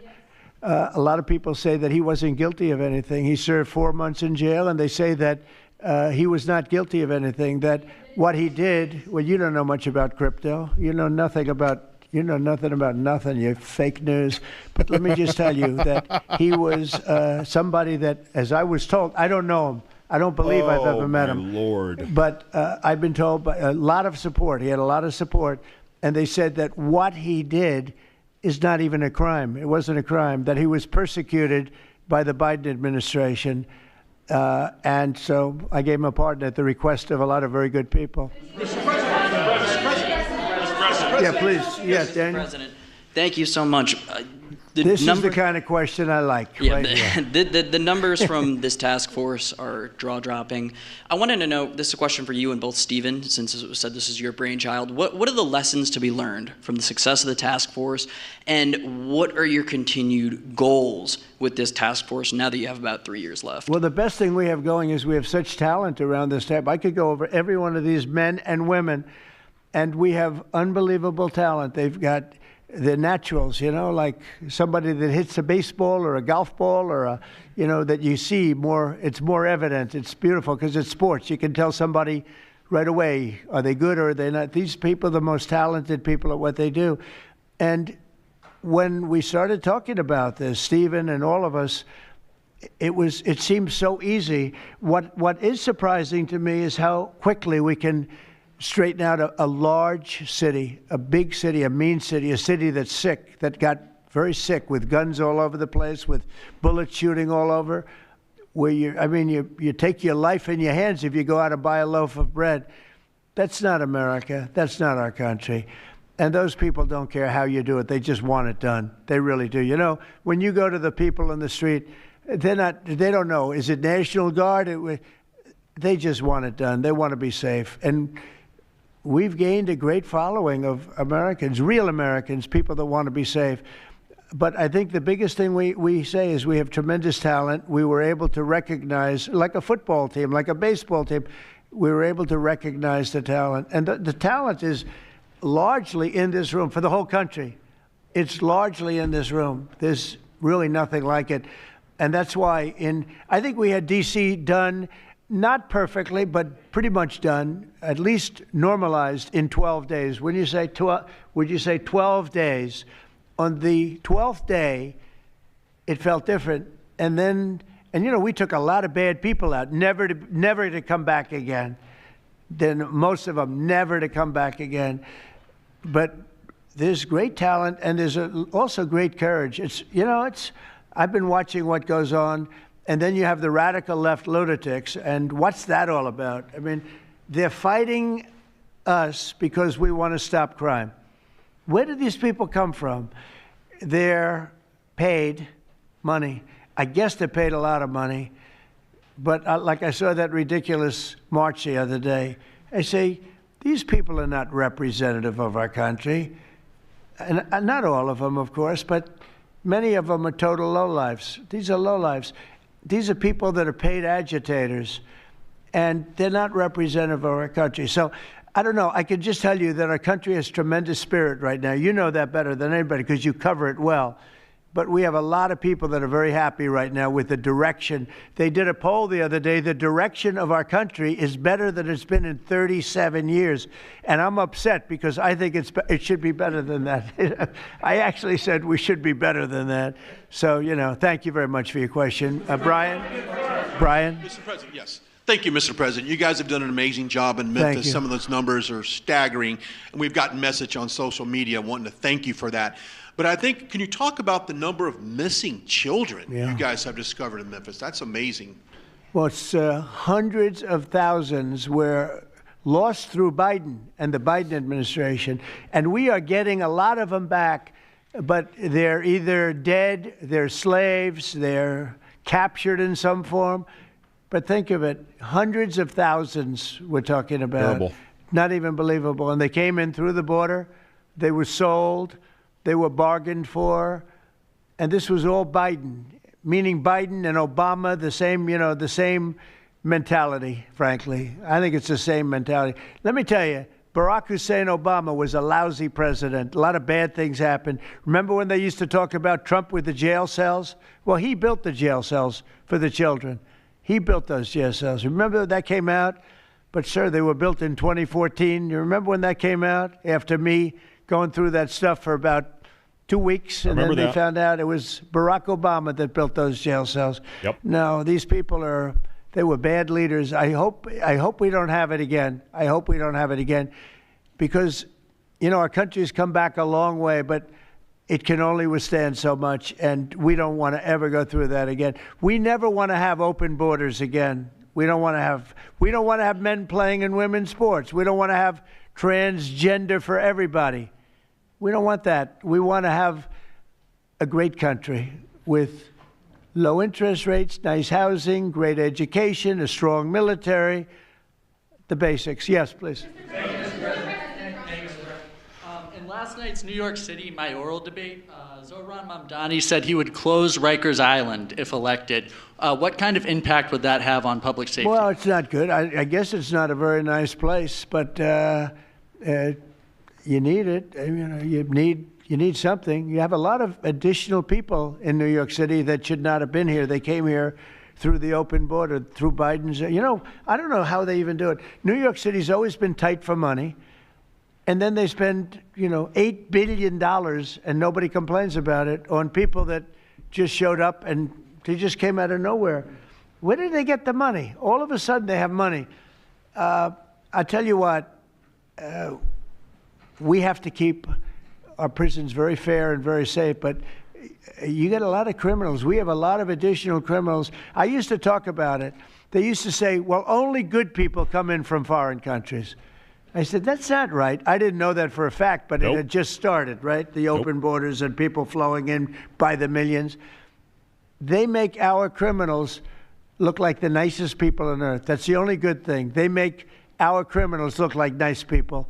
They are the meanest, the most vicious. Tren de Aragua, you don't get any sicker. They cut people's fingers off because they called the cop. Did you call the cop? Yes. They cut off his finger so he can't call the cop anymore. And then they say, next time we're going to cut off your hand if you cut, because they took over his apartment in Colorado. Colorado, they took over a town, then they took over another town, and you have a weak governor over there. He doesn't know what the hell he's doing, so he lets it go on. But we're getting them out of here. We're getting them all out. They're going back to lots of, not just Venezuela, they're going back to lots of countries. Venezuela would be one, however. Yeah, please. Thank you, Mr. President. Thank you, Mr. President. Yeah. A moment ago, you said that if Secretary Hegseth went to Congress and briefed them on the operations No, we against will these, go, I said. You will go. And We it will would be go. difficult We're for them gonna to go. object. I don't see Eddie Lawson going. No reason not to. They'll always complain, we should have gone. So we're going to definitely, I'd like to just tell you, let's go. We'll go. And Mr. We're going to President- tell them what we're going to do, and I think they're going to probably like it, except for the radical left lunatics. And Mr. President, if you are declaring war against these cartels and Congress is likely to approve of that process, why not just ask for a declaration of war? Well, I don't think we're going to necessarily ask for a declaration of war. I think we're just going to kill people that are bringing drugs into our country. Based. Okay? We're going to kill them. Good. They're going to be like dead. Okay? Yeah. Sounds good to me. That sounds like Yes, a good red plan. hair. Thank you. Beautiful red hair. Thank you. I'll tell my hairdresser that. She'll love it. This is a question for both you and the Secretary of War, Mr. Hegseth.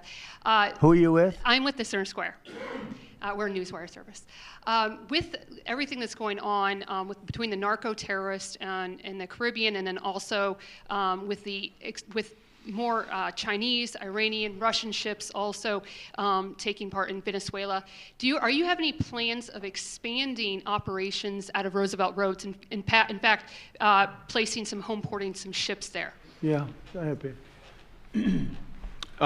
We're familiar with the location that you're referring to, and we'll make sure that we're properly displaced in order to deal with the contingency we're dealing with there, and also any ways in which other countries would attempt to be involved also. So we can walk and chew gum. We're definitely keeping our eyes on near-peer adversaries at the same time, but we think sending a message on these cartels, these narco-terrorists, is an important inside our hemisphere, which for far too long, other presidents, as the president pointed out, they've ignored our own backyard and allowed other countries to increase their influence here, which only threatens the American people.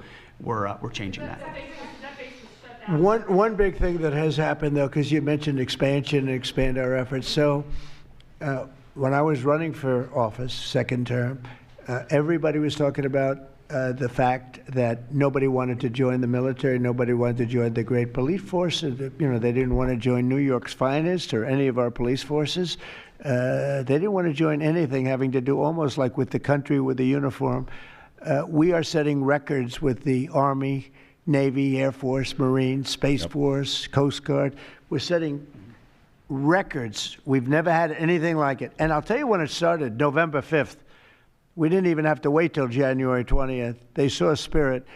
And now we have people coming in that are, it's unbelievable. And if we wanted to increase our military force, if we wanted to increase any one of these, including police forces, they can now get men.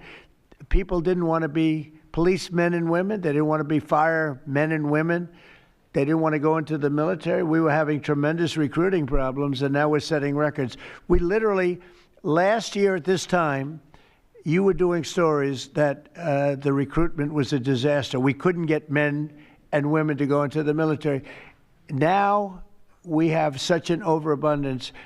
We've never had, it's, as I understand it, it's like record-setting recruitment. This is in less than a year. It's been amazing. So this is a good time to expand if we want to do it. And I think we should. And we probably will. Yeah, please. Yeah. Blue. A couple questions for you. First for you and Secretary Hegseth. Is the administration supportive of sending National Guardsmen to cities for the express purpose of aiding deportation and immigration enforcement efforts? I hope so. To expand deportation efforts? Sending National Guardsmen to U.S. cities for the express purpose of aiding deportation and immigration enforcement efforts. What we've done so far is stand alongside federal law enforcement in every way, facilities and personnel, but also we have a great deal of lift inside the military. We're able to move assets in a way that no other aspect of the U.S. government can. And so where we can rapidly assist with mass deportations, we have been happy to do that. And then one more question, if I may. Is the administration at all supportive of potential measures to crack down or regulate or even ban apps that track ICE agents' locations? What do you mean by that? Like specific apps that are used to track the location of ICE agents? I guess we'll do that. I'm not a big app guy. I'm not into that too much. I think Pam might be it. Let's go. Yes. Give me a good answer there. Yes. These organizations, President Trump, are coming in and their apps to track our federal law enforcement officers, and it jeopardizes their lives, where they're going to be, their location. And we've actually been working really well with the tech companies who have been cooperating because they don't want our law enforcement officers to get injured. So yes. Well, I mean, I see it with ICE, where they're having, where they define where they live, who they are. And, I didn't have a big view on the mask, but I now understand why they should wear masks. I think it's very dangerous for them not to wear masks. They can do whatever they want. I notice some do it and some don't, but it's pretty dangerous. But when you look at, you talk about that question, I think it's very dangerous, and I think you're coming down on that very hard, right? We are.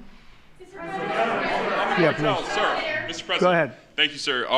When you were running for re-election in 2024, you released a video statement where you made this exact promise to show no mercy on the cartels and employ every military asset necessary to combat them. In that same video, you also said that you plan to expose all the bribes and corruptions with politicians and the cartels. We're doing that. Has your we're task trying to force do been that. looking into that in American politicians? Yeah, where the money's coming from. Because you see it. like even that garbage deal they had this weekend, which was embarrassing to them, and the crowds were much more, the crowds were not big. Those crowds were not big at all. But when you look at signs, and they're all made beautifully, the yellow signs, I saw the yellows, the blues, but they're all made professionally in a printing shop, looks like on Madison Avenue someplace. Some guy is paying for all that stuff. And we don't mind protest. Protest is a good thing. I protest. I'm always protesting, right? But when you see some of these people are going crazy. They're going crazy because they're getting paid. Because there's no reason for them to be going crazy. But you watch some of them, and they're professional agitators, and we are finding out who's paying them. Yeah, we have a lot of information about who they are. You're going to be very surprised when you find out. And I have a question for Secretary Hegseth. Sir, a memo circulating on social media details the establishment of a National Guard response force that's going to be trained in crowd control and civil unrest and deployed in all 50 states by April of 2026. Can you verify the authenticity of that memo, and do you have any more information on the operations? I'm not going to answer particulars on something that may be in the planning process, but we definitely do have multiple layers of National Guard response forces, whether it's in each state, whether it's regionally, whether it's Title 10 active duty, whether it's Washington, D.C. We've got a lot of different ways that constitutionally and legally we can employ Title 10 and Title 32 forces, and we will do so when necessary. Very happy. Thank you. President Putin basically said today that Russia is immune from U.S. sanctions. He said that it would not impact the Russian economy in any serious way. Is he good. wrong? I'm glad he feels that way. That's good. I'll let you know about it in 6 months from now. Okay, let's see how it all works out. Yeah, go ahead, please, Blue. One question about the task force, one about the shutdown. I'm Taylor Poplars with Spectrum News. The same day you established this task force back on January 20th was the same day you pardoned the January 6th defendants. Yeah, very proud of that. Yeah. Just last weekend, one of them was charged with allegedly threatening to kill House Minority Leader Hakeem Jeffries. And a big theme of this task force has been allowing law enforcement to do their job and holding accountable people who go after law enforcement. Do you worry that your actions back on day one undermine what this task force is trying to accomplish? No, you have thousands of people that we're dealing with, and you know, if one goes haywire, look at what this guy in Virginia said, where he wanted to kill his opponent. He's going to kill his opponent. He's going to kill his opponent's children and I think wife. And he continues to run, and the Democrats continue. He's running for Attorney General in Virginia. Look what he said. So now, do you think all Democrats should be prohibited from living anymore?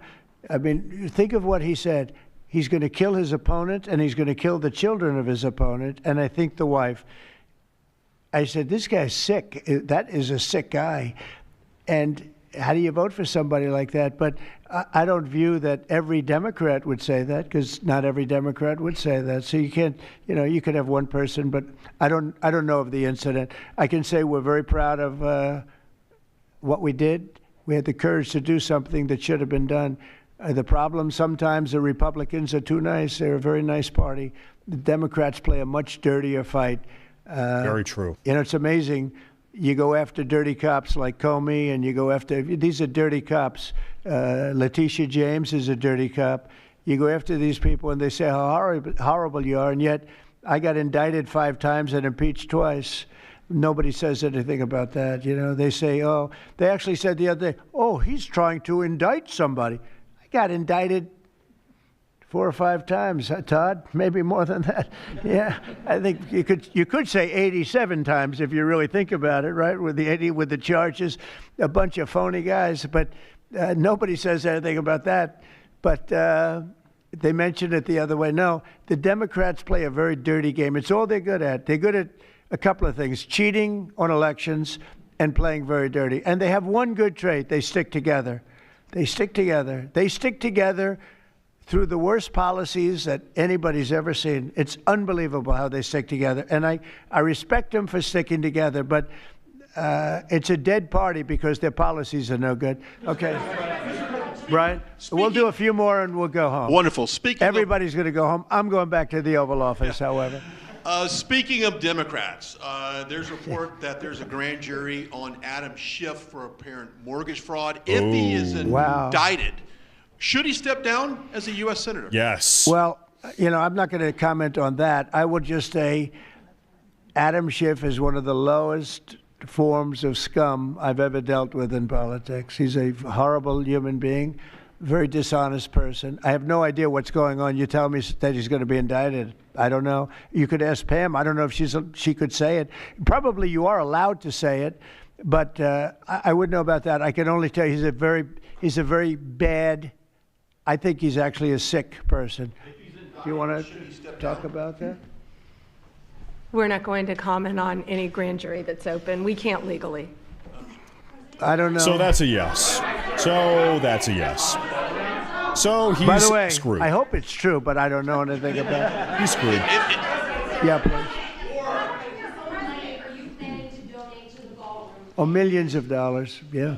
Well, I also give, I give a lot of money to the White House. The White House is, as you know, I give my salary, and I usually like to steer to the White House because this house was a little bit abandoned.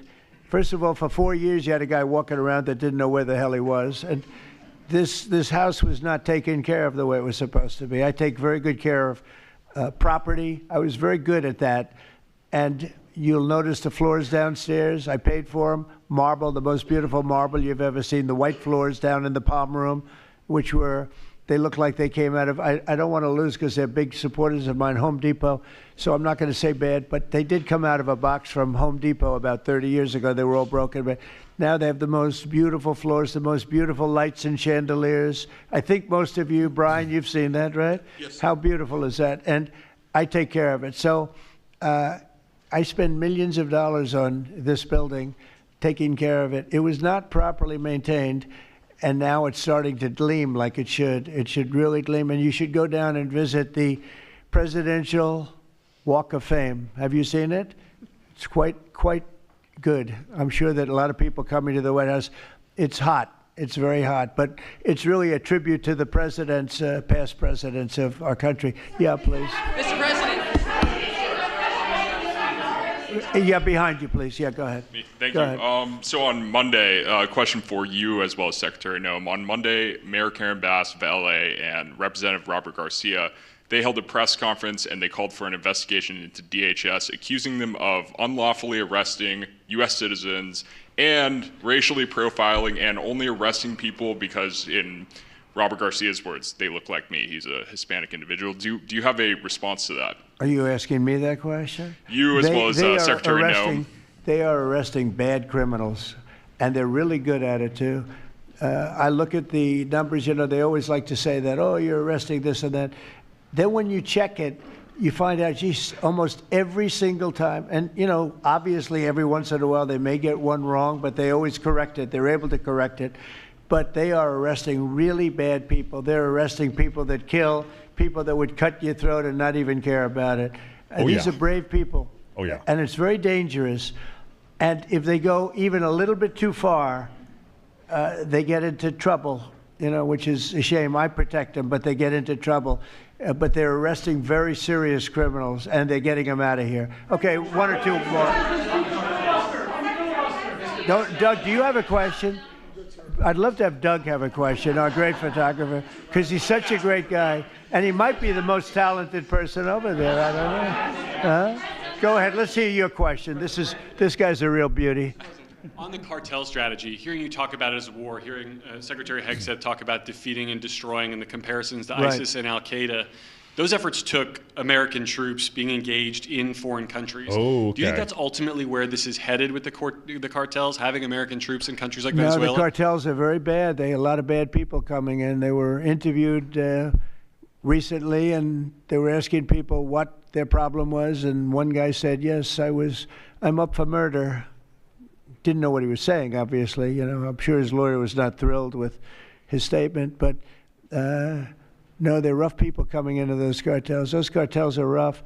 You look at what happens, the trip up is horrible, especially for women. They're being killed, they're being raped at levels that nobody thought even possible. In my opening speech, I mentioned that, but in a very light way. I mentioned the word rape. Then I found out that you take a look at what happens in those cartels. It's horrible what's going on. And we're doing the world a big service by just telling them, you don't have too many cartels now because they know when they get up here, they're going to be stopped. Under Biden, they were just flowing into the country. It didn't matter what you were, where you came from, what you looked like, what your record. They didn't check records.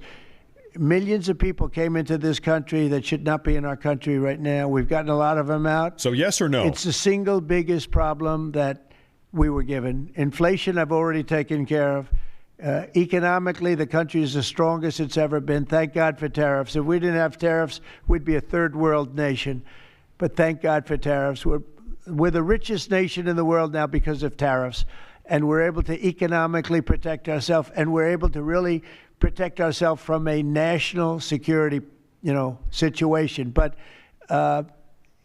we have cartels that, somebody came up with the word cartel. I won't tell you who that person was, but you got a lot of bad people in the cartels. And you could look at a country like Mexico, and I really respect the president. I really respect a lot of the people over there, but a lot of the leadership. But they are in fear in their own country because those cartels are running those countries, okay? Yeah. And that includes Colombia.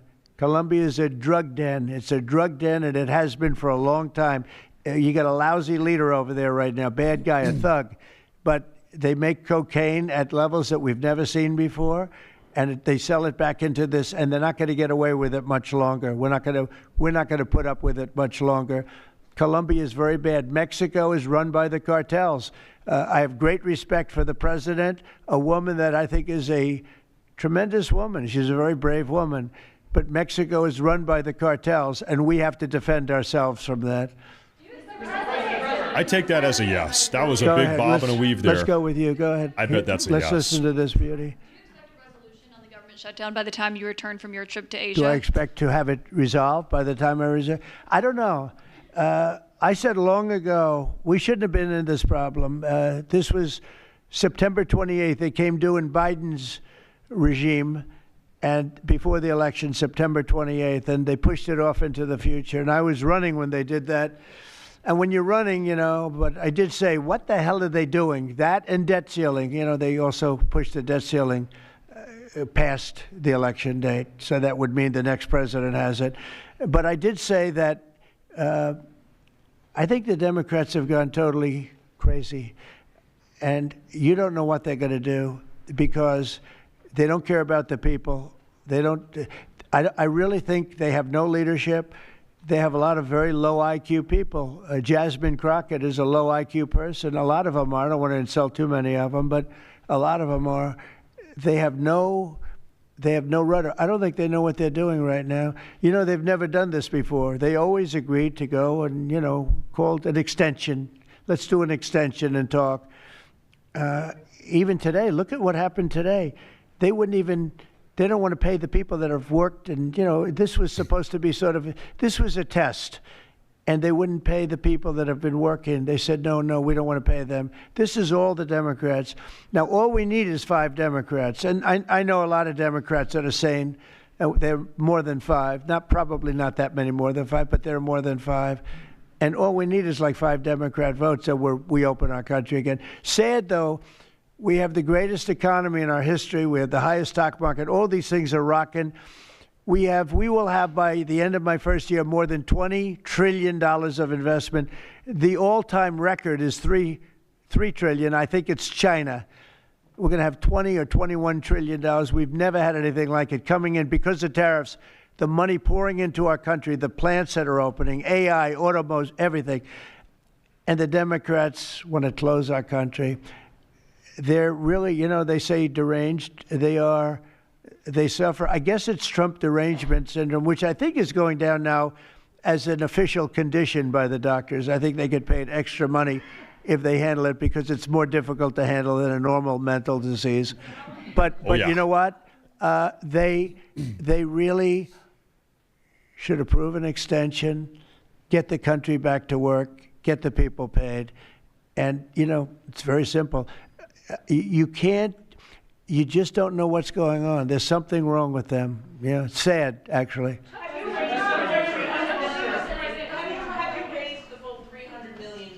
fund have you raised the full $300 million needed to fund your ballroom? And how much specifically are you donating to this construction raised, project? I think $350 million. All donor money and money that we put up. We've raised, it's going to cost right in the neighborhood of $300 million. It's been expanded and made absolutely, it'll be the most beautiful ballroom anywhere in the world, I think. And how much specifically are you donating to it personally? How much am I donating? I won't be able to tell you until I finish, but I'll donate whatever's needed, I'll tell you that. There you have it. Do I have a name for the? I won't get into that now. Mr. President? Yeah, go ahead, please. Follow up on the shutdown. In the next couple of days, a lot of Americans are going to go without their first full paychecks, federal workers. By the way, a friend of mine, talking about donors, a friend of mine, a man that's great, I'm not going to use his name unless he lets me do it. Susie can tell you about this, but he called us the other day and he said, I'd like to contribute any shortfall you have because of the Democrat shutdown. I'd like to personally contribute any shortfall you have with the military, because I love the military and I love the country, and any shortfall, if there's a shortfall, I'll contribute it. And today he sent us a check for $130 million. Oh my God. That's got to be Elon Musk. I would love to tell you, he doesn't really want the recognition, if you want to know the truth, but he gave us a check for $130 million. Wow. Which was sort of a shortfall, yeah. And that's going to go to the military, yeah. That's got to be Musk, right? Is that the correct number? $130 million. That's what I call a patriot. Okay, it was Thank me. you very much, It was everybody. me. Thank you. Okay. Thank you. Okay. No, I'm kidding.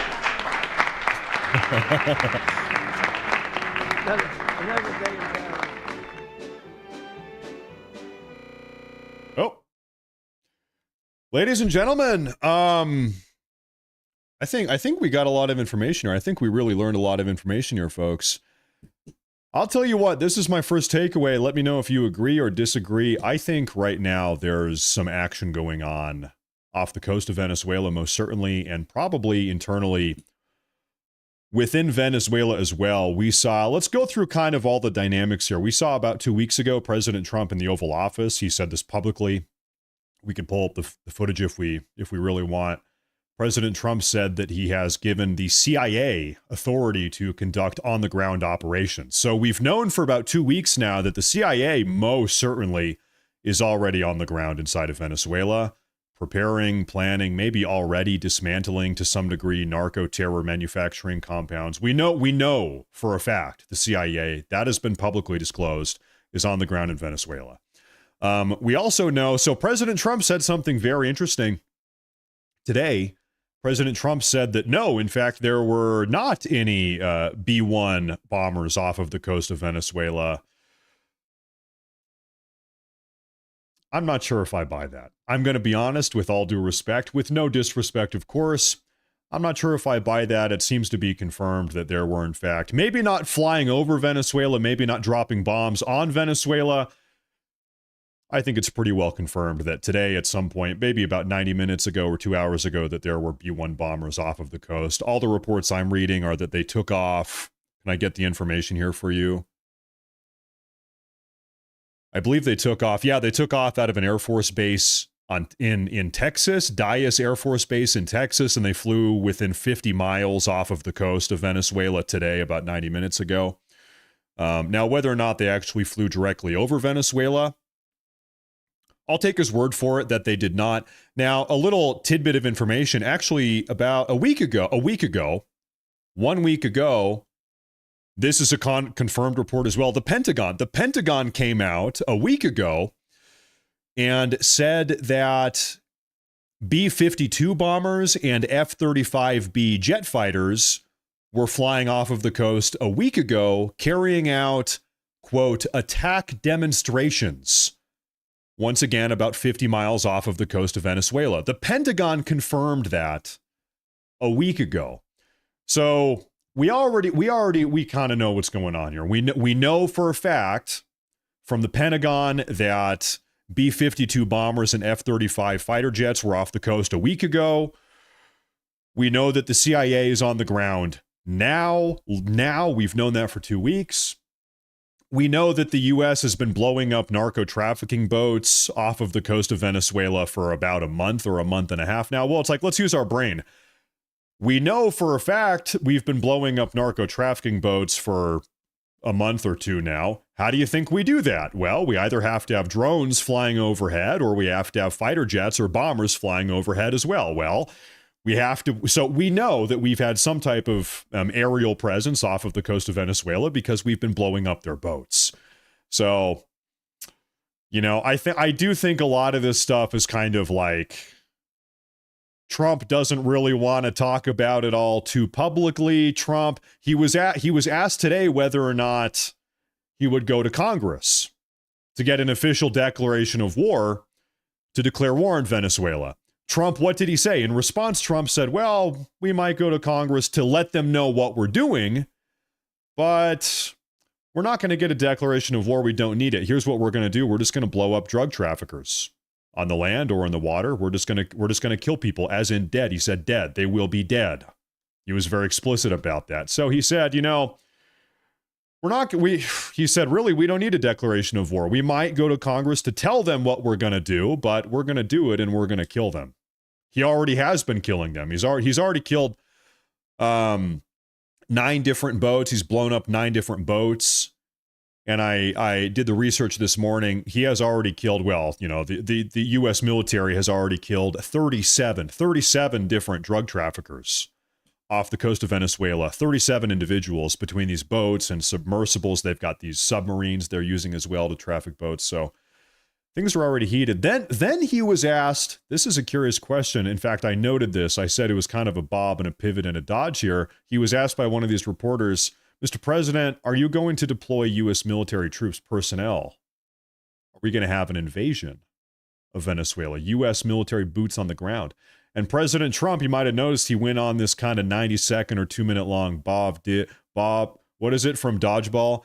Duck, dip, dive, dodge. President Trump was kind of weaving a little bit around that question. But then at the end, he said, you know, we're going to do what we have to do. We're going to kill him. Now, I can understand why that's kind of a complex answer. Are we going to have U.S. personnel on the ground? Why might Trump not want to answer that question directly? Well, presumably because we already have personnel on the ground. We know for a fact we already have CIA on the ground.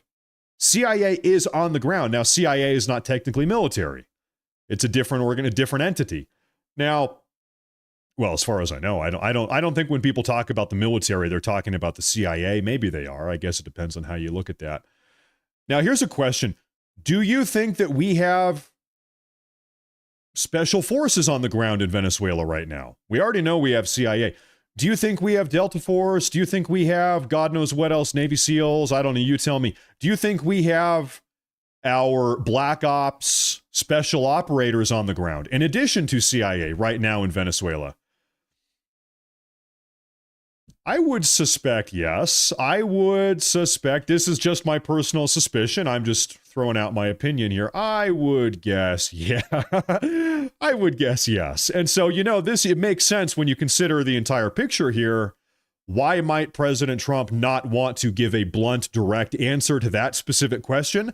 Well, it's because we might have Delta Force, Black Ops. We have CIA in Venezuela on the ground right now.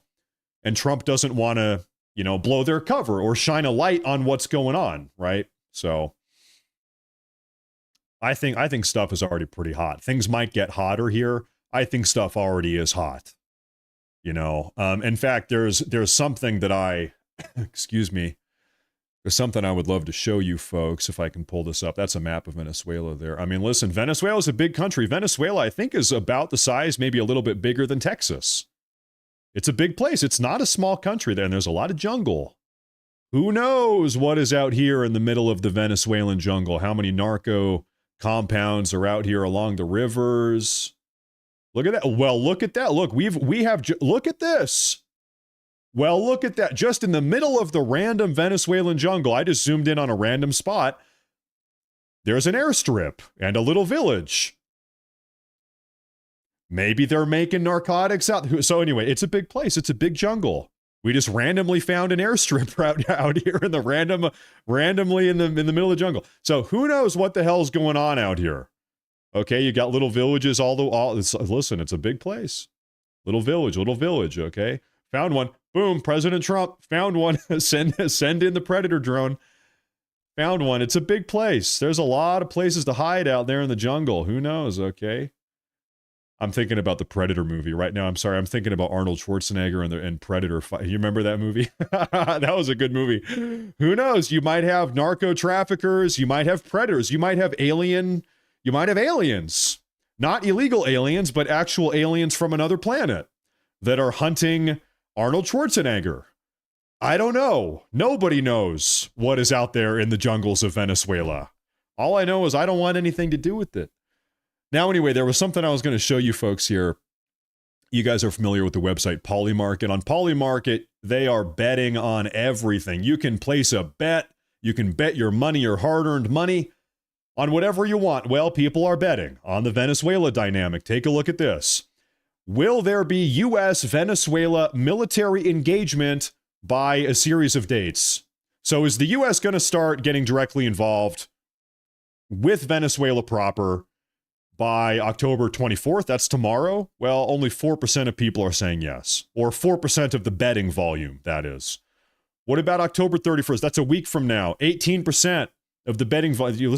Listen, this is nuts. You've got over $3 million bet on whether or not Trump is going to call the shot here. We're dropping bombs in Venezuela. $3 million betting volume on that by October 31st.